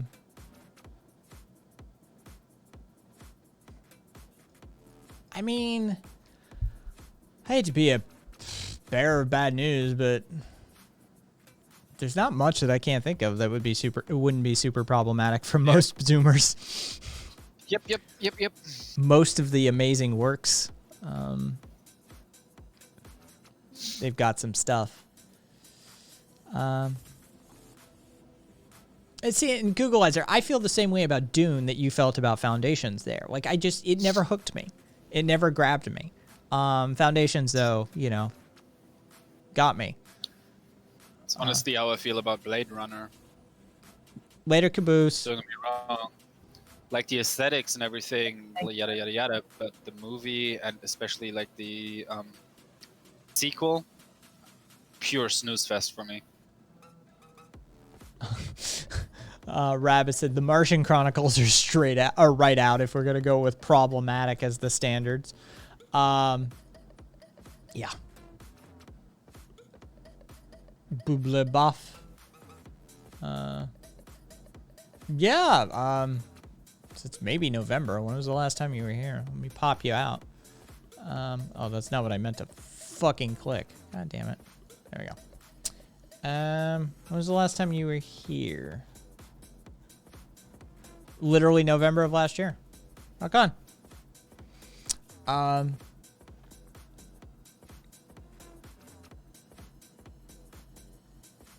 All this Dune talks make me want to play the 92 game again. Radivandar, I've only seen Dune the movie when I was a kid, which I remember like one long fever dream. Yeah, like I said, I'm really interested to see what Apple does. I'm interested to see what they do with the Dune movie as well. I personally don't think... I mean, they're probably attempting to set up the Dune cinematic universe, because that's what all these dumbass studios do. Because there's no way... That's capitalism. Yeah, one movie can't even begin to scratch the surface. Yeah. So you need like a Harry Potter sort of situation. Like, we're going to do 7 movies. If it's not Marvel or better, you failed. Yeah. That's the mindset, and it's fucking killing creativity on the bigger scale. Yeah, it'd be interesting to see. Remember when Hollywood tried to turn Independence Day into a trilogy? The Duneverse. Yeah, except Roland Emmerich doesn't do those sorts of things very well. Roland Emmerich does, for those of you who don't know, Roland Emmerich is the fairly infamous director of Independence Day and many other action movies. Roland Emmerich only makes Roland Emmerich movies. Is probably the best way I'd describe Roland Emmerich. He only makes and probably only watches Roland Emmerich movies. Like, yeah, he's a really weird and interesting director. The Dune movie bordered on homoerotica. All right. Yeah, I really want to. I want to see the Not foundation. something we have a problem with around these parts. Yeah, it's just a selling point for me. Right. For me, it's like I'm not gonna get distracted by low-key sexual stuff. I can focus on the platonic shit. Yeah, that's a problem. And it's increasing. It's becoming an increasing problem. The more I play around with my hormones and stuff like that. It's like I remember those. distracted? Yeah, I remember those days, and like they were gone there for a little bit, and I'm like, why you gotta fucking show me that? Now I'm distracted. Like I should hate this guy, but this smirk, god damn it. Yeah, I was watching something. Oh god, I was watching something. They had swimmers. Oh fuck me! I can't pay attention if Yeah, I there's gotta start swimmers. Swimming again. Like, are you shitting me? Those huge shoulders, those pecs. They're the prettiest men on the planet. Plain and simple. Fucking some Yeah. hairless fucking speedoed swimmer. Like, they are just the pinnacle of, like, just Greek statuesque territory. Yeah, and you know, like if you're a good swimmer, it's like you can save lives. Probably saved some lives. Hey, saved someone from hey drowning. Karina, you got Swimming is somebody like- talking shit about you in chat. Ooh, where are we looking here? Where are we looking? Ali Fanboy Let's go. said, your friend Karina is a creep fucking furries. Aw, as if you Oh, it's just think furry that hate. an Okay. insult. Listen, buddy, if you think furry is a creepy fetish, you have not touched even a minuscule point of the internet. Not a small corner of it. Well, seeing as the account Ever is... Google German fetishes? Seeing as the account is barely 3 days old, even. I mean, Matt Gates. 14-year-olds Um, into the void. I would say that, sure, am I still proudly radical? Yeah, oh yeah, Buble. I still, fundamental or systemic change throughout the system. It needs fixing. I would say to, I would say to Ali that my suspicion is that very much like in kindergarten and in first grade, what I'm seeing from my distance position is a little boy pulling a little girl's pigtail or something like that and chasing them around the playground. I think that you probably have some underlying attraction going on there, and it makes you uncomfortable. And as such, you're lashing out at Karina as the sort of iconified version of what you find distasteful within yourself. But hey. Let's see. I'll leave this here as What do you know? education, says non-binary. 46 sexual fetishes you've never heard of. Well, that sounds like a challenge. We are now going to go through them. I bet I know more than I should. Acrotomophilia, which is arousal to amputees. I know that one. Actorasty, arousal to the sun's rays. That one's new on me. I didn't know people were getting Alright. off on like sunshine. Well, there's That makes entire sense. cultures around put it like literally facing your butthole to the sun. But that's not sexual. That's not a fetish. That's not sexualization. That's some weird like vegan hippie crystal shit. And what I'm saying is that there are basic bitches who recreate it because they realize they have this. Yeah. Oh no, Buble. No, you don't have to fucking.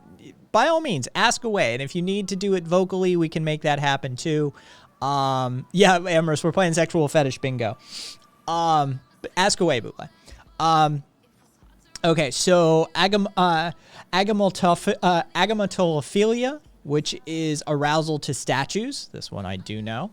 Yeah, most fascists are it. Tankies. Let's see. Anastemophilia. That's arousal to a person of extreme stature, either giant or dwarf. I know this one.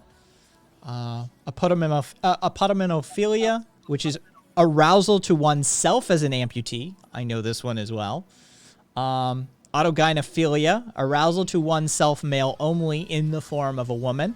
I know this one, especially because of fucking someone 7070 of legend. Autoplushophilia, arousal to oneself dressed as a giant cartoon-like stuffed animal. Didn't know we had a name for it.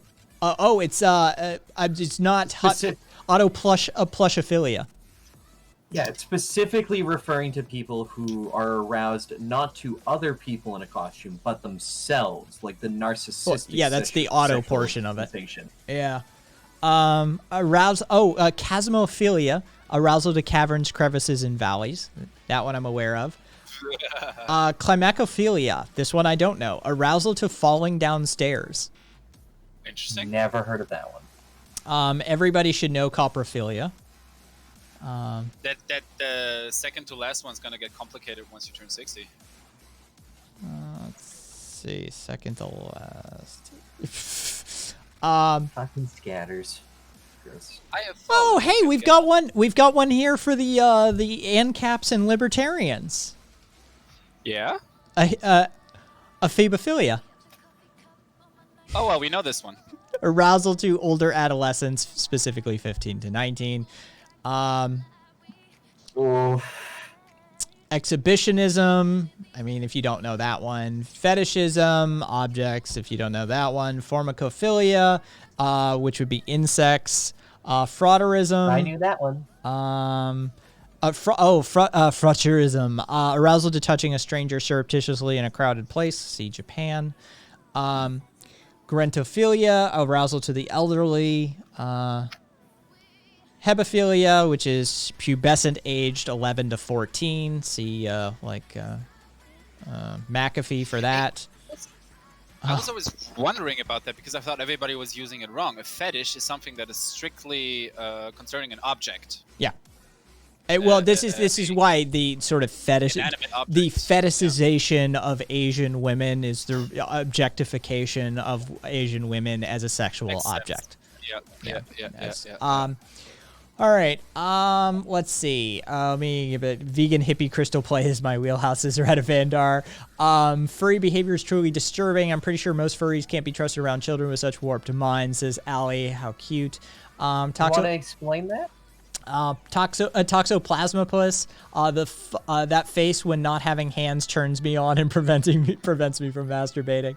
The shit Is Vorso. That is a bad statistic to even attempt to throw out because majority of furries are 22-year-olds and up, gay, not interested in actually having kids, usually in IT, and don't interact with children unless they're in a suit for the sake of what we call basically playing a character. There's nothing sexual about that. If your fuck suit is around children, we're judging you too, and we get you away from those children. Every community has this issue, but what you used were priests, one of the worst well-known for grooming young men. So are you really going to attempt to compare these two? I mean, you're the one who's down a rabbit hole. Yeah, like compared to priests, furries are way worse. Statistics don't bear that out.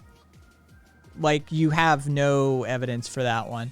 Buble, all right, so describe to me 12. No one on the right understands. It's an urban legend. What is the story? Many people on the right don't get this, and could you even help people out? I don't know what you're asking there, Buble. Hang on, let me pop out your chat history here, just to make sure I didn't miss something. No. I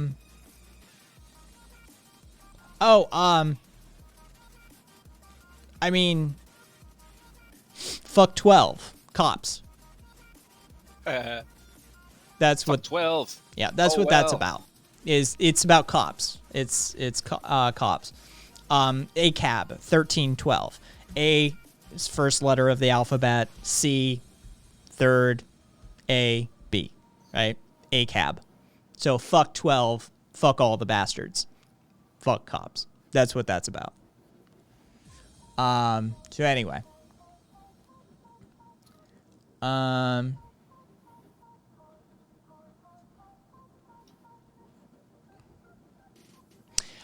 Hey, Allie, do you want to get on the air? Please do. I really want to have a conversation why you're so, like, I think you're sexually attracted to furries. I think that's why you're so antagonistic. And I'd love to explore that space with you. But, like, yeah, you seem to, usually when I find somebody who is, you know, like, all the gay people are going to hell, all these homos, they're degenerates who are destroying our society. That's the dude who's steady smoking crystal meth and banging, like, male, like, rent boys and stuff on the weekends. Right? Like, that's guaranteed. And the fact that you're railing so heavily against furries tells me that really you probably just want to dress up as a furry. Or you're sexually attracted to furries. Yeah. Yeah. Like, that's usually how that plays out.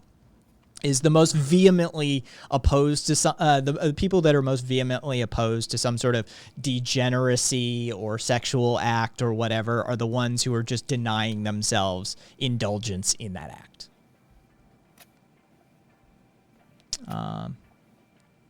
Allie, I would be lying if I told you the furry community did not have a heavy sexual nature. It was an adult community first, so that would be completely wrong to say.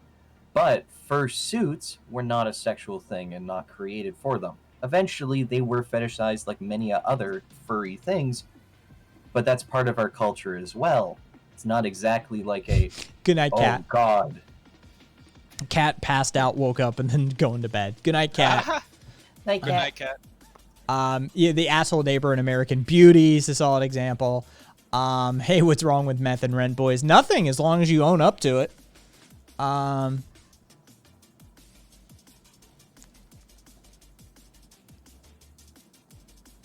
Oh, trust me, I'm sure if you knew more about me, you'd be even more embarrassed for me. So, as long as it goes, I really don't give a shit how embarrassed you are for me. The more embarrassed you are secondhand for my existence means you're just uncomfortable. And honestly, why the fuck am I anything but happy that a bigot is uncomfortable? Buble, not a And Karina has a house in your head now, so. Buble, not a single mod has actually addressed you. Like, there's no mods. Your mods are fucking with me again. Again, no mod has even addressed you. Me, Trey, who's a mod, was like, huh? Like, nobody, none of the mod staff has said your name, tagged you, or addressed you at all. So, whatever that's about.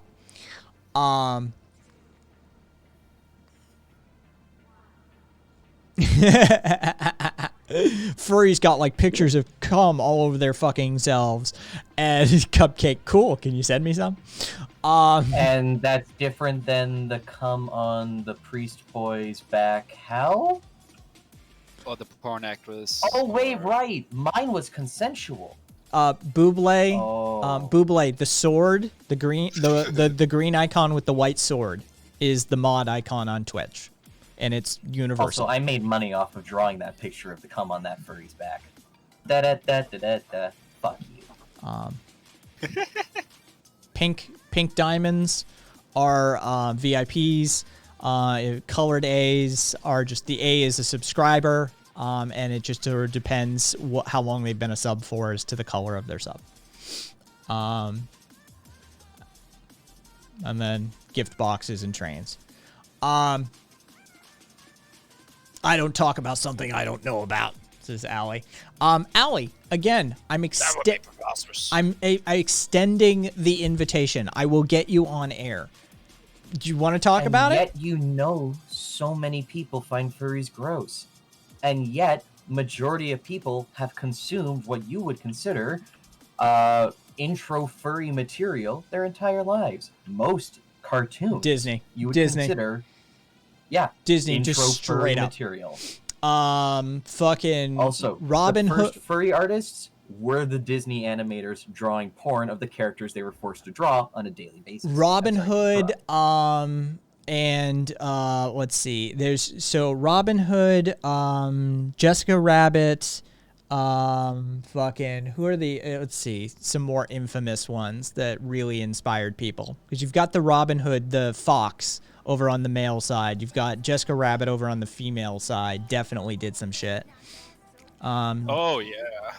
Oh, sorry. Do you mean Lola Bunny? No. Lola Bunny. No, Lola Bunny was the one that did it. Jessica Rabbit was Yeah. a human. Lola Bunny.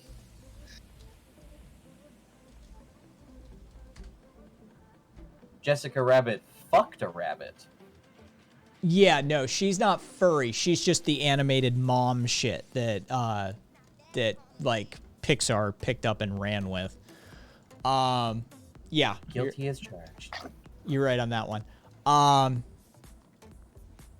Shit ton of Minnie Mouse, Space Jam. But like, sexy furries dates back all the way to early 1910s cartoons. Googleizer. And overplayed. The Bugs Bunny non-binary thing is amazingly fascinating to look into. Bugs Bunny is legitimately an embodiment of both the male and female aspects of humans, and it is to the extent that when they rebooted what was it, Tiny Toons or whatever the fuck they did in the late 90s, and they gave they did the school one, I forget what it was named, everybody got a counterpart to their character, and so everybody had sort of like the child version of their character to encapsulate Bugs Bunny's actual spectrum of personality. They had to do two characters, a male and a female, for Bugs to embody it. And yeah, there are, especially coming up in that era, Bugs was seen not only like the traditional escape methodology that Bugs would use, like dress up as a pretty woman and, you know, all of a sudden they're kissing all over him and that sort of thing. Bugs was often shown doing traditionally female role things throughout society. Oftentimes somebody would visit Bugs at Bugs's house, and Bugs would have the ears tied up in a bun and wearing an apron, and you would see two towels for hers and hers. You would see, like, you know, dresses in the closet. Bugs Bunny is a classic example of non-traditional gender identity within society. All the way up to the recent iterations where they literally basically admit to encapsulate, to actually accommodate Bugs Bunny's entire personality, we need both a male and female character to embody that. Yeah, Bugs is super progressive. From way back in the day.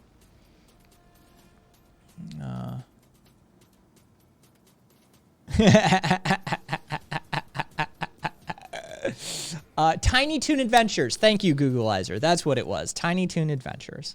Thank you kindly. I don't remember too much about that show, but I clearly remember a stupid episode where the two bugs were fighting each other because they couldn't decide what type of cheese the moon was made of. Fair enough. This is the grand shit I remember. Oh, did they get banned? I love it. I don't know what was the final words. Oh, I do. Oh, what was it? Let me hear this. They wished that Hitler was here to fix this shit. Oh god. Oh, wait. Full mask off. Of course. Also, Of course. I hope they realize that Hitler was a furry. There is actually a lot of good arguments to put this. He had a lot of fascinations with animals, a lot of portraits of dogs around his buildings. Not to mention a vegan. This man was going vegetarian. He's going down every trope. The only thing he didn't have was his own Disney. If he had his own version of Disney, I kind of wonder what cartoons would have been made. There's this story about this, that in the First World War, when he was a private in the trenches, he found this dog, and he loved this dog. He didn't get along well with the other soldiers. Got along really well with this dog, and then one day the dog was gone, but all of a sudden they had food again, you know, and the food was really short. So it's the story that his fellow soldiers cooked his dog and gave it to him to eat. And he found out after he ate it, and then at that point on he was a vegetarian. It's the myth, it's the legend, you can't prove it, but that's the story. I'm watching chat, Buble.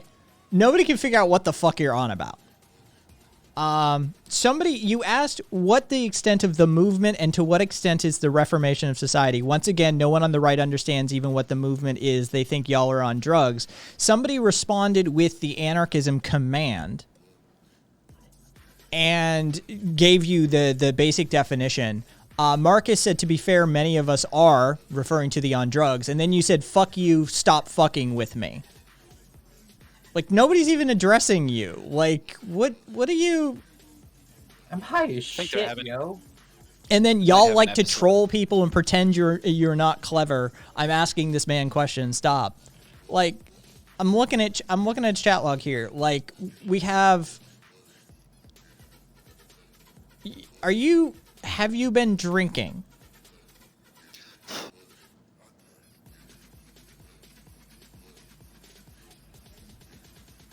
Did you understand? We have a full chat log, right? Like, we can just look at it and be like, what are you on about? So is that a no? So what's your question, Buble? Ask your question.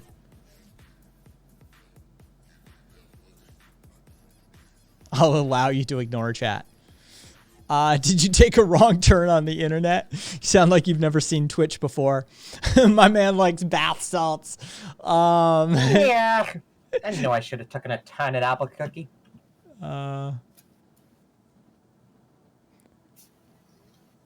Googleizer, I have to come clean. I was very drunk when I God. gifted subs. That's fair. I respect your And admission of love it, though. for it. I don't know, Premarital. I have no idea. Like, Buble, ask your question. Kai should be thankful. I always check my bank account after I've gifted subs, not before. Smart move.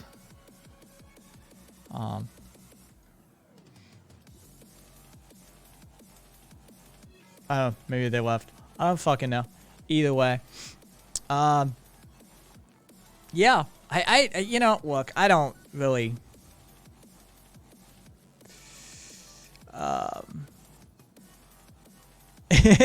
Buble, if this is your first time trying DMT, I highly recommend contacting a friend with more experience to hang out. I don't really care. The furry thing doesn't really, like... I think it's actually kind of cool from an aesthetic and from a sort of mask-on sort of point of view, right? Like, you get to, it's the traditional give a man a mask, he'll show you his true self sort of situation. I do like that aspect of it, and I like, would dude, say- some of those suits are gorgeous and very well made It is and it's a stupid master expensive. craftsmanship on its own. Yeah, like, costuming is a thing, and I appreciate that art unto itself. And costuming a full, like, mascot costume is not an easy thing to do. And some of the, like, vibes and aesthetics that the furry community has going for it, I think are super cool. I think some of those like wolf costumes and stuff are super good looking. But yeah, it's not my thing. But I mean, fuck you if you want to invoke Hitler just because somebody wants to dress up in a mascot costume and pretend to be something else for a while. Like, who gives a shit? Like, fuck off. I really bet, like, he got really mad when we started talking about Lola Bunny.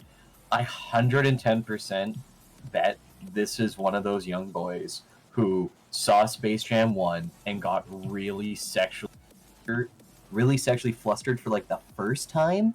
And it was one of those, like, why was this the first time? And they'll never forget it. And it sticks with them in a negative way. Hey, Buble. So far, I haven't seen anybody in chat really aggressively go after you, and calling all of chat fucking morons is probably not a good way to get on my, like, good side to start with. Just a warning, being like, hey, all of these people that you're talking to right now, they're Just a fucking thought. morons. Yeah, that You sort of mean our thing. regulars? You mean our people? Yeah. They're pointing you out because you're acting strangely. You're complaining about being looked at on the bus when you're standing up screaming. People gonna look. People gonna take some pictures. People gonna Snapchat that shit. Also, if you try and address Kai, you're also addressing the whole chat because what you're making is the topic. Momo's been sitting in the back row for an hour with popcorn and tea. Is that tea? I think.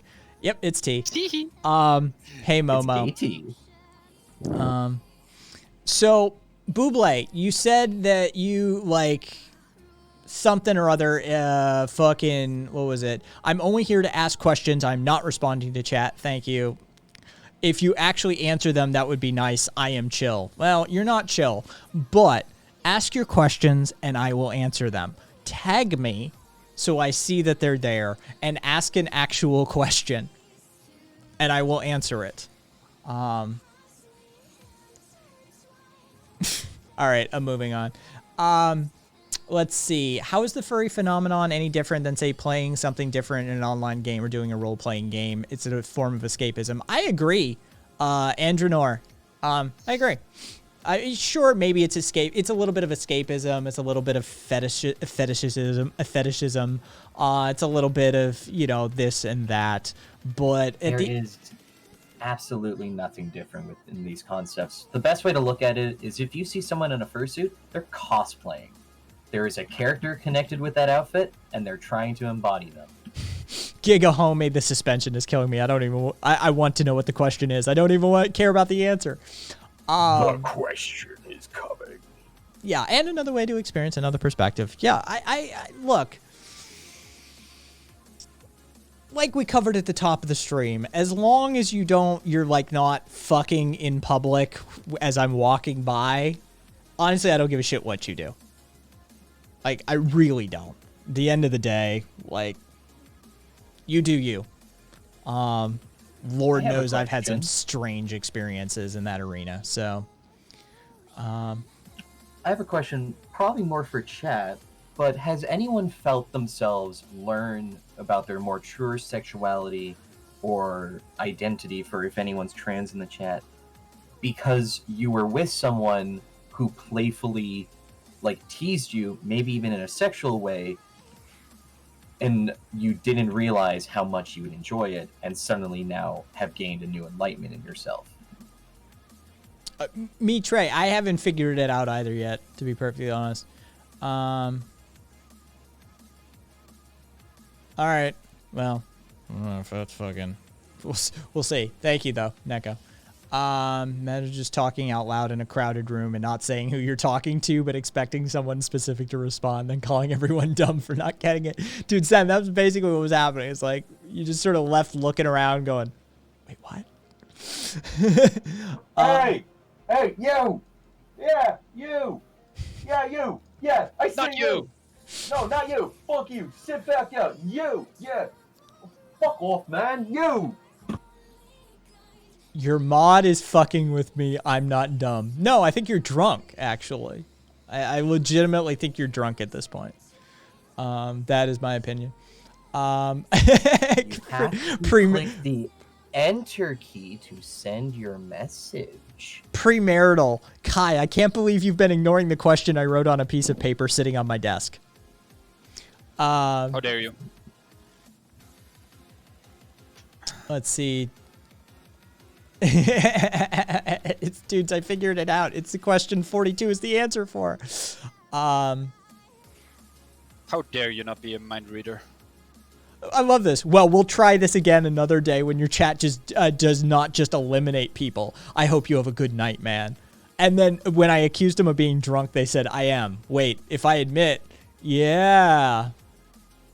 Whoops. Yeah. You there. You're fucking drunk. I figure that kind of erratic behavior usually goes along with alcohol consumption. And self-assuredness. Listen, man. We are teasing you. I'm not. I'm trying to figure out what the fuck is going on. You're like, they're like, your fucking chat is trying to eliminate me. Chat's like, wait, what? Your mod is Dude, we fuck. just want to know what the question is. Your mod is fucking with me. Meanwhile, mods haven't fucking spoken to him at all. It's like, what? I'm just trying to grind a long-range scope for my recon class. And playing Denor, Titanfall? I wouldn't say Oh, my no, you're sexuality coming has out. come into question, but I have found it quite an enriching experience to play the opposite gender in games and really try to get at a different mindset and perspective of those characters. So that was sort of in reply to what you said, Karina. And Sue, hey there, Sue. Hello, all of Sue's people. Hey, Sue. If you are, I will tell you right now, I will warn you ahead of time. If you are uncomfortable with talk of fetishes and sexuality and other mature topics surrounding them, probably bail now. Yeah, just leave. Just leave. Just fuck it. Fair warning. Tonight seems to be that arena and that space. We have discussed it at length in multiple avenues and ways. So just And for some reason, furries. I didn't bring it up, but for some reason, furries. well, we had somebody who wanted to Hitler furries. He lost by Godwin's law. He's the one who invoked it. So yeah. Definitely a thing. Nazi furs, fuck off. Chair kicker, nice. Thank Fucking you. little Those are also a thing. little dead Nazi Kennedys. furs. Dude, Confederate like Yo. Confederate furries and Nazi furries are fucking weird. Hey there, Sue. What up, y'all? What up, what up, what up, what up, what up? Sue is in the house. I mean, Oh, what up, Sue? Yo. you may Sue's not full of energy you, tonight. you may not let them in your Oh. fandom chair, but they're in your fandom, which is disturbing and weird. All I can say is that I've had a hell of a night with trolls. Oh yeah, no, we've had a roll. We've been A you know, few. yeah, we've been baseball batting them out pretty It was quickly. tame. It was But tame. yeah, I hope you brought some. We could use some more. We're trying to find a one to get on air. None Hey. of us dude well. I Yeah, have a feeling we're gonna bring a couple in with what we're about to talk about. So And Hello, who's as there? as I promised, Nico girl, I am here in full support, sister. Speak loud, speak clear, speak Well, freely. right now we're talking about Nico? sexual fetishes and furries. So, what do you have to say about that? Is this Nico? Is this Nico girl who also came on? Yes, yeah, Ben. She's been here hiding the entire time, as far as I can recall. Yeah, Oh, I- welcome. I I only have came one in. screen. I came in earlier and I jumped in the general chat because I wanted to see if it recognized my username change this time after rejoining the server, and then Kai just put me in the voice chat, so I've just been on mute the whole time, and that's what happened there. So Hey, um, Buble, which is one of our drunk ones right now. Buble, get on air and have the conversation with me directly. Clearly, you are incapable of surviving chat. We've seen evidence of that. I get it. Even though chat was completely ignoring you, chat was trying to eliminate you. I get it, though I don't. Get on air. Non-binary superpowers. Wow, you have loads of energy. Don't forget to You like, s- comment, and subscribe. Bu- Right? Buble, you seem to want to talk desperately, and you have been nothing but aggressive towards chat. So you seem to not be able to convey your point in chat. So I'm being super kind and accommodating here, and extending the offer of voice chat to somebody who will see how that works. Is pretensely intoxicated. He's not coming on. They never do. Toxoplasma puss. We were monsters. well, if you wanted to know my take on the furry thing, like I'm a cat girl, so like I don't know, I don't have the fursuit and stuff, but I'm into like cat ears and stuff like that. Like I don't know, like I don't know what else to say. Like I like furries though. I've hung out with furries. Like they're cool people. I don't understand why you would want to Hitler them. That's kind of fucked up. He literally, dude, like I said, I forget what exactly got him banned. But it was, I think it was RV or me, Trey, that tagged him. But it was something along the lines like, I wish Hitler were here to deal with this or something like that. Oh my God! What? Yeah, it's Like I said, it's we had our fair share. Do you have Discord? Yes, that's kind of how these conversations are happening right now. Buble, check your whispers. You have a invite to Discord, temporary, and Kai, or go ahead. I don't want to interrupt. And so invitation has been sent, Buble. When I see that you are in the commons and that sort of thing, we'll start moving forward from there.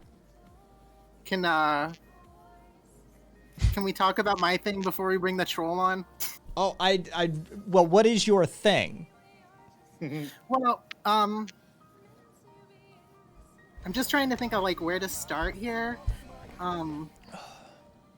So like a lot of this shit is gonna sound like drama. The thing is like harm is coming to a friend of mine because of like really what are unfair power structures.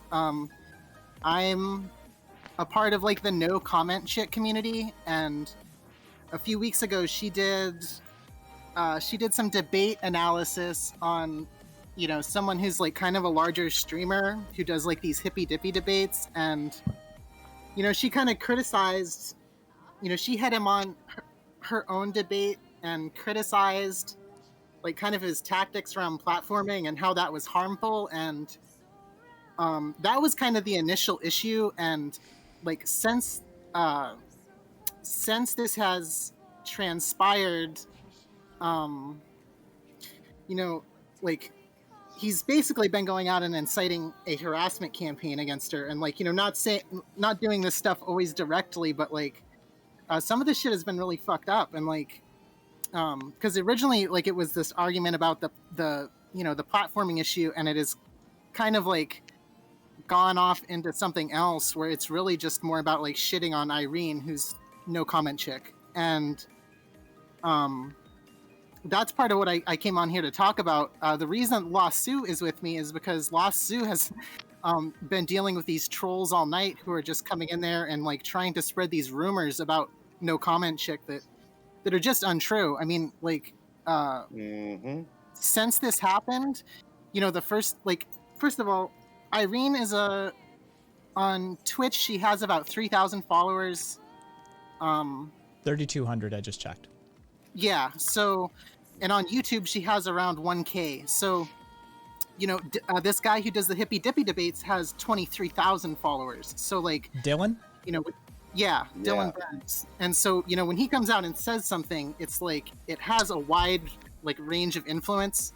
Night loaded platforming is when somebody has a platform, such as like say Joe Rogan, and says, "Hey, I'm going to have Jordan Peterson on." That is Joe Rogan platforming Jordan Peterson. Yeah. There you go. So yeah, but I mean, like, he's trying to come out and say that Irene is harassing her and doing this targeted harassment, and like the idea is just ridiculous. It's like, dude, you have a platform of 23.5K followers. You're going on Riley Grace Rochong, who has around like 20 followers or 20,000 followers. Like that's like Irene doesn't even have the ability to lead a harassment campaign against you of that size. Like it's nuts. The the imbalance of power there is just totally it's totally off the scale. And like there's no way to like really fight that narrative at the same level as they're doing. So like, but this has continually escalated, and what happened in the week after she Sounds confronted like my Dylan. childhood. Yeah, I feel like I'm in fucking high school again. Yeah, right, And, right. We're dealing with a lot of that shit too. It's fucking. Yeah. All right. In the week since like that he confronted her about that, like she came out on stream like on Friday or Saturday night and was she was pissed, and she was calling a lot of these people out, and then they turn it around and they blame it on her for getting mad after being harassed for a week.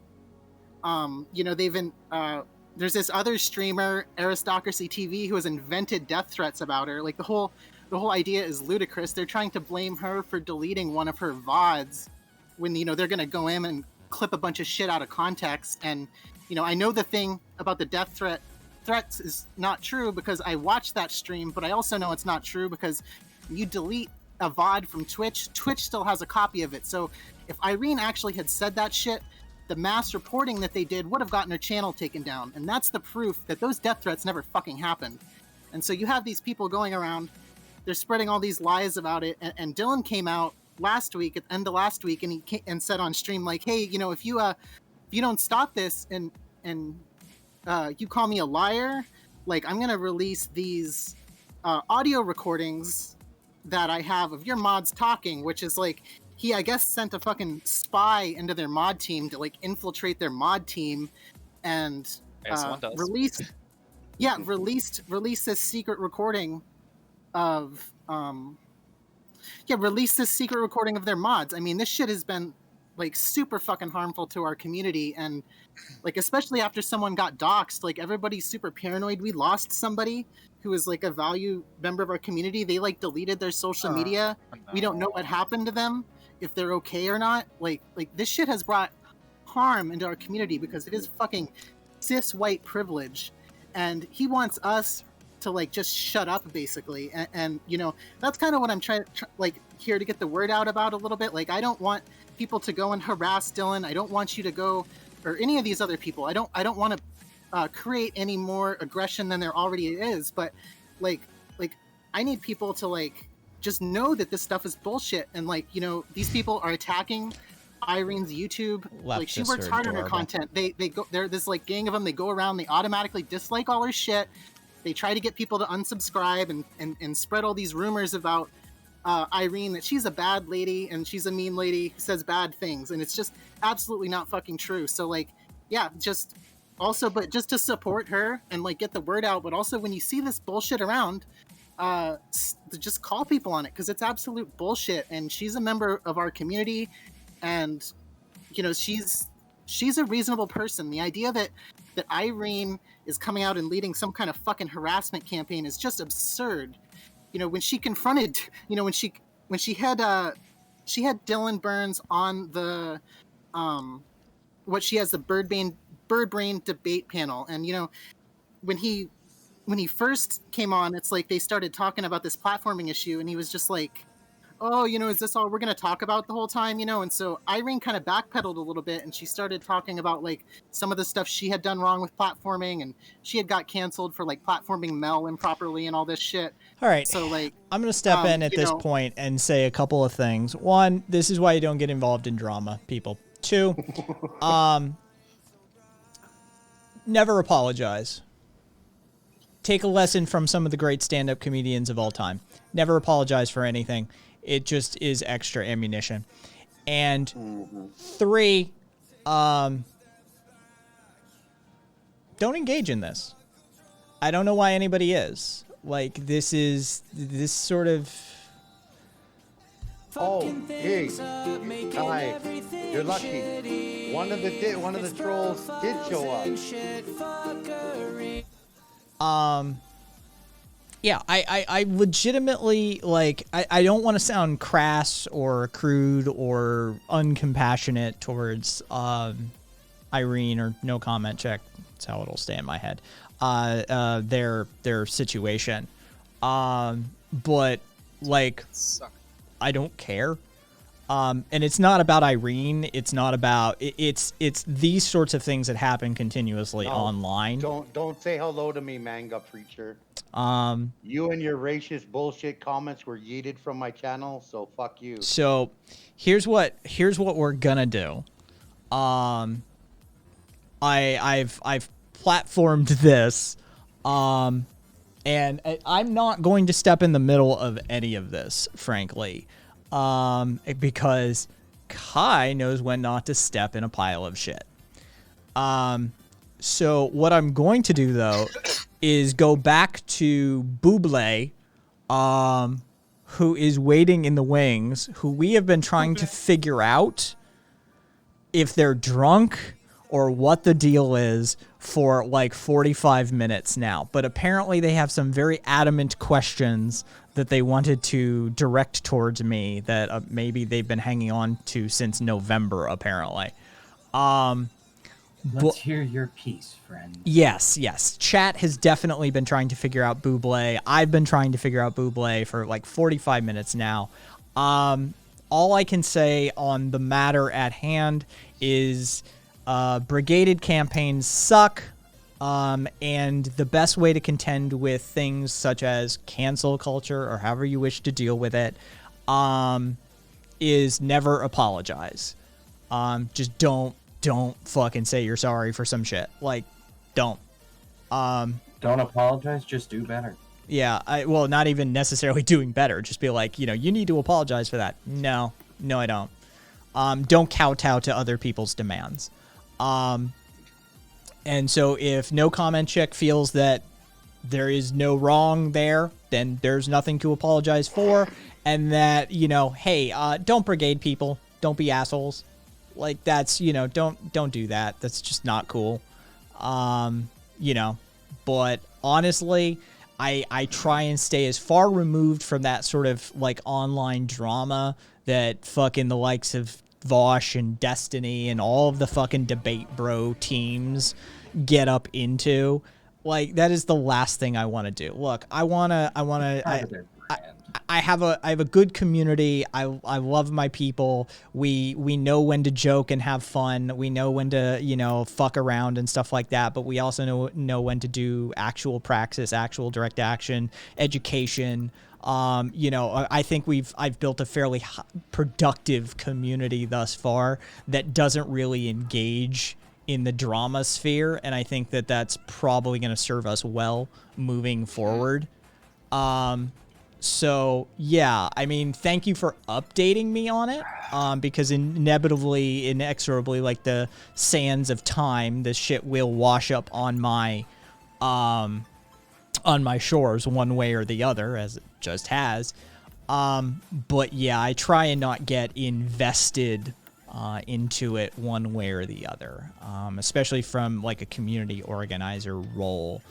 I try and stay pretty neutral on these sorts of things, and whether, right, wrong, good, bad, I just try and stay indifferent to it. That way I have that objectivity that I can rely upon.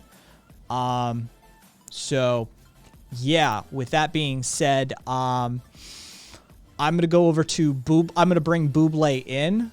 This is going to get interesting. I don't know what that's going to look like. We're going to hopefully fucking avoid gamer words. Please no gamer words. But yeah. We're going to do this really quickly. Buble. Hey, come on. Sound check. Do I need to put on my headphones for this? Probably would help you, yes. Yeah, give me a second. Casual, I'm so ready for this. Probably not going to be as bad as you guys think. Alright, I gotta buy my headphones. Alright, count to 5 for me, please. 1, 2, 3, 4, 5. Alright. Let's see. I'm hearing a delay. I know you guys are hearing. All right, cool. Do you have the Twitch stream still running? Because you should mute that. Yeah, definitely mute your Twitch stream. You can look at it, but it will be lagged. Discord. Okay, there we go. Discord will be first. There we go. Now you got me. So I wanted to start with the first question, and of course, yes. If your stream is wondering, I am drunk, and I'm openly admitting to that. So I came in here to ask a couple of questions. That's all I wanted. Ask. What you got? And I put them up. I already posted them, basically. So I was asking him to rewind just a little bit, and then maybe we can walk through that. So what were they? Well, do I need to Look, I think that I even left your chat too, so you can see them. You guys are mods and all that shit. Come on. Well, technically, I'm not a mod. I'm a VIP. There's a difference. I can't see what you. Okay, I'm not talking to you, man. You asked to describe. You asked to describe Nice to meet you too. 12. We described 12. You asked some vaguely worded... I guess this is a question. You asked what the extent of the movement and to what extent is the reformation of society. Yeah, and I'd like to talk about that.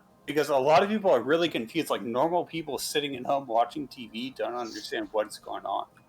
And people are really confused. So this is an opportunity even for you to reach out to people to describe what is actually going on. What movement? What is a movement? Nobody knows. It's just a bunch of people in the street is what people see. And I'm not saying what I see. I know what I see in some extent, but I'm not going to project what I see onto you guys. I want people to describe what is going on. Okay, so you have to be specific. You do realize there's a lot of political movements on a global scale. And when you say the movement and provide no qualifying details for us, it takes a little bit of work for us to figure out what the fuck you're talking about. So you mean Black Lives Matters that's and fine. we can deconstruct it. That's fine. you mean Black Lives Matters and police anti-police protests in the U.S., right? Yes.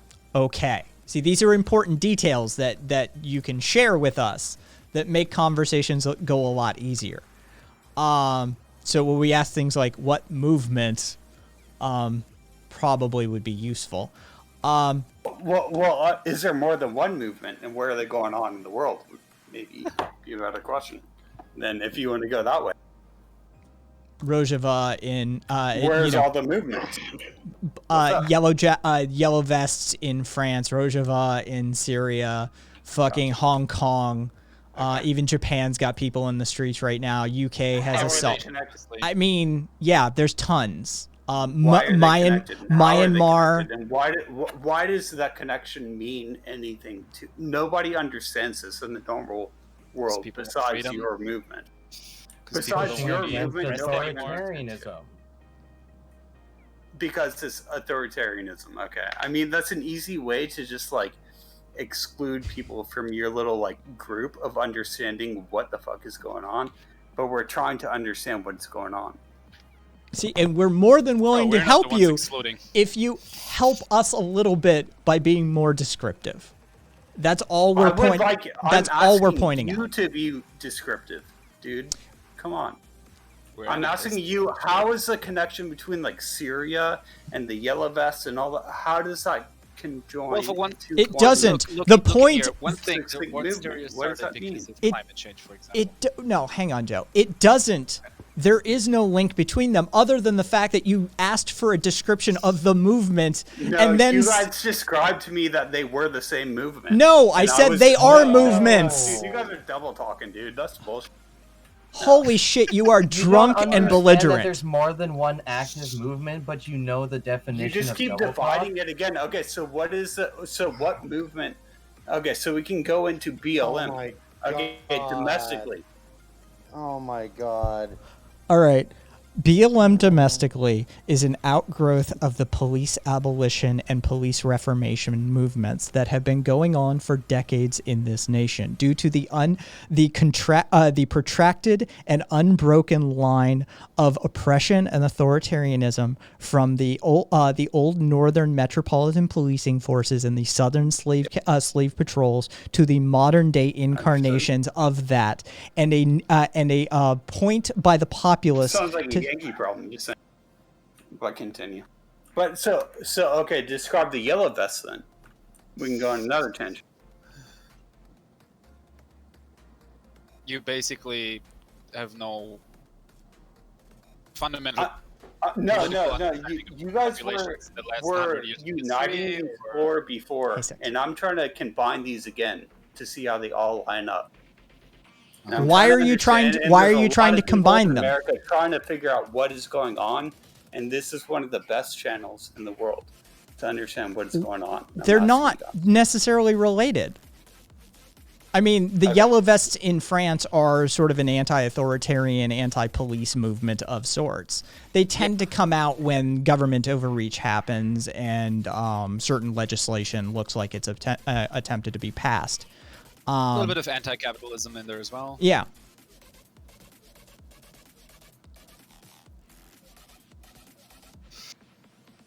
Okay, and you guys brought up Syria also. Is that different?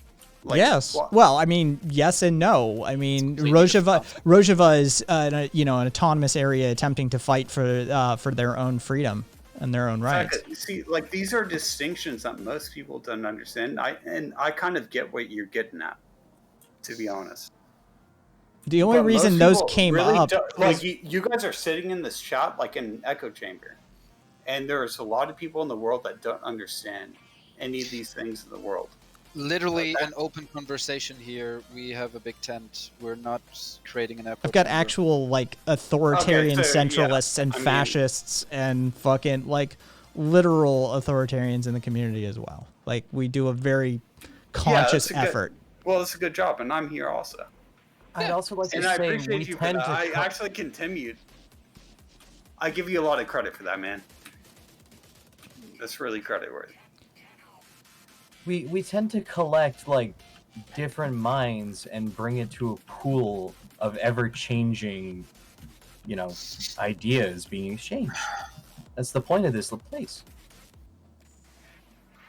Anarchism. Yeah, boy. Yeah. Oh, Well, and did people we ask run me- through all my questions already? So Am far, I- you've had two. Am I down to the gauntlet yet? Oh, I'm playing a computer game. I'm not. I'm just. I mean, peripherally. as far as I can tell, that's like literally the only thing you've said, other than shitting on chat.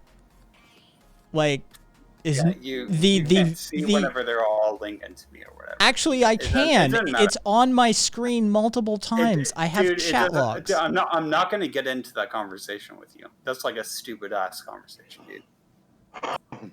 Like I'm looking at it on my screen, and you're probably looking at it on your screen thinking that I'm dumb, but no.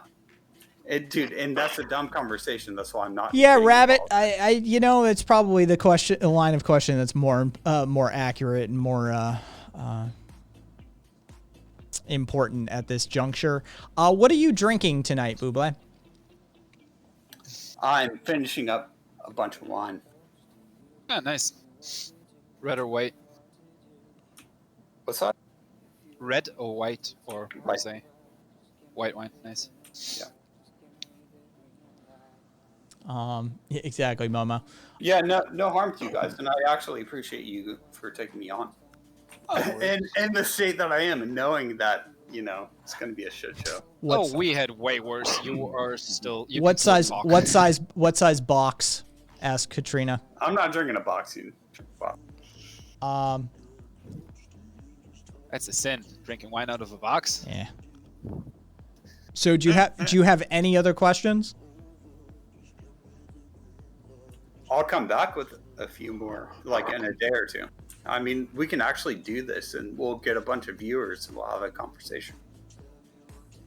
Believe it or not, you guys think that I'm trash, but I just want to have a conversation, and a lot of people in America want to have a conversation too, to understand what is going on. I find making a lot of know that you guys assumptions like to on our like part. laugh at people. That's kind of your like MO, is that you just laugh at people and dismiss them. But people, normal people watching TV, I'm talking about my parents or whatever, my grandparents, anybody sitting at TV. Nobody understands things that are going on in the world, and I'm here to basically figure out from another perspective. So You know, what I- is I- going on, laughing at stuff. It's not that we that wanna- way. Can we just real quick? It's not that we. It's more that we talk about.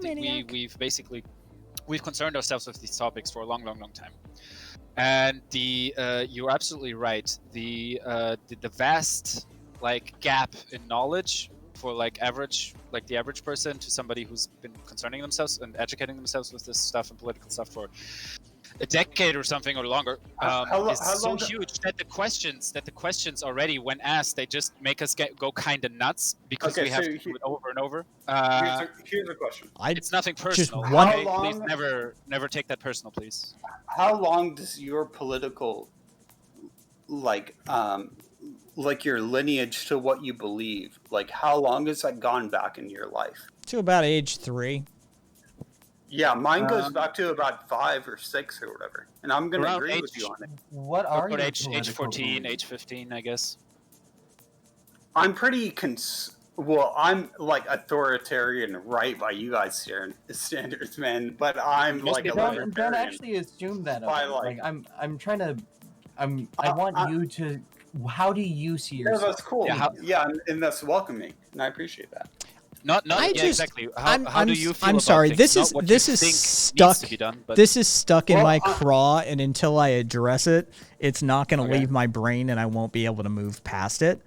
But I really adore this mischaracterization of my channel Praxis as just laughing at people and ignoring them. Seeing as I've built a that's not what we space do. that I'm actually known for engaging with people who have no exposure to my ideas or my philosophies whatsoever, and attempt to teach them anarchistic praxis, and then you just paint me with that brush multiple times, and it's sort of, you know... it happens. Sometimes Well, people look- come in here and say the dumbest, most aggressive shit. Well, you okay, know? so let me bring up the chat. Okay, so I can see All the you can do is chat laugh right about now. it. But yeah, whoever is just talking, then you asked me a question about. Yeah. We're having a discussion about how far it goes back to where you believe what you believe, and I'm basically, like you were saying, coming into the channel, I'm basically a libertarian, you guys, from what I would describe myself, and you guys can laugh at me and make your own distinctions, and I can make my own distinctions about you guys just as equally. I mean, it goes Except both ways. nobody did. That's the point. You Okay, have been literally on the defensive from moment one. You have been insulting to everybody Okay, in chat okay, well, since okay, moment one. And we'll chalk that up to You have alcohol, colored everybody Well, with a hold on, singular hold on, paintbrush. hold on. Meanwhile, Hold on. Let me describe where I've come from. hey, chat. Okay.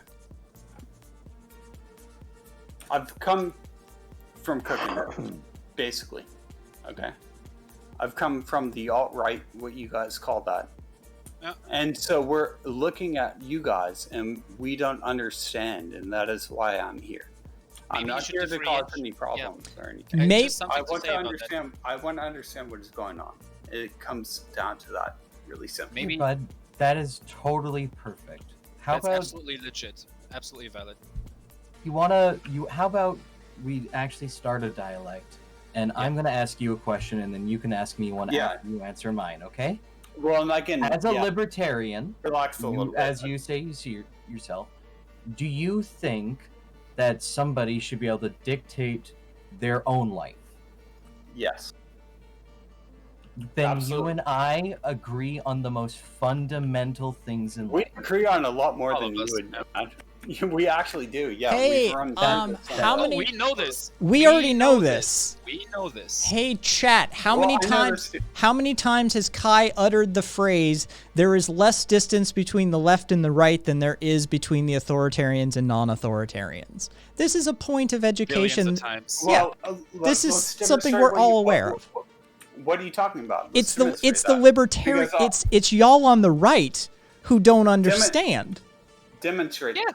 Because I'll have a conversation with you about that. I will. Just a little pretext, one pretext thing, Ka- just to Karina underline what already Kai just said demonstrated is- it. Because I can't Yeah, I can't she did. intercede anywhere in that conversation because you basically bossed me into a corner. So It's literally a talking point regularly on this channel for people on the left to understand that the point of contention is the one that Karina made. You asked for demonstration. That was what Karina did right out of the gate. what I was saying is you guys are an echo chamber, and I'm not denying that I'm in an echo chamber either. So I'm No, trying to no, escape we're I some- spent most of my life avoiding these echo chambers. Literally, that's also how I ended up here. Okay. Well, How are you I thought here we had then? Something going. look. You're obviously not in an echo chamber because you're open-minded enough to come here, and we Yeah. actually are embracing you in this. Sorry, just one moment.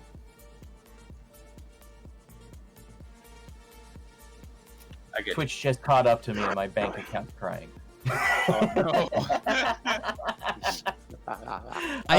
Anyways, I want you to. So I what mean, was the question on like the libertarian front? Like what is Sorry, okay. libertarianism? and all we those kinds of already things? we already know. Yeah, well, like this look, is the hey, thing. Man, don't Theory. assume who the fuck Well, you think you're talking to? I mean, this guy's asking me questions. So Yeah, we don't do that. Theory You heads. said you put us all in one group, man. Theory heads are firmly aware of neo-libertarianism or North American libertarianism, because the fact of the matter is that. Okay, wait, hold on. Are you going to paint me as something, or You are we have gonna- painted yourself as a libertarian. Identify, and we're speaking on the greater group that you've chosen to identify with. We're not seeing I'm not you as identifying an with you guys. individual. That's the difference. You literally I'm not called identifying yourself a with this, and libertarian. Literally like, I'm asked- not here to identify. I'm here to have a discussion. Okay. Exactly. And Kai wanted to give the scientific definition of libertarianism. Political science is a science. All right. science is- We have definitions. If we have to start this conversation at the prescriptivist, descriptivist portion of the conversation, That's then what I'm talking about. Your I mods guess laughing and shit. I- Don't do that, dude. who the fuck is laughing? No one's laughing. What is wrong with your paranoid delusions? From moment one you walked into this room, you have claimed people are making fun of you, laughing at you, being picked on by mods, which does not hold out in the chat record, does not hold out in the voice record. Nothing of what you're claiming to have happened has happened. Do you want to have a good faith conversation about politics or economics and or philosophy or not?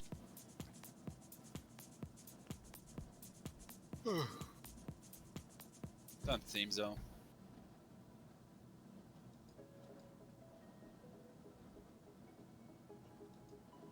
Hello? He said, I don't care about the record. I only want a discussion. And then, yeah, people pointing out, nobody called this guy outright. You brought it up. Nobody called you libertarian. You called yourself libertarian. And then we used that term that you self-selected to talk about. Dude, are we going to have a discussion about this or not? Okay, or are you just going to point me into a corner? Do you not pointing understand? Oh, yeah, okay. I see how this goes. Okay. I'm cleaning house. No. We're going to do this. I'm in it. Look, yeah, let's do this. If I point myself into a corner, then what do we do from there? You That is the question. shush for a There is second. no corner. All right, everybody else, off the line really quickly. I'll bring you back in. I'm gonna fly this solo. All right, guy. We'll have a decompress here in a second. Hello. Test. And then I'll move you. All right. You're pretty cool, dude. It is I you. like talking to you. It is you and I. What do you want to talk about? Okay, so your friend was asking me what the difference between. It was like he was asking me a libertarian question to define what it is, but also to define what you guys are. On the other side is also because nobody understands really what is going on with these so-called movements or anything. Nobody gets. You it. do understand. Like, I don't. You do understand that we're not a monolith. Let Look, me quote Emma Goldman for you. There is no perfect anarchistic utopia because anarchism isn't a monolithic philosophy. Okay. It's a network of ideas, and we much prefer it that way. And you also know that the BLM movement is not necessarily an anarchist movement, right? I run an anarchist educational space. I That's do fine. not speak for them. Okay, so if you were to describe to my grandpa what is going on in the United States, what is going on? Because people like that have no idea. There is a segment of our population that has been systemically abused and oppressed for generations upon generations, and people are sick of it, and so they're acting out because of it. Okay. It's beautiful. Good. Wish you luck in that, I guess, you know? Good luck. Das Vidania, yes. I know what else to say. But I mean, good everyone. luck. I honestly mean good luck in your communist revolution. I honestly mean that. You also understand I'm not a communist, right? I'm an anarchist. Well, what are you like?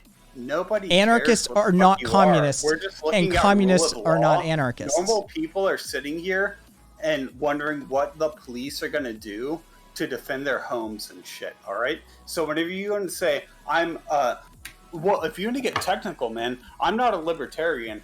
I am a philosophical kingdomship, because you get a philosophical king Oh who God. knows what the fuck is going on. Look, you want to get philosophical, man. This is bullshit. You can just spit that all day. I'm talking rule of law. What are people going to do whenever there's no law at their door? This is a fundamental question that nobody's answering, and I'm coming here to ask. I'm looking for answers. And people want to know answers. Das Vidania? No, they actually aren't. There are there are ANCOMs, and there is overlap between end-stage communism and anarchistic praxis. But the fact of the matter is that that Bakunin and Marx did not get along. And the fact of the matter is communism uses a top-down organizational method, whereas anarchism uses a ground-up hierarchical organizational method. Communism also concerns itself with a whole host of other topics that anarchism generally is utilized as a lens of analysis for, but not an ideology or philosophy for. Plus, once you take into account Stirnerists/egoists, which would be anarcho-individualists, communism goes right out the window, as does mutualism even. So most assuredly, it is not a guarantee. Why are you putting yourself in so many boxes, dude? Like, you're putting so many labels on yourself. That's fucking ridiculous. Why are you doing that, man? Because you have entered... Because you can just put special boxes around... I'm serious, dude. Have you ever taken a university class of some kind? Yes, man. Okay. Did you ask the professor why you're using so many terms? Why are there so many weird words and special words in this space? Like, why do I need to know definitions? Do you want me to tell you the pejorative answer of what they would tell you as a professor, or do you want me to... I want you to realize that you've walked into a space that requires some level of prescriptivity to language. Because once you enter a technical space, such as engineering or political science or anthropology, there are technical terms that have prescriptive definitions. And those technical terms are utilized within that space. This isn't a colloquial space. This is a space in which we talk about, at sometimes a very high level, politics, economics, theology.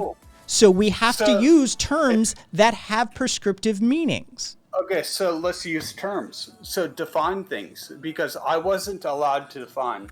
What is libertarianism to you guys? Libertarian, it depends. This is why I said neolibertarianism or North American libertarianism, because classical libertarianism and North American libertarianism are not the same thing. And there has to be a distinction made, because I have an international audience, and to a Frenchman, libertarianism is vastly different from what you as an English American speaker says as libertarianism. Talk down to me because you're like English, prosperous, French intellect or whatever. Like, dude, we're speaking English, and I can speak proper English if you want to. I mean, I can get down. Please put your dick back in your pants and continue to have the conversation. Dude, that's not a valid argument.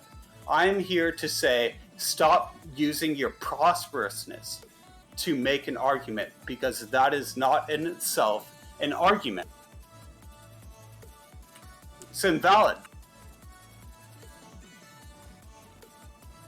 Momo, it lost me on the prosperousness for sure. Yeah.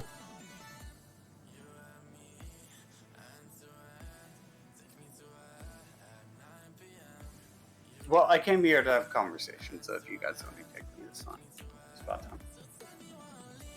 You want to know how he doesn't have the same understanding of the terms? Can we agree terms? No, I mean non-binary. That's where you have to start in that sort of conversation. But we've already derailed into the like prescriptivist, descriptivist argument. So we can really, and I would challenge you guys that if I get a group of people together that can have a solid argument against your argument, that we could have a real discussion with like multiple people. Get a band of crew. Why do you need a crew? I don't need a crew. Dude, that's such a weird thing to say. Like, why would I need a crew? Why are you guys sitting here banding on me? Because you walked. Because this is how this works, right? You walked into a room full of people and started yelling at them. So how do you think that would play out? Dude, well, I came here obviously on the other side of the spectrum. Okay, to have a discussion. And that's all that I intend to do here, really. Hey, Marximum. Katrina.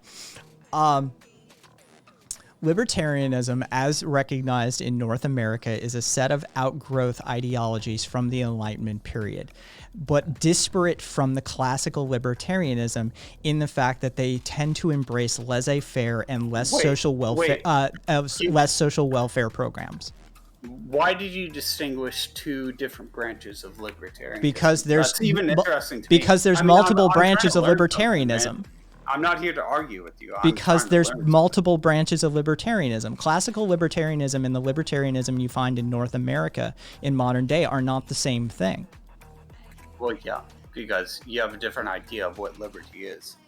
No, it's not about the root word of liberty.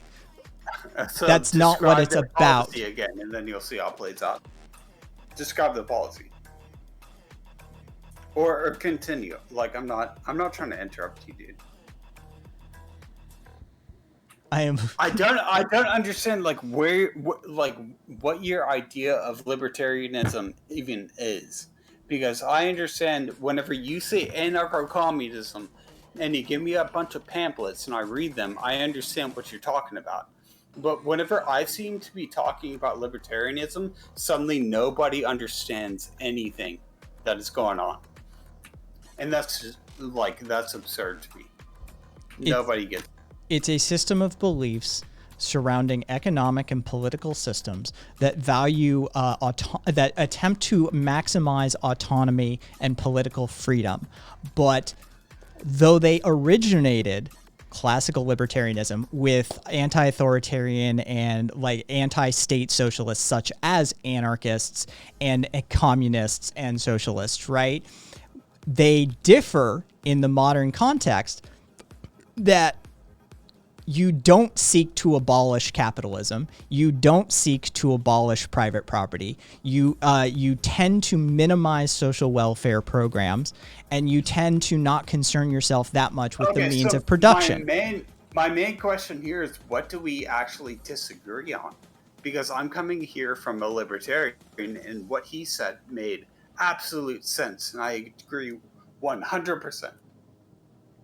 Yeah, be over is correct. As a libertarian, I can say that. Well, no, because now we need you to explain to us what your version of libertarianism is. Well, what is it to you? Wait, no. Are we going to play that game now? No, because we need you're in your head. I am a libertarian. What is libertarianism for you? Are you playing a mind game, or is this an honest question? This is legitimately how it works. When you have a disparity of definitional sets within a prescriptive space, you need to hash out the differences before you can even have a conversation. Are you a libertarian? No, I'm an anarchist. Okay, let's start from there. As a libertarian, I believe in the fundamental rights of a human being. People, rights, property. Rights, property isn't a fundamental human right, though. Look, I'd get a lot more philosophical with laissez-faire and all that shit, whatever. Look, I'm not here to do that. I'm here to say defending rights, persons, and your property. What about the fact that rights are a human construct? No, I disagree. I think that they're fundamentally inalienable. I think that I actually believe that in the Constitution, that they are inalienable. And But they're not. No, We prove that all the time. No, they're inalienable to the bout that we will die. They are inalienable. But they're not. You don't understand, dude. They are inalienable rights. Prove it. Look, I'm not even gonna say it. I'm not gonna.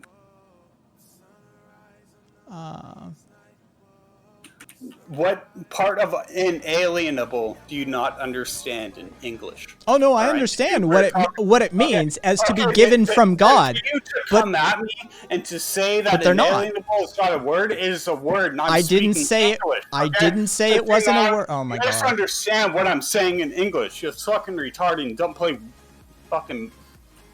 play word games with me, dude. I said they're not. Inalienable.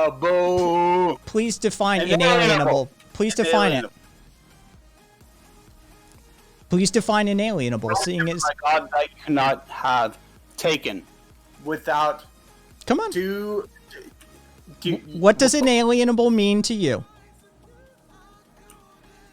That's a question. You should write that one down. That's a good question. Something, say, incapable of being surrendered or transferred? By the way, chat, we're gonna have a better run of this with like more people and a lot more intelligent questions. No, dude, this is a test run. Come on. No, we're not. You're drunk, you're belligerent, and you're ignorant. This is not going to get a repeat performance. This will be a one-time show only. Okay, well, this is why we only talk to you on one-time shows only. So I'm glad I could come home. Inalienable means for something to be unable to be surrendered or transferred. Yes, and so look, CIA rendition black site program, Guantanamo, the extrajudicial assassination of U.S. citizens.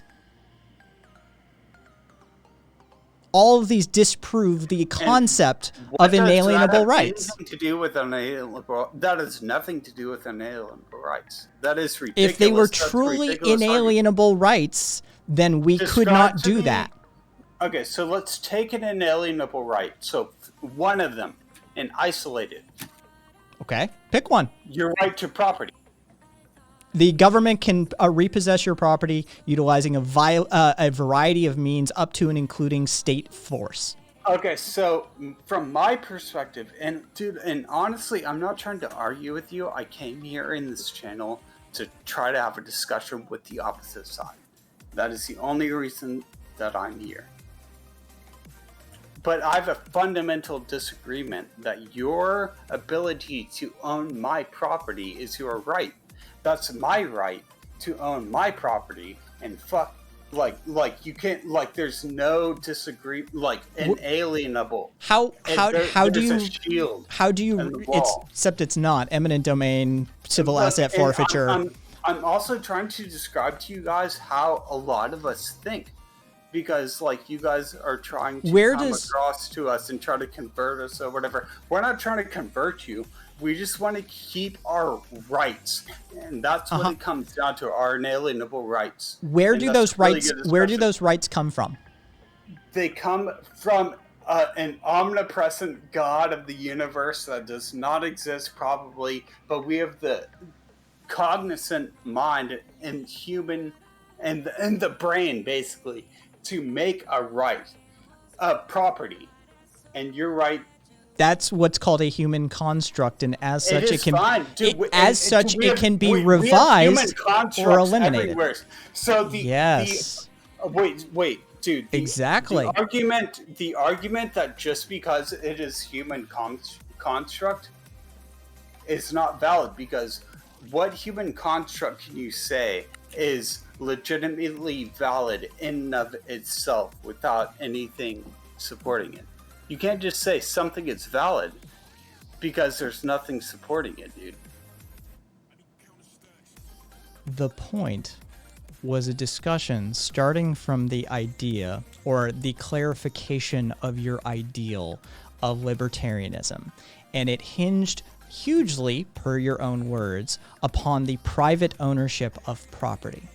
thus entering into the discussion of inalienable rights and where they may be descending from or down upon. Because the fact of the matter is that as the system as is constructed, even in America, there is truly no such thing as an inalienable right, as we violate them on a regular basis in this nation. And we agree on a lot more things than you would think. Again, I agree. I teach my community all the time there's less distance between the right and the left than there is the up and the down. I'm already firmly aware anarchists have again, not a libertarian, anarchist. I am already firmly aware of how much I have in common with my compatriots on the other side of the axis.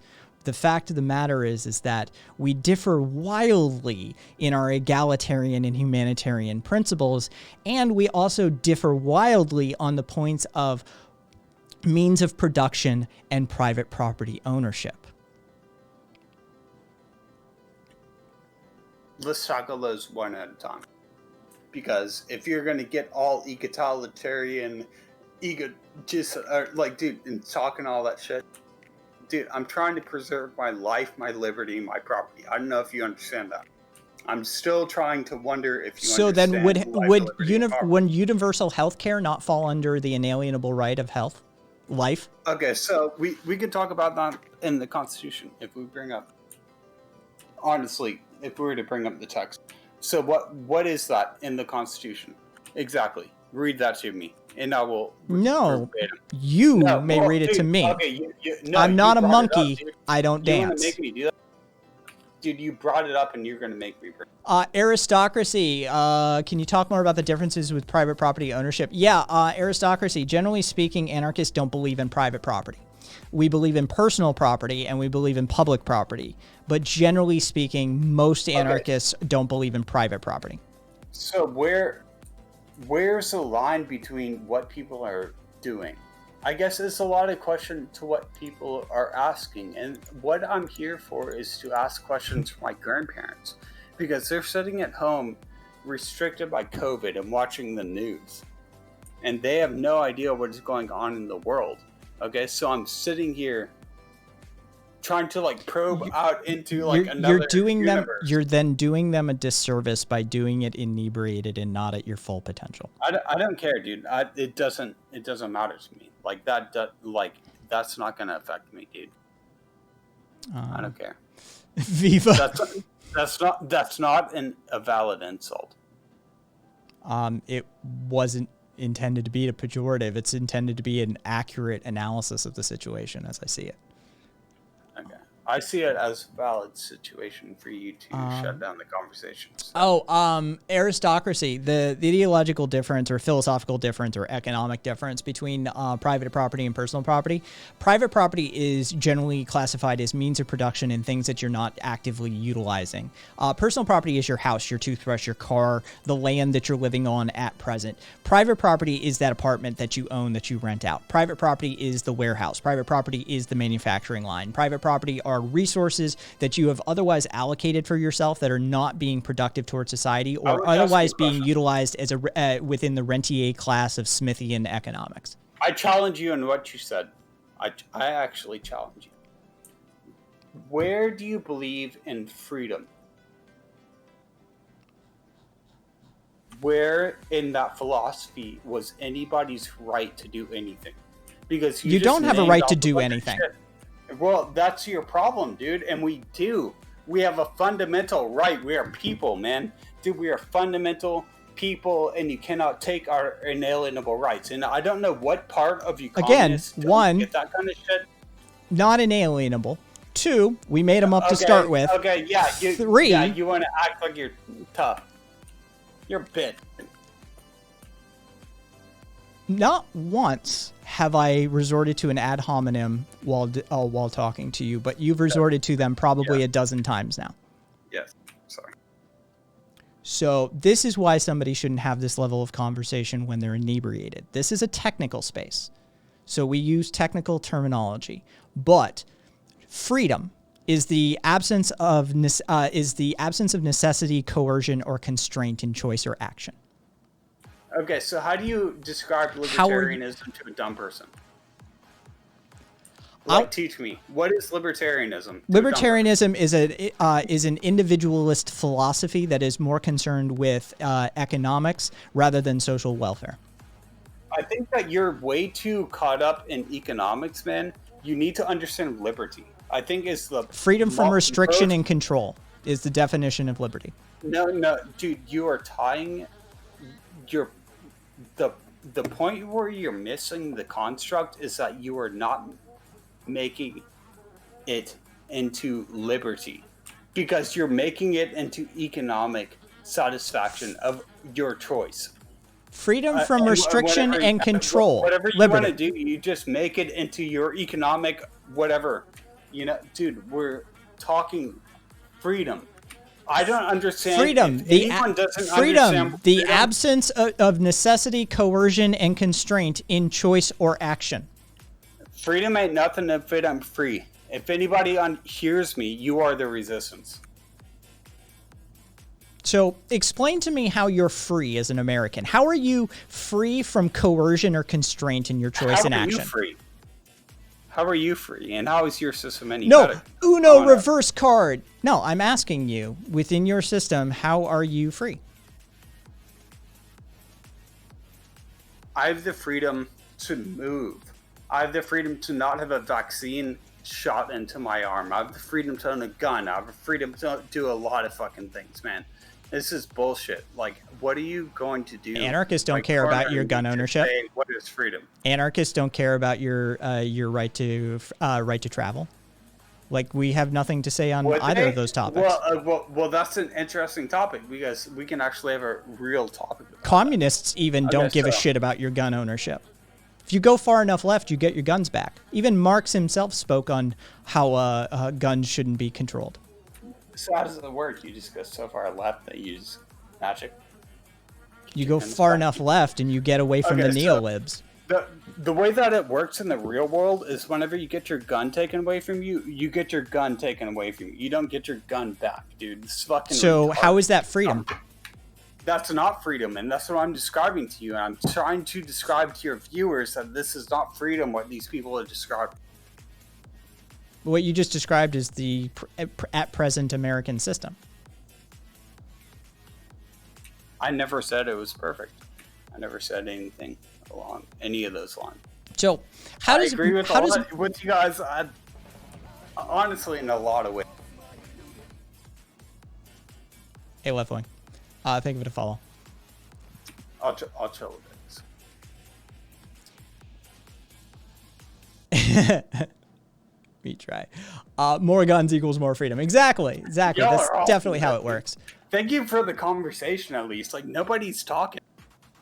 John, libertarianism's problem at its core is its individualistic roots. While anarchism has a heavy dose of individualism via the Stirner route.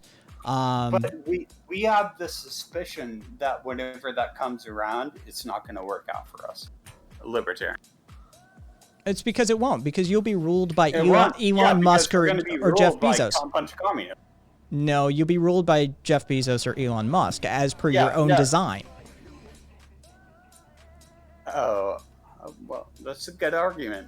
I do understand what you're saying there. That's libertarianism is that was actually a legitimately valid argument for one of the first. They've all been. You're just a little slow with the drinking. That's all. To be fair. The fact of the matter is that libertarianism is ANCAP light, and ANCAP is nothing more than neo-feudalism. Libertarianism holds a whole host of ideological tenets in correlation with feudalism. And the fact of the matter is if libertarians let their system run its course, the end state would be neo-feudalism. You'd end with the richest person, the person with the most resources, dictating how things will be. So let's stop here, and I think that we can agree on a fundamental point that the one outcome of this political system is fascism. It is fascism. I mean, you don't have to be a political genius to figure that out. if the police keep marching people down and people keep standing in the street like fucking idiots that they are, if they're fucking standing in the street, let's give them due credit for being idiots. But come on. How does somebody expressing their First Amendment rights, as you so pointed out, how are they idiots for doing so? You have your right to be an idiot. I never took your right away from... Look, it's just a setup. I think that you guys have done this to me multiple times tonight, so I'm not doing that. See, non-binary, you're going the classical libertarianism route. Heavily, there's some nuance there, but you're definitely leaning heavily upon the classical libertarianism route, which is why there needs to be a distinction made, especially like non-binary for Americans versus non-Americans. So where is the distinction though? Because we agree as libertarians on actually a lot of things, and a lot of people who listen to you look, I didn't even tell you what channel I came from. You can probably figure that out. No, You're not done. I don't make guesses at that sort of thing. Okay, whatever. I'm not going to paint it. We agree on a lot of things fundamentally, from the right and the left, and I think that's why I'm here fundamentally, and I'm here to generate the discussion. I don't care how inebriated I am. I'm here as a human being, for my grandparents and my family, to facilitate the discussion, because nobody knows what's going on. People are really actually confused. You think that you're all woke up here, like, again, woke scolds don't exist long on my channel. Look, dude, stop it. Look, just listen for a second. You think that you understand what's going on? I'm describing to you what's going on in the rest of the fucking universe. There's a lot of people out there who are really confused, don't know what's going on. And I came here to try and understand what's going on. And I'm not doing it for my own personal gain. I'm not here as a troll. I'm not doing it. I want to know what's up. Then come back come back tomorrow when you're sober. That.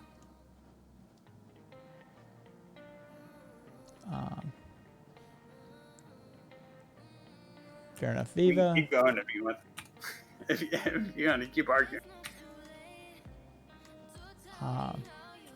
Your thoughts on libertarianism, I really don't think that they align with what I think libertarianism Which is why I prompted you to define libertarianism at the top of this conversation, and you lost your shit. Okay, yeah, that's fine. It's almost like I've done this once or twice before. So how do you define libertarianism for you? I take it as my freedom to defend myself. I take it as a freedom of my home. I take it as a right of property, basically. The fundamental right is property and person, is what it comes out. It doesn't come down to any, like, succinct 1, 2, or 3 kind of thing. There is no model. All right? Freedom is freedom, and you know freedom whenever you get it. And that's how I would describe it to you, and I know that you're going to shoot me down and do it. There's nothing to shoot down there. You provided literally nothing to work with. You've engaged... Imagine going into an engineer's office. This is him shooting me down, just like... Imagine going into an engineer's office and having no numbers, no drawings, nothing. You're just like, well, I mean, I kind of want to build a thing, but I really don't have a description of the thing, and I don't have any specifics of the thing. You need a different engineer if you don't understand freedom. Then you're fucking up fundamentally. You don't understand the basics of zero and mathematics. I've defined freedom for you. You literally are just like, freedom's this sort of this vague, nebulous concept that you just sort of know it. It's a very big thing, dude. Freedom is super vague. You've defined freedom in the same way that the Supreme Court of the United States defined pornography. I'm not exaggerating. You've literally defined it exactly the same. Take a step back and make that same analogy with how I am making that similarly. You're making a huge jump. Logically, that doesn't make sense. I don't go along with that shit. Logically, that doesn't make sense, man. You can't do that. And you keep doing it. Do what? Describe to me where I am wrong in my belief in what libertarianism is. Well, If you can at least describe that according me- to every look, political scientist, you're kind of look, wrong. Hey guys, dude, I'm not here to argue with you guys. I'm here to figure out who I am and what we're doing and where we're going as a country and all that kind of shit. There's some games, you know what I mean? You think this is all fun. We're not playing the game. People out there are wondering what is going on in the world. Well, I hate to be the bearer of bad news for them, but got they're gonna to have to. fucking laugh at that They're shit. gonna have to actually sit down and educate themselves if they want to even You guys- begin to scratch you guys that are gonna- surface. You guys are gonna wake up one day and you're not gonna understand what is going on, and it's gonna be really sad. And I'm very sorry. Like I'm trying to have a communication with No, you guys. you're not. You're We drunk. agree with a lot of things. If you were attempting good faith conversation and to engage in the dialectical exercise and use rhetorical device to converse with one another, you wouldn't show up drunk. Well, that's why I show up drunk, because that's whenever I want to have this discussion with you guys. But maybe I should, and maybe you're right, and we could have a more intelligent conversation with more proper English and all these kinds of words that you want to use and all these kinds of things, and point me out for whatever, and make me kind of feel dumb or whatever. You use a lot of mind games, just saying. You have walked into a technical space. I make don't no care. bones about that. This is not a I colloquial know. space. This know. is a space in which we will discuss at an academic level political science concepts, economic topics, and even things like theology and everything else in between. I make no apologies for holding people to a higher standard while they engage in this space. Understood. And thank you for having me on. I wish that you would have me as a guest again. It's been a real pleasure. All right. Well, sober up, drink some water, and we'll see about another time. Thank you, sir. You. Aristocracy, if you want, get into voice chat. I know you're there. Momo, get some tea. My voice is fine, but How you feeling? That was something. thank you all. Thank you for the compliments and all of that. Oh, you don't fucking. All right, hang on. Give me one sec. I gotcha. Aristocracy. There we go. Send. Done. Do a weed about it. Yes, you and your weeds. I was actually gonna say you need a command that's like the same thing as like 30,000, which is like Kai go out for a puff. You shit. I would put that much higher than the 30K, but yeah. Overlord Punk, that was yin yang. Okay. Aristocracy, you just need to jump into the voice chat and then I move you. If that's what you're looking to do. We're not that different, you and I. Dude, yeah, well, what's not okay, so I'll say that right out of the gate. We're not gonna make fun of anybody, we're not gonna pick on anybody, even though it was what we already know it to be. Gimpy, thank you for the biddies very kindly. Hey, Ari. Hey. That was a thing. It was a thing. When I tell people Yeah, that was a lot to when I tell people the number, like, what do anarchists do? Anarchists do that. That's the number one thing that if I were to even be slightly prescriptivist in the behavior of anarchists, which is antithetical, I know.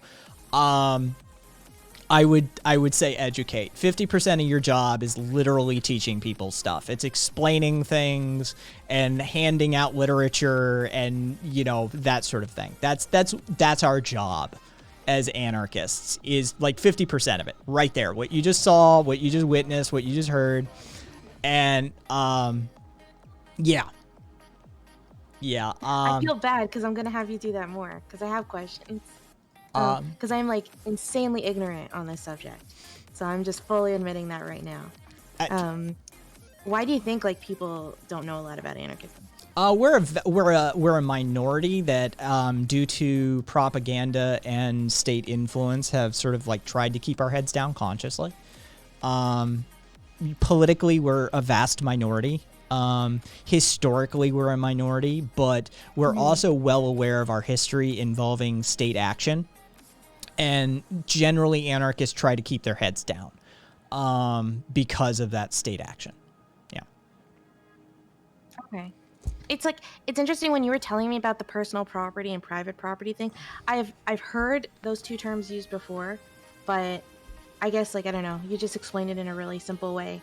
Do you think the way you explained it, is that also colloquially how people use it? Because, like, I just hear on average people say, like, oh, my guitar is my private property. Yeah, that colloquially people use private property in place of personal property. Legally and economically speaking, thank you for the follow, Dark Ash. Legally and economically speaking, there is a distinction. When somebody is schooled in these topics, if you're talking to like an actual Marxist or you're talking to an anarchist or something like that, and they say private property, they mean private property with a technical distinction. When you're talking to mom and pop and they say, you know, this is my private property, they mean personal property. Okay. Yeah. Yeah. No, that kind of makes sense. Because honestly, just instinctually, I feel like even if you ask like a child or something, or like, I don't know, even if you just plopped a bunch of humans on an island, like they would just naturally at least share some resources, and they'd still have like personal property, but the idea of private property, as you described it, it's so hard for it, like it's so hard for me to imagine a group of humans like existing like that for any long period of time.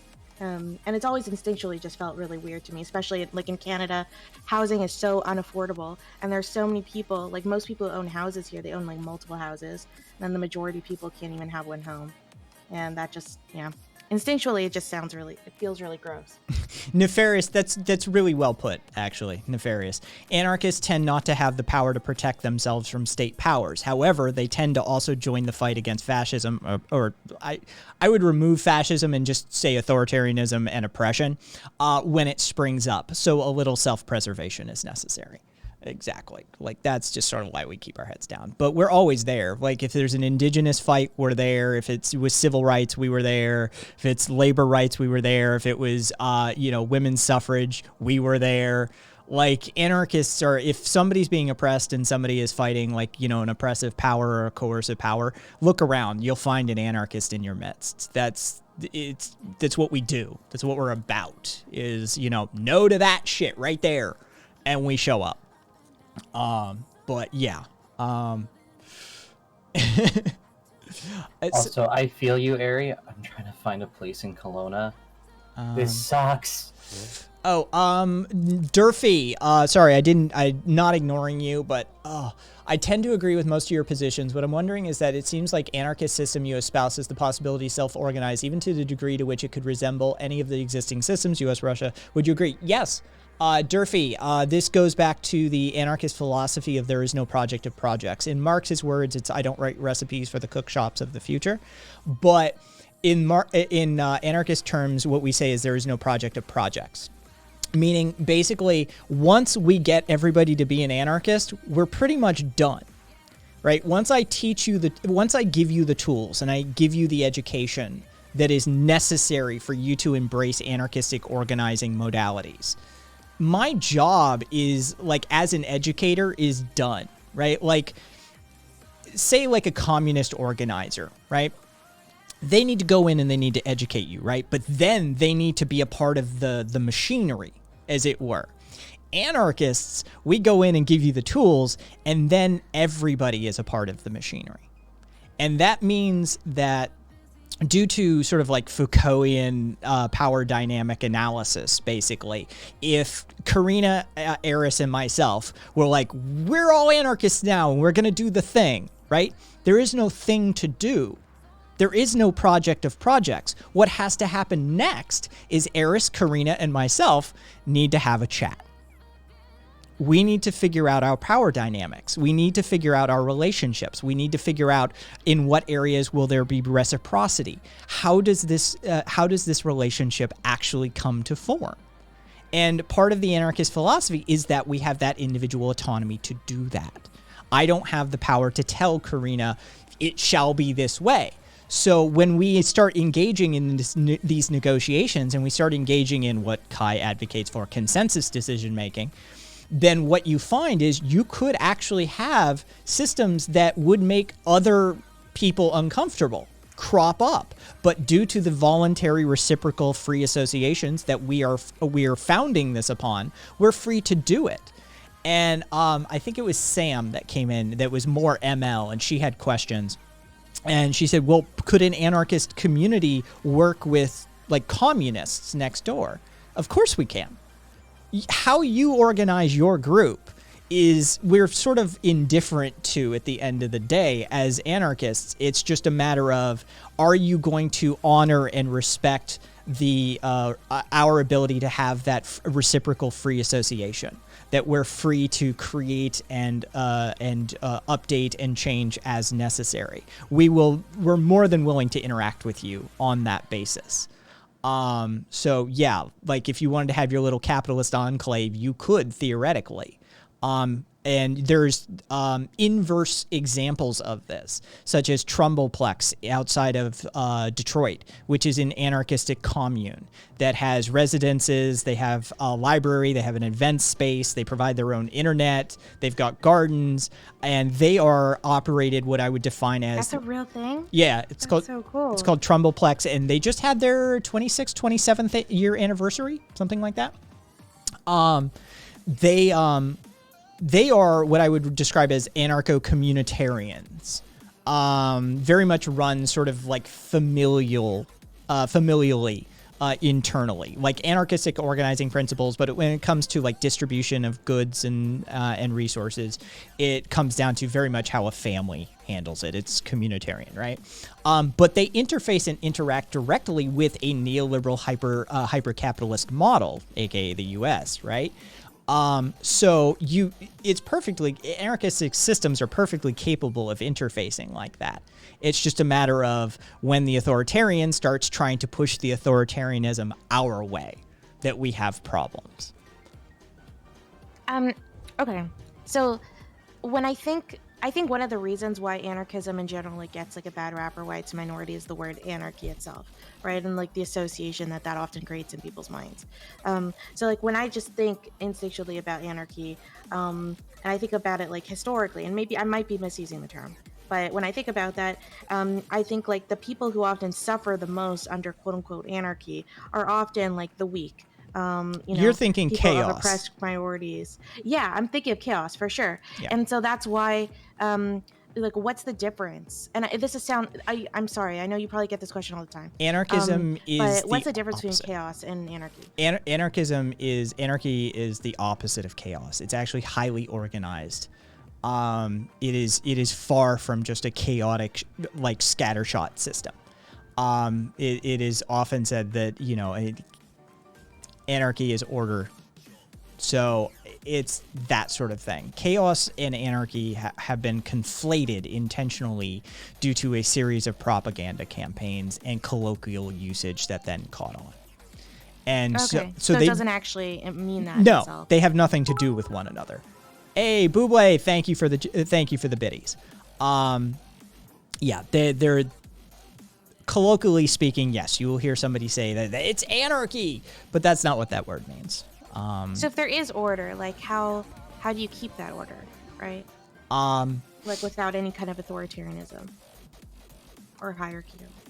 Well, see, that's the thing. Anarchists would use is referred to as heterarchy, or hierarchical organizational structure. And this is where, just let me do this really fast. Curlynan, did the media's version of Antifa hijack the anarchy movement? No. It did, Black Bloc has long been, I know people, like, you see Antifa, right? That's mostly Black Bloc that black, you're seeing the black balaclava and the black hoodie and the black pants throwing a rock through a Starbucks window, right? That's Black Bloc. And while they're not exclusively the domain of anarchists, they are largely comprised of anarchists. And Black Bloc is its own entity to be discussed. So did the media's version of Antifa, which generally is Black Bloc, hijack the anarchy movement? No, it didn't. Now, back to you, Eris. As far as organizational structures go, it's very difficult, and I often tell people this. I can sit here and explain a lot of these concepts to you, but the fact of the matter is that a minority percentage of people actually understand theory. Most people learn by doing. And so that's sort of where I will preface this. Look, I'll give you the explanation, but I will tell you that a lot of this won't actually click or make sense in your head until you get out and you do some of it. That's just the way it works. You were brought up in a hierarchical society. You were brought up in a society that is schooled and propagandized in very specific ways. And so something that is literally the opposite of that is very difficult for some people to wrap their heads around. Everybody waiting in the wings on voice chat, you just hang out a little bit. We're gonna do a little back and forth here. But yeah, just give it a little while. So basically, hierarchical organizational structure is a collapsed down horizontal structure, right? So imagine, oh God, don't make me do the piano map. We're gonna fucking draw the piano map probably. Just imagine a series of nodes that all offshoot a single line, right? Nobody is actually in charge of anybody else. You are in charge of yourself. But what comes down is a series of psychological and sociological factors. This is where anthropologists join the fray, basically. So there are a variety. Yeah. There's a rabbit is actually around somewhere. There is a variety of reasons why one might go along with this sort of system. From the hyper-individualist, egoist side of Stirner, sort of like, let's call them Stirnerian mechanics, for what's just on the fly, right? So Max Stirner sort of territory of hyper-individualist. You serve your own ego at the end of the day, and that having a functioning society and having a functioning group actually plays into that. Then there's the sort of self-sufficiency, subsistence, material conditions, Marxian analysis territory, where it's like, look, why would somebody go along with this? Why would somebody, participate in the system? Because it's highly productive and you're being fed, right? So you have those sorts of subsistence conditions. Then you have appeals to higher levels of analysis and philosophy, such as when you start entering the like meta ethics, and you start doing like almost like an epistemological analysis of like what is truth sort of territory, right? Can you be a moral realist and be an anarchist? Oh, yes. I often, I often clause things that I say with that, at the end of the day, while I am an idealist, because philosophically speaking, technically speaking, anarchism is idealism. I do have a healthy dose of realism and pragmatism. And so when you catch somebody who is, we call them around these parts puritopians, anarchists or other leftists who say, you cannot participate in electoralism or else you're out, basically. Like anything that sort of side. And that's where the pragmatism and the realism starts to come into play. It's like you need to add a healthy dose of a little bit of pragmatism to your anarchistic beliefs, because the fact of the matter is that harm reduction should come first. And don't get lost in the pursuit. Don't eschew progress in the pursuit of perfection, right? So, and it is important. I completely agree with that. It is important to remind anarchists Hey, Swamp, thank you for the host. I often find that, within the anarchist milieu, as it were, I find it important for myself as an anarchist to remind them often that, look, we're not utopians. There is no utopia. There is no anarchist utopia. That's not a thing we believe in. And so, step back and realize that, hey, don't step over the homeless person just because you can't build them a house. Maybe you can just buy them a sandwich. And as anarchists, that is a brand of anarchism that I am a huge proponent of. That actually, I love that so much. While I am a post-left, post-anarchist, we don't need to go down those routes. I am also, at the end of the day, a human being who doesn't have his head firmly planted up his ass and realizes that right now, if somebody is suffering and utilizing a state mechanism, hey, thank you, Karina. Karina just gifted you a sub, Eris. Yeah, I saw. Thank you. If there is something that we can do to alleviate that suffering, even utilizing the state to do it, we should have that discussion. We should at least be open to that discussion.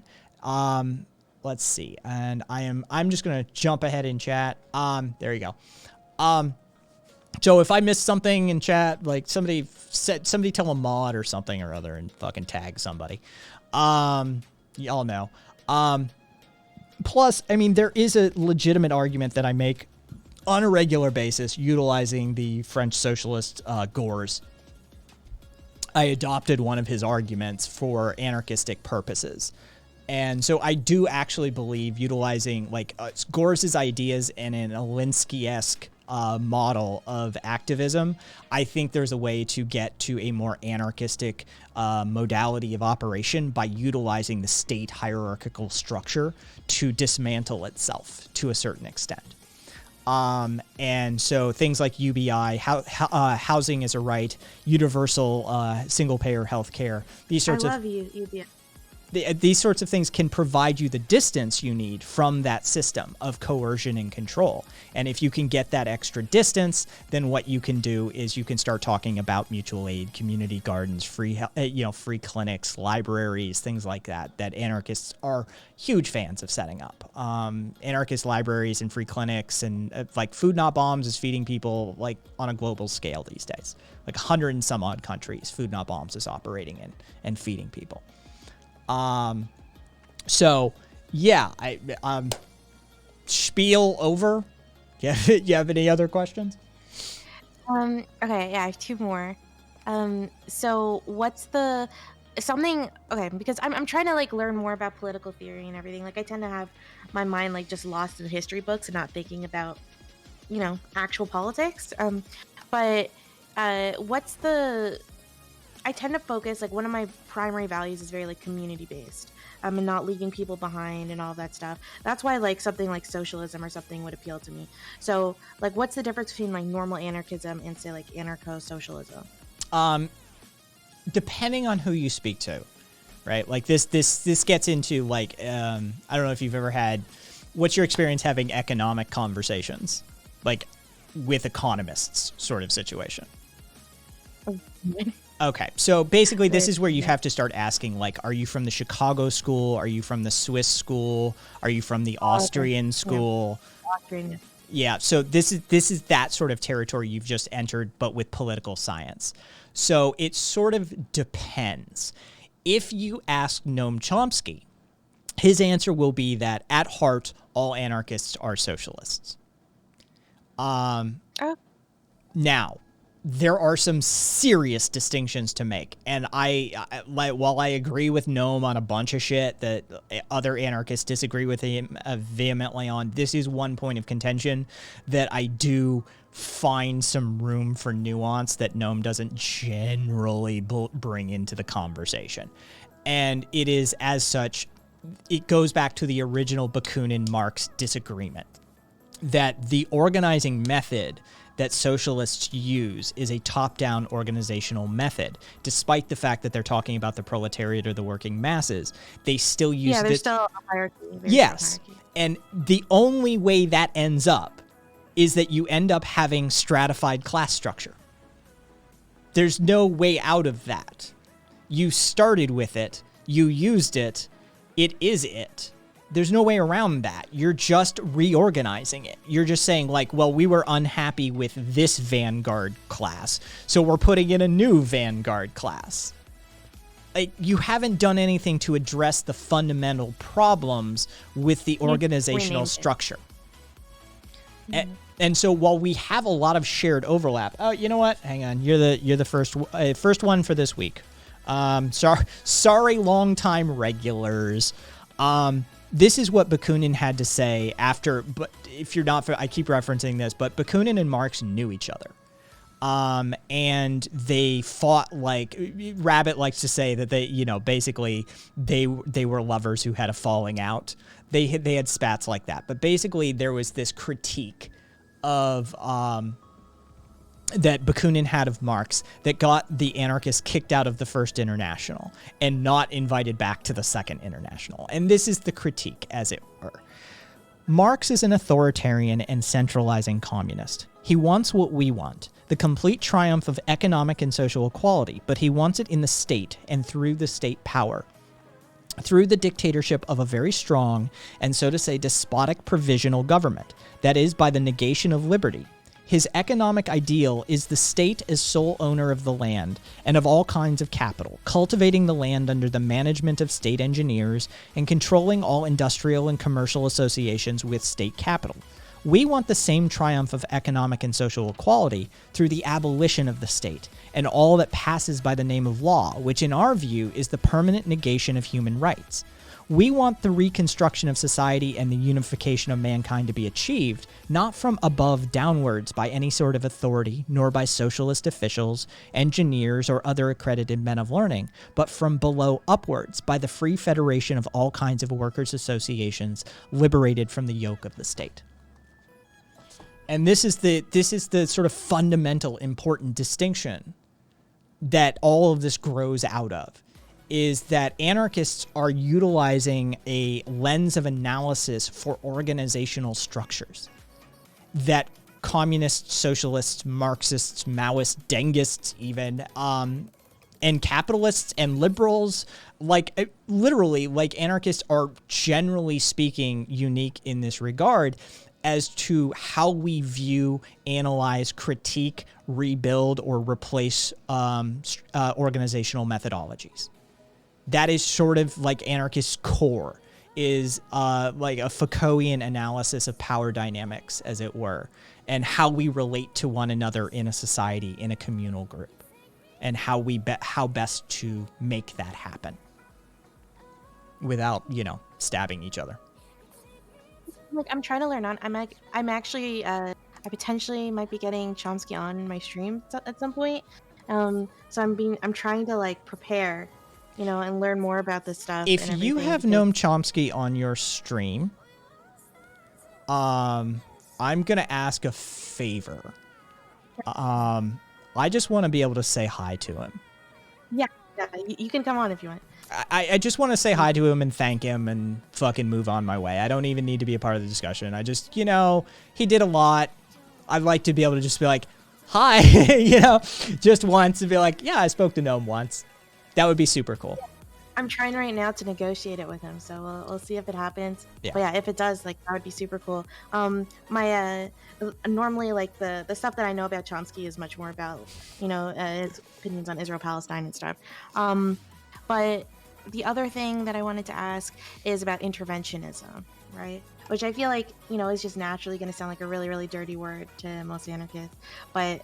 Oh my god, your chat's gonna hate me right now when they hear me say this. But on average, I'm an interventionist because I just, it's probably my bias as a Jewish person, that I would not exist if there hadn't been any kind of intervention by the United States and other Western powers into World War II.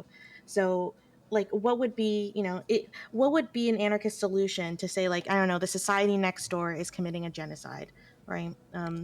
How do you handle that? Can this anarchist society actually engage in some kind of warfare or do something for an ethical purpose? Not only can we have some of the best examples historically of groups doing it. Really? Yeah.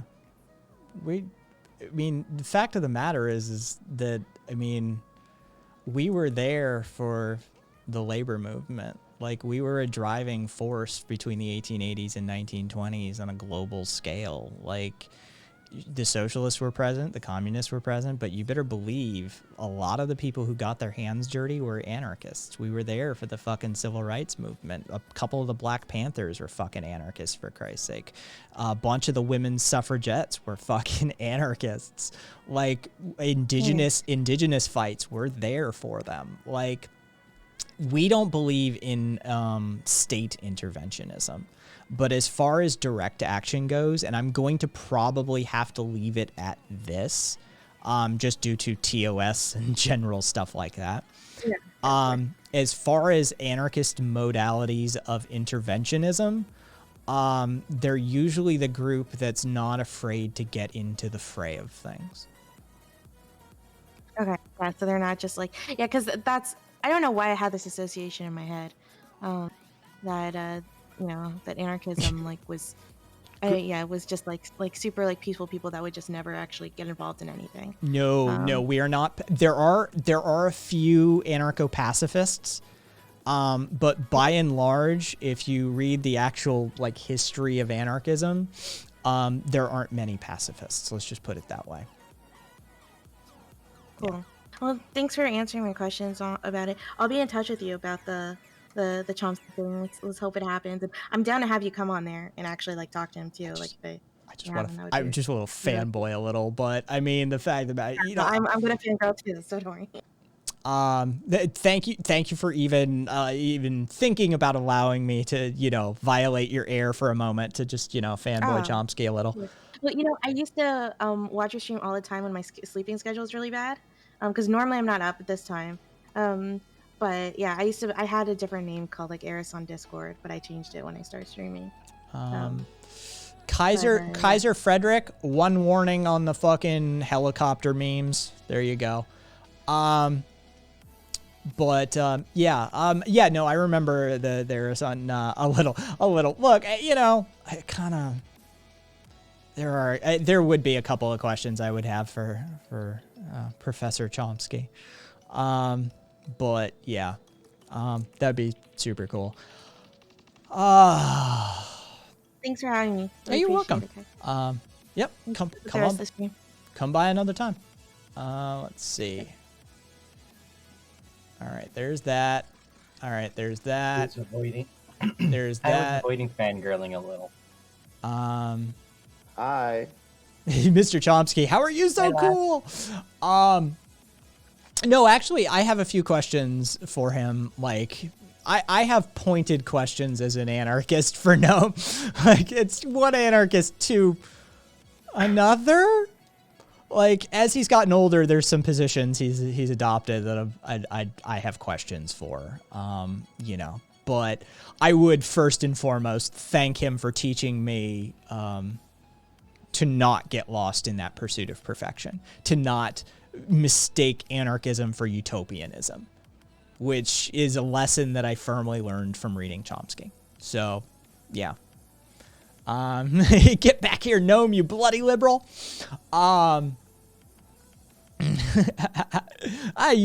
Eris, no worries and rudimentary questions. Everybody starts somewhere. I like to envision myself as a gatekeeper for anarchism who's standing there holding the door open basically for everybody.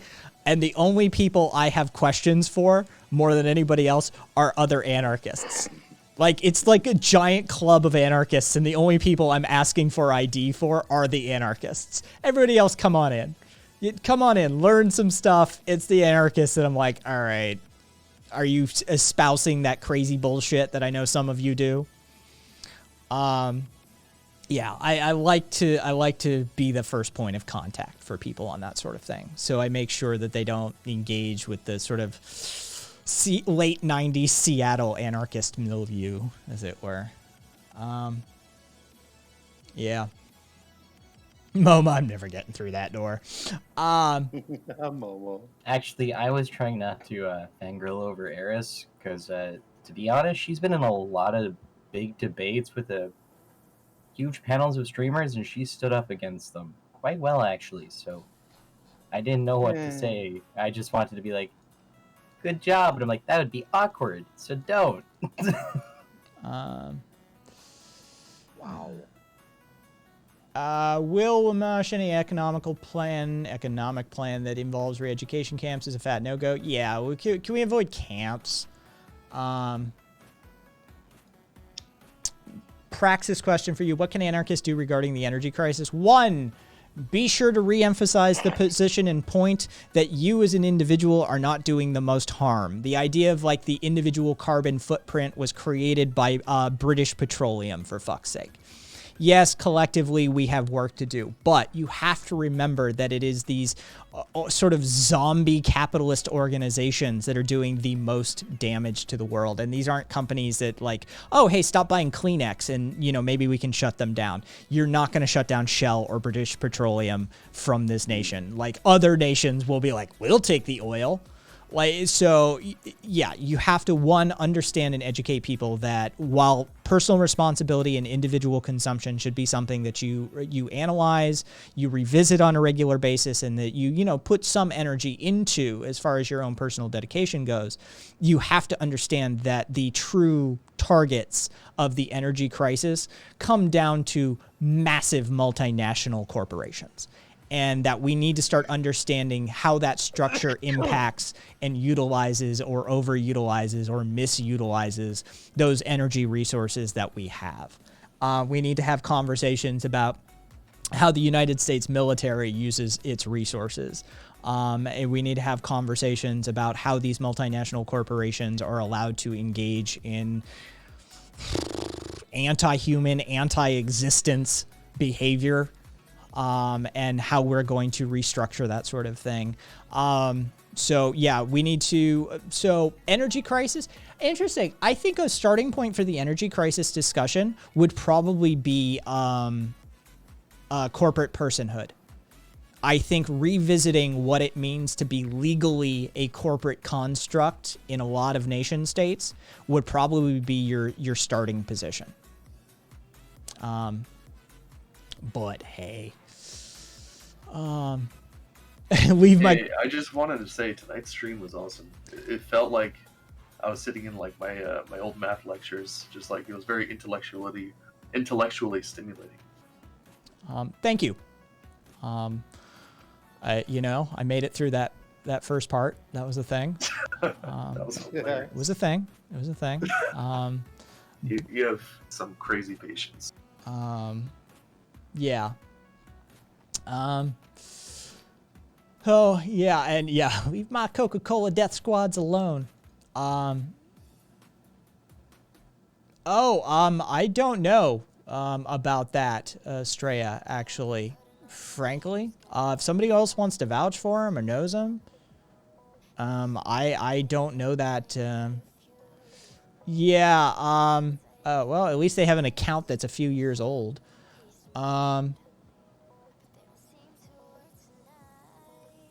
They don't seem problematic. Yeah, throw them a link, Estrella. Wait. Can we go back to the whole Noam Chomsky thing? Sure. Oof. Is that person even alive still? Yeah, Chomsky's alive. I mean, he's old as fuck, but he's alive. Still giving interviews. So did you say it's Noam Chomsky who actually met Marx in real life? No, it's Bakunin. Sorry, okay. Yeah, Bakunin and Marx I'm getting knew each some other. real math problems here wrong. Yeah, Bakunin and Marx knew each other. And argued like little bitches. Like, straight up. They just catfight. They, as Rabbit likes to point out, probably like ex-lover energy sort of shit. Like, interesting. Bakunin and Marx knew each other and did not get along at the end of the day.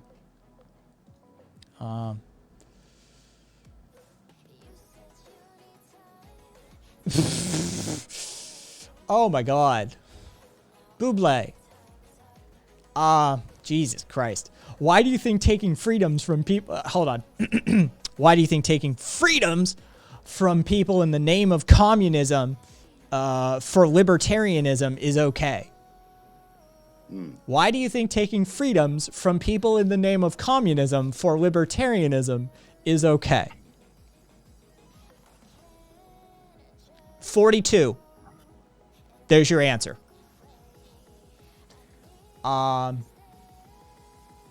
Did you just call Marx a bitch? Yeah, okay, sure. Yeah, and well, technically, if you really want to be honest about it, he was kind of a bitch. oh no, he very much threw like hissy fits. yeah, he really did throw hissy fits. And yeah, Che with the Marx quote: "Under no pretext should arms and ammunition be surrendered. Any attempts to disarm the workers must be frustrated by force if necessary." Like I told Buble, like if you go far enough left, you get your guns back. Like that's a middle spectrum shit territory.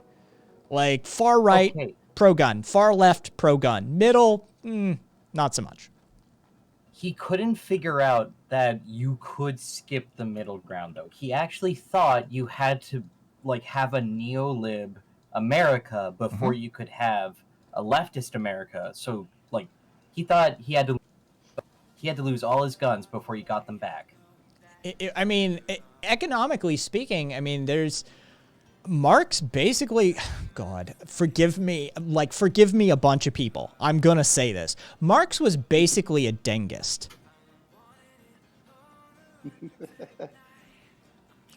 I think there's a few other things we can throw in there too, Kai. But well, okay, I know, but like that, at the end of the day, like, yeah, that transitionary fucking state capitalist society bullshit, like Marx, yeah, I just, yeah, weird. Taking freedom in the name of capitalism is all he wants, said Pope. Let's see. Hey, I'm gonna get going to bed. It's a bit late for me, but great stream, and thanks everyone for coming up. Thank you kindly, Doc. You have See you there, goldfish. Goldfish. All right. Yeah. Catch you later, man. Sleep well. And these anarchists advocate against state force. They just hate freedom. Exactly, sourcing. Let's see. Let me try and catch up here.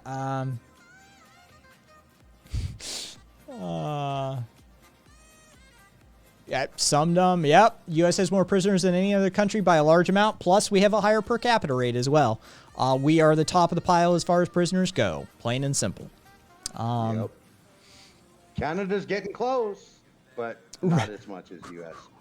I'm glad you backed me up on that, Rabbit. That Rabbit just all capitals. Not wrong about Marx essentially being a Dengist. Like it's weird to think about from a theory point of view, but it kind of works. Let's see. Hashtag Marx is over.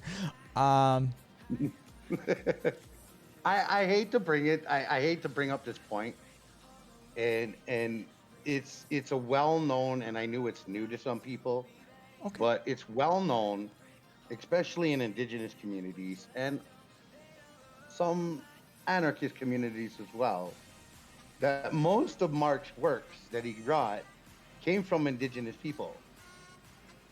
No, he stole from one dude who stole from the indigenous people. Marx stole from a bunch of people. But one of the dudes he stole from basically whole clothed some indigenous stuff. Marx, I mean, you can't ignore like the Hegelian influence on Marx. And you know, I mean, he basically broke Hegelianism. But I think there's something to, you know, the Hegelian dialectic, and I think that Hegel had some interesting takes and some interesting philosophical points. I do think there's a lot there. But Marx attempt to stand Hegel on his head sort of situation, I broke Hegelian dialectics basically. But yeah, Marx borrowed from a whole bunch of people. But one of the dudes he borrowed from basically whole cloth some indigenous stuff. Right, Jay? You don't mind if I... Morgan, Rasul, get back here with that indigenous knowledge. Yeah, exactly, right? My friend's father is friends with Noam Chomsky. She shows us some funny stuff, but I need to blur stuff before I show you. All right, cool, be over. Sourcing had a good solid take. I just want the freedom to use my existing power and influence to exploit those without power and influence. Yeah, basically. That's how this shit works out. Shay, and they hated him for he spoke the truth. Let's like, breaking Hegel is what we do here. Yeah, Kropotkin's mutual aid, 90% of it, yeah. Yeah. A lot of different of these old people like a lot of different philosophicals or whatever you want to call them back in the day, took a lot of their stuff from indigenous people around the world. Thank you. Thank you for the follow, Noon. I mean, there's even what? So what? I'm pretty sure. Well, we can accumulate. Football. The Constitution came from the Iroquois, where the Great Law of Peace. Oh Jesus! Although the Constitution was completely butchered, but okay, so that's cursed. Can like fucking somebody I know with somewhat of a fucking Twitter following apparently like sent out a goddamn tweet mentioning me. Fucking per the Richard Wolff Destiny thing. Destiny has no idea what socialism means, nor capitalism, apparently. He has an inability to listen and understand. Who follows this guy? At Kai's things could destroy him in a debate. Please no. Please don't drag me into that arena. Oh, no. Don't drag me into that arena. In no way, shape, or form am I ever going to debate Bro Destiny. For many reasons. For many reasons. Please, for the love of God. There you go, Kai. There's your road into the debate bro whole entire community. God damn it. They're gonna pull you into it if you don't go willingly. Debate bro Kai and Infrared versus Vosh and Destiny. Amorous for that cursed shit. Holy fuck. Yeah. Nefarious if you thought Drunky was bad. Yeah, not a chance in hell. Not a chance in hell. But yeah, I just saw that. Because I was looking up what Nay Day meant because somebody fucking walked in and said Happy Nay Day, and I'm like, it's got to be a Twitter thing. What the fuck is Nay Day? But apparently it's about like Neymar, the fucking like football fucking player person. Apparently something to do with football. Would you say Vosh has a decent understanding of anarchism and socialism? He's pretty pragmatic about harm reduction.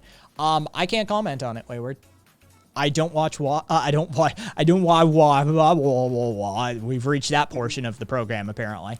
I don't watch Vosh and I don't watch Destiny. I don't watch any of these people. Like I was serious at the very earlier in the show. I don't participate in these circles. Like all of that crew basically that is constantly like just up to their necks in debate bro drama and shit. I don't engage with. I don't watch. I don't pay any attention to. So I could not make an objective analysis of Vosh as an anarchist. Like, is he an anarchist? Like, apparently people tell me he's like claimed to be an anarchist in the past and advocates for some stuff. I don't know. I don't know enough about his position. I haven't listened to him enough to be able to say anything, equivocally one way or another. Rabbit. Oh my God. Fucking. I think Momo, I'd turn the computer off to avoid that mess. Oh God, but have you considered the humble butterfly? I don't, yeah, I just, I have other things. Like I've got a full plate as it stands. I don't need fucking like, oh, I'm going to spend 2-3 hours watching Vosh and or Destiny today. Like that's not 2 or 3 hours that I have to spare to start with. So, you know, I would rely upon others to tell me their positions, people that do watch them that I trust, that I'd be like, all right, what's the deal? Like, I would just crowdsource that information.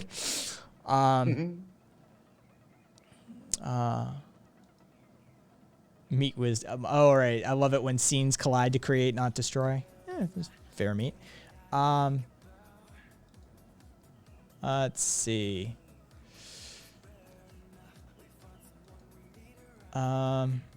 Destiny's position is to be a cunt based on my first impression.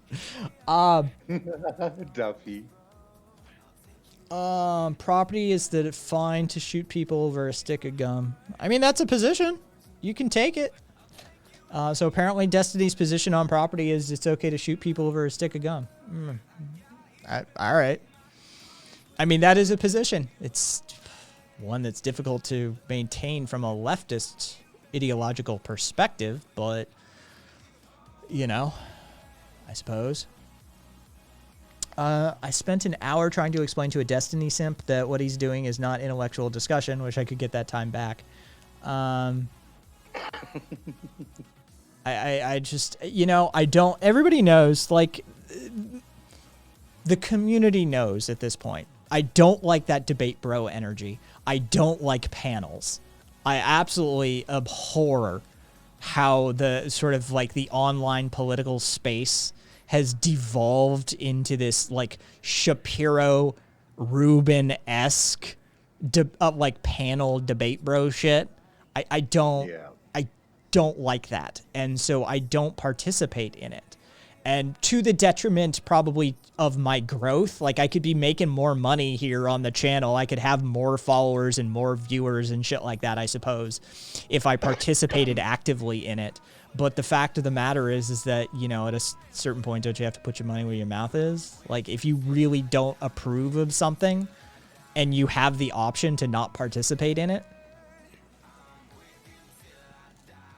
Just my take. It's not about money. Yeah, it's about about educating a motherfucker too. I do not watch panels. No, I just I can't do it. I mean, let's be honest here, Prime. Like, Kai, you literally, as long as I've known you, have constantly donated everything that you receive off of Twitch. At present, I am keeping a store just to pay for, like, I'm making the thing self-sufficient at least. So, you know, like my hosting isn't cheap for all the fucking web assets and shit like that, and you know, any Fiverr assets and stuff like that. And books, but the community has bought me books before. But other than that, yeah, I already participate in that aspect. That wasn't new, but yeah, it was just throw some more money on the pile, as it were. But yeah. I used to watch Vosh, but I got bored. I hate it and just wish it was so targeted to youth. Prime Kyle. Fuck you, Amherst. Amherst, you had so many cursed takes tonight. Fucking holy shit.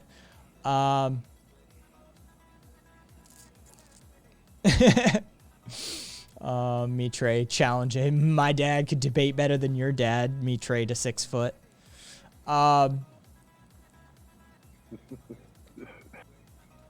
I just, you know, I don't think that those are productive spaces. I think that they're more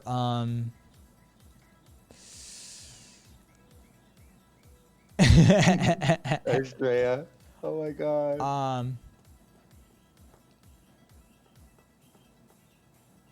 Some a variety of them actually.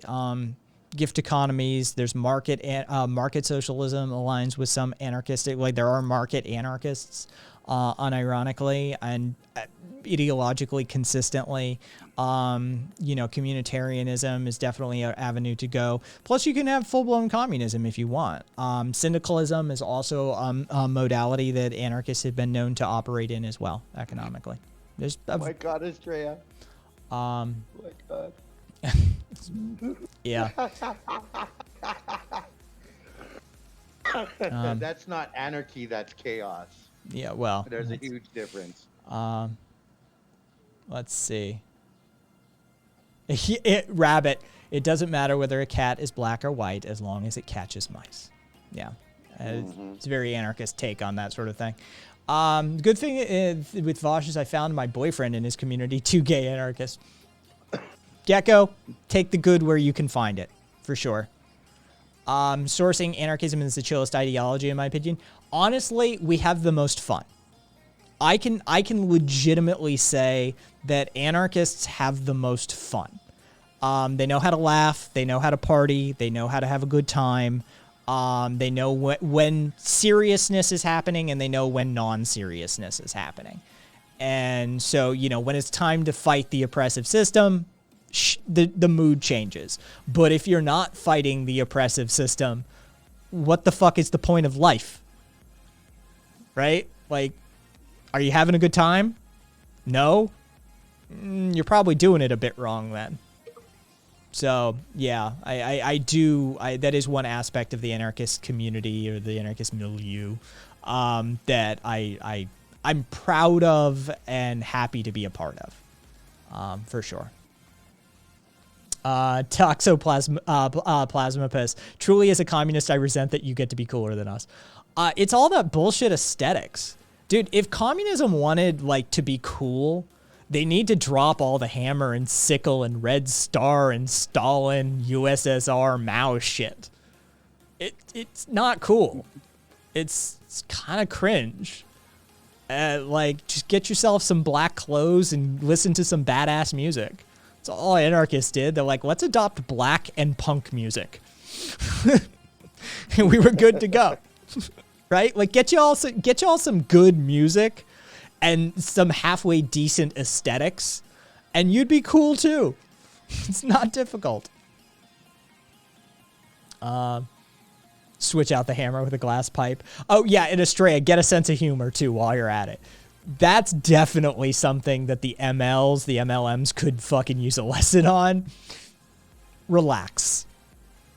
Just breathe, deep breath, take a hit off the joint, and laugh a little bit. For sure.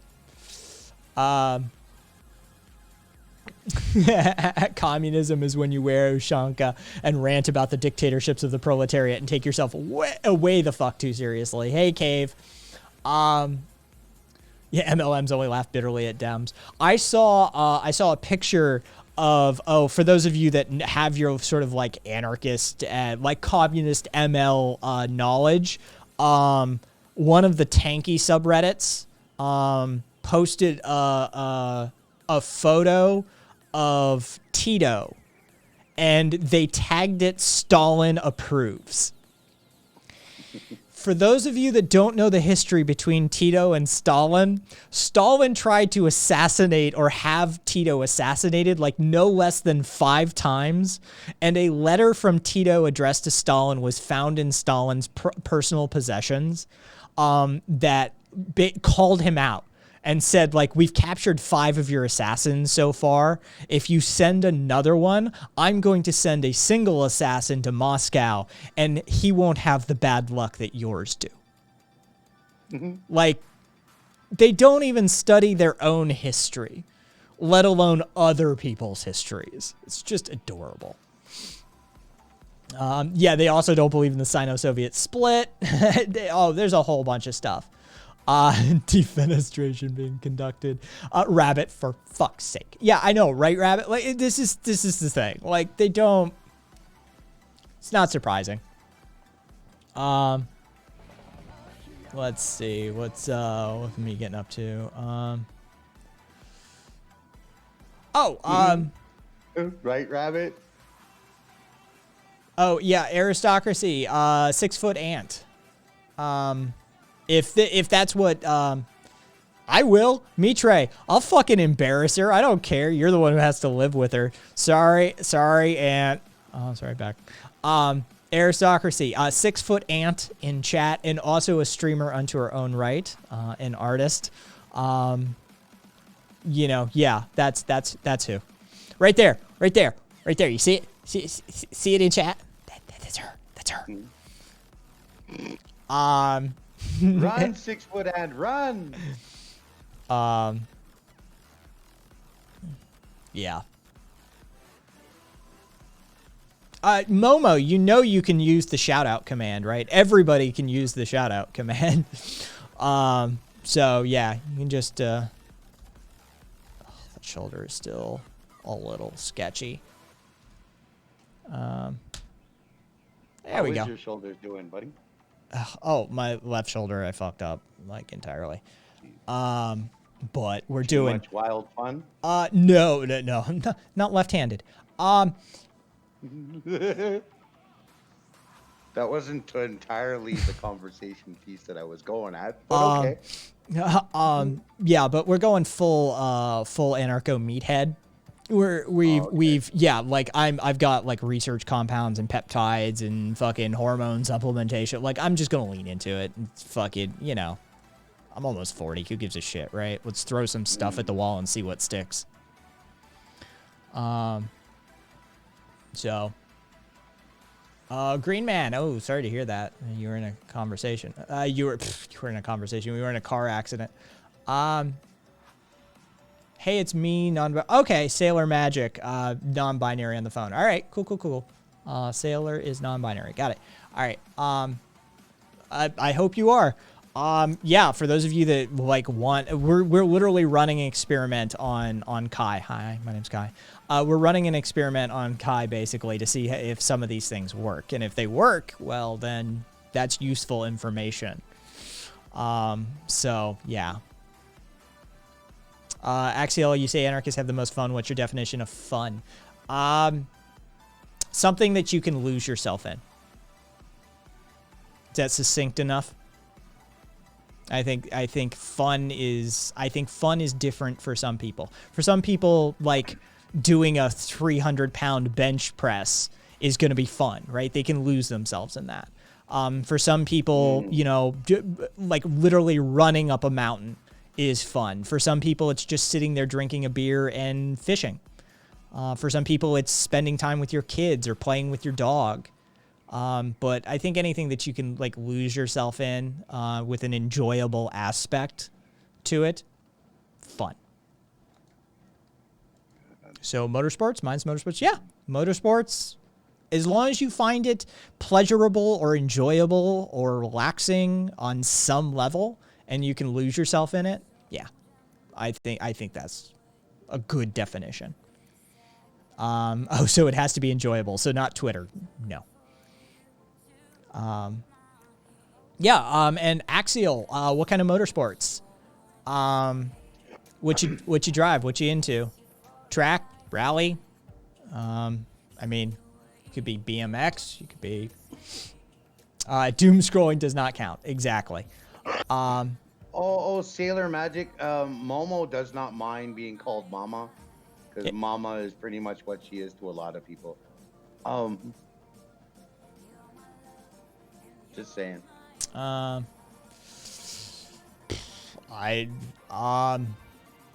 anybody smoke cigarettes? Like literally no real purpose. Which, anyone here smokes cigarettes? I don't. I've never smoked. Yeah, I'm in the house, Hunter. What up? So. I smoke cigarettes. Like still? Yeah, well, I smoke indigenous cigarettes, so still, they don't have any chemicals in them. I would not be recommending that with your lungs.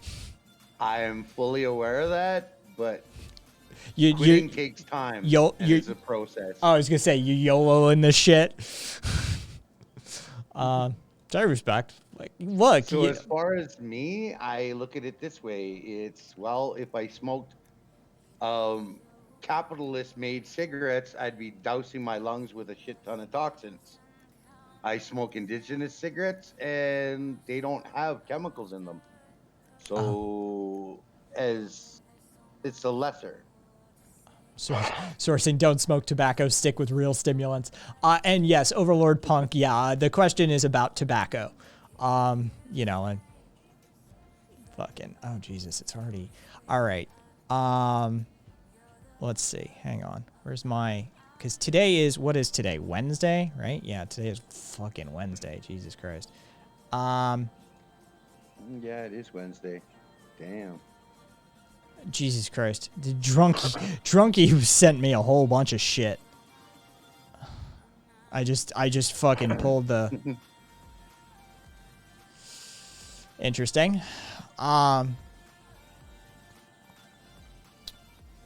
Oh yeah, quitting weed is easy. You just stop smoking. Yeah.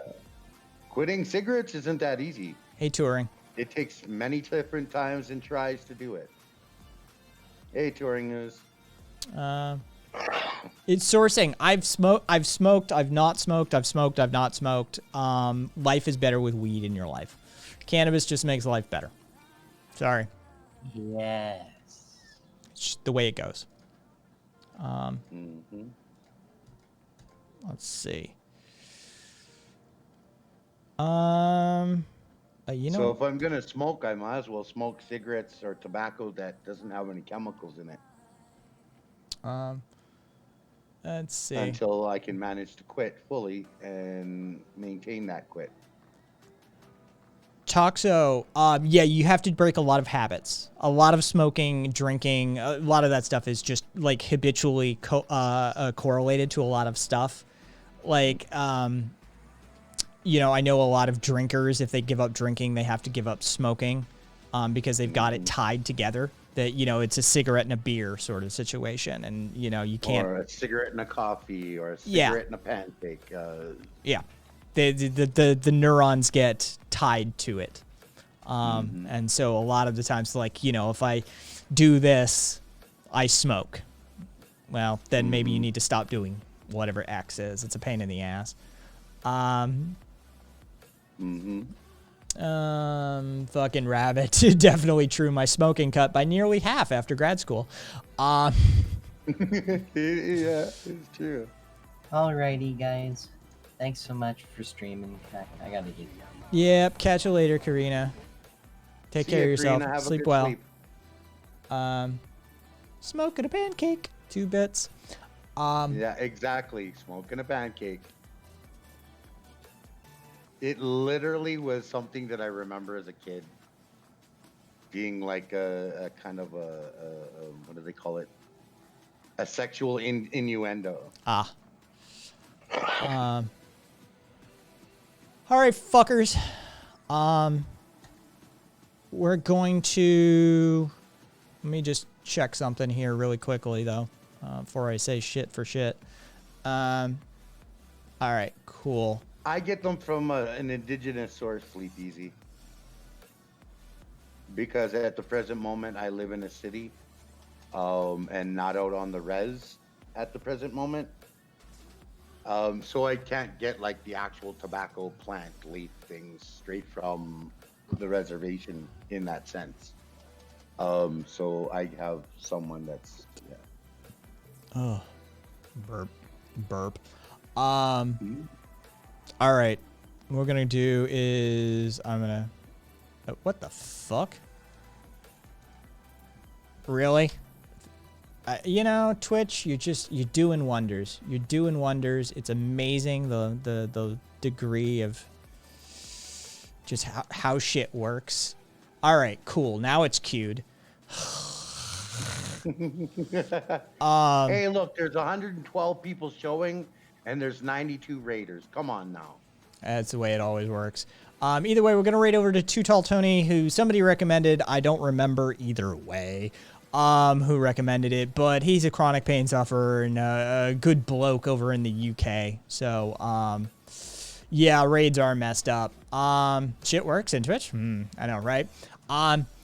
5 days a week, when I can. These days, you know, mom had a total knee and I've got injuries that I'm dealing with. So occasionally I have to take a day off now and then. But 5 days a week, Monday, Wednesday, Friday, 5:30 p.m. Pacific, Tuesday, Thursdays, 11:30 p.m. Pacific. Join me later today, I suppose. Sue, thank you so much for the raid. Not a problem, bro. Not a problem. All You know right. I love you. Likewise. Yeah, everybody else, thanks for hanging out. Thanks for fucking everything. Thanks for participating.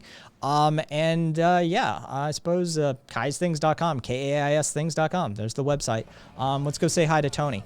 I hope you guys are as well as you can be. Till next time. Bye. All right, so that closes.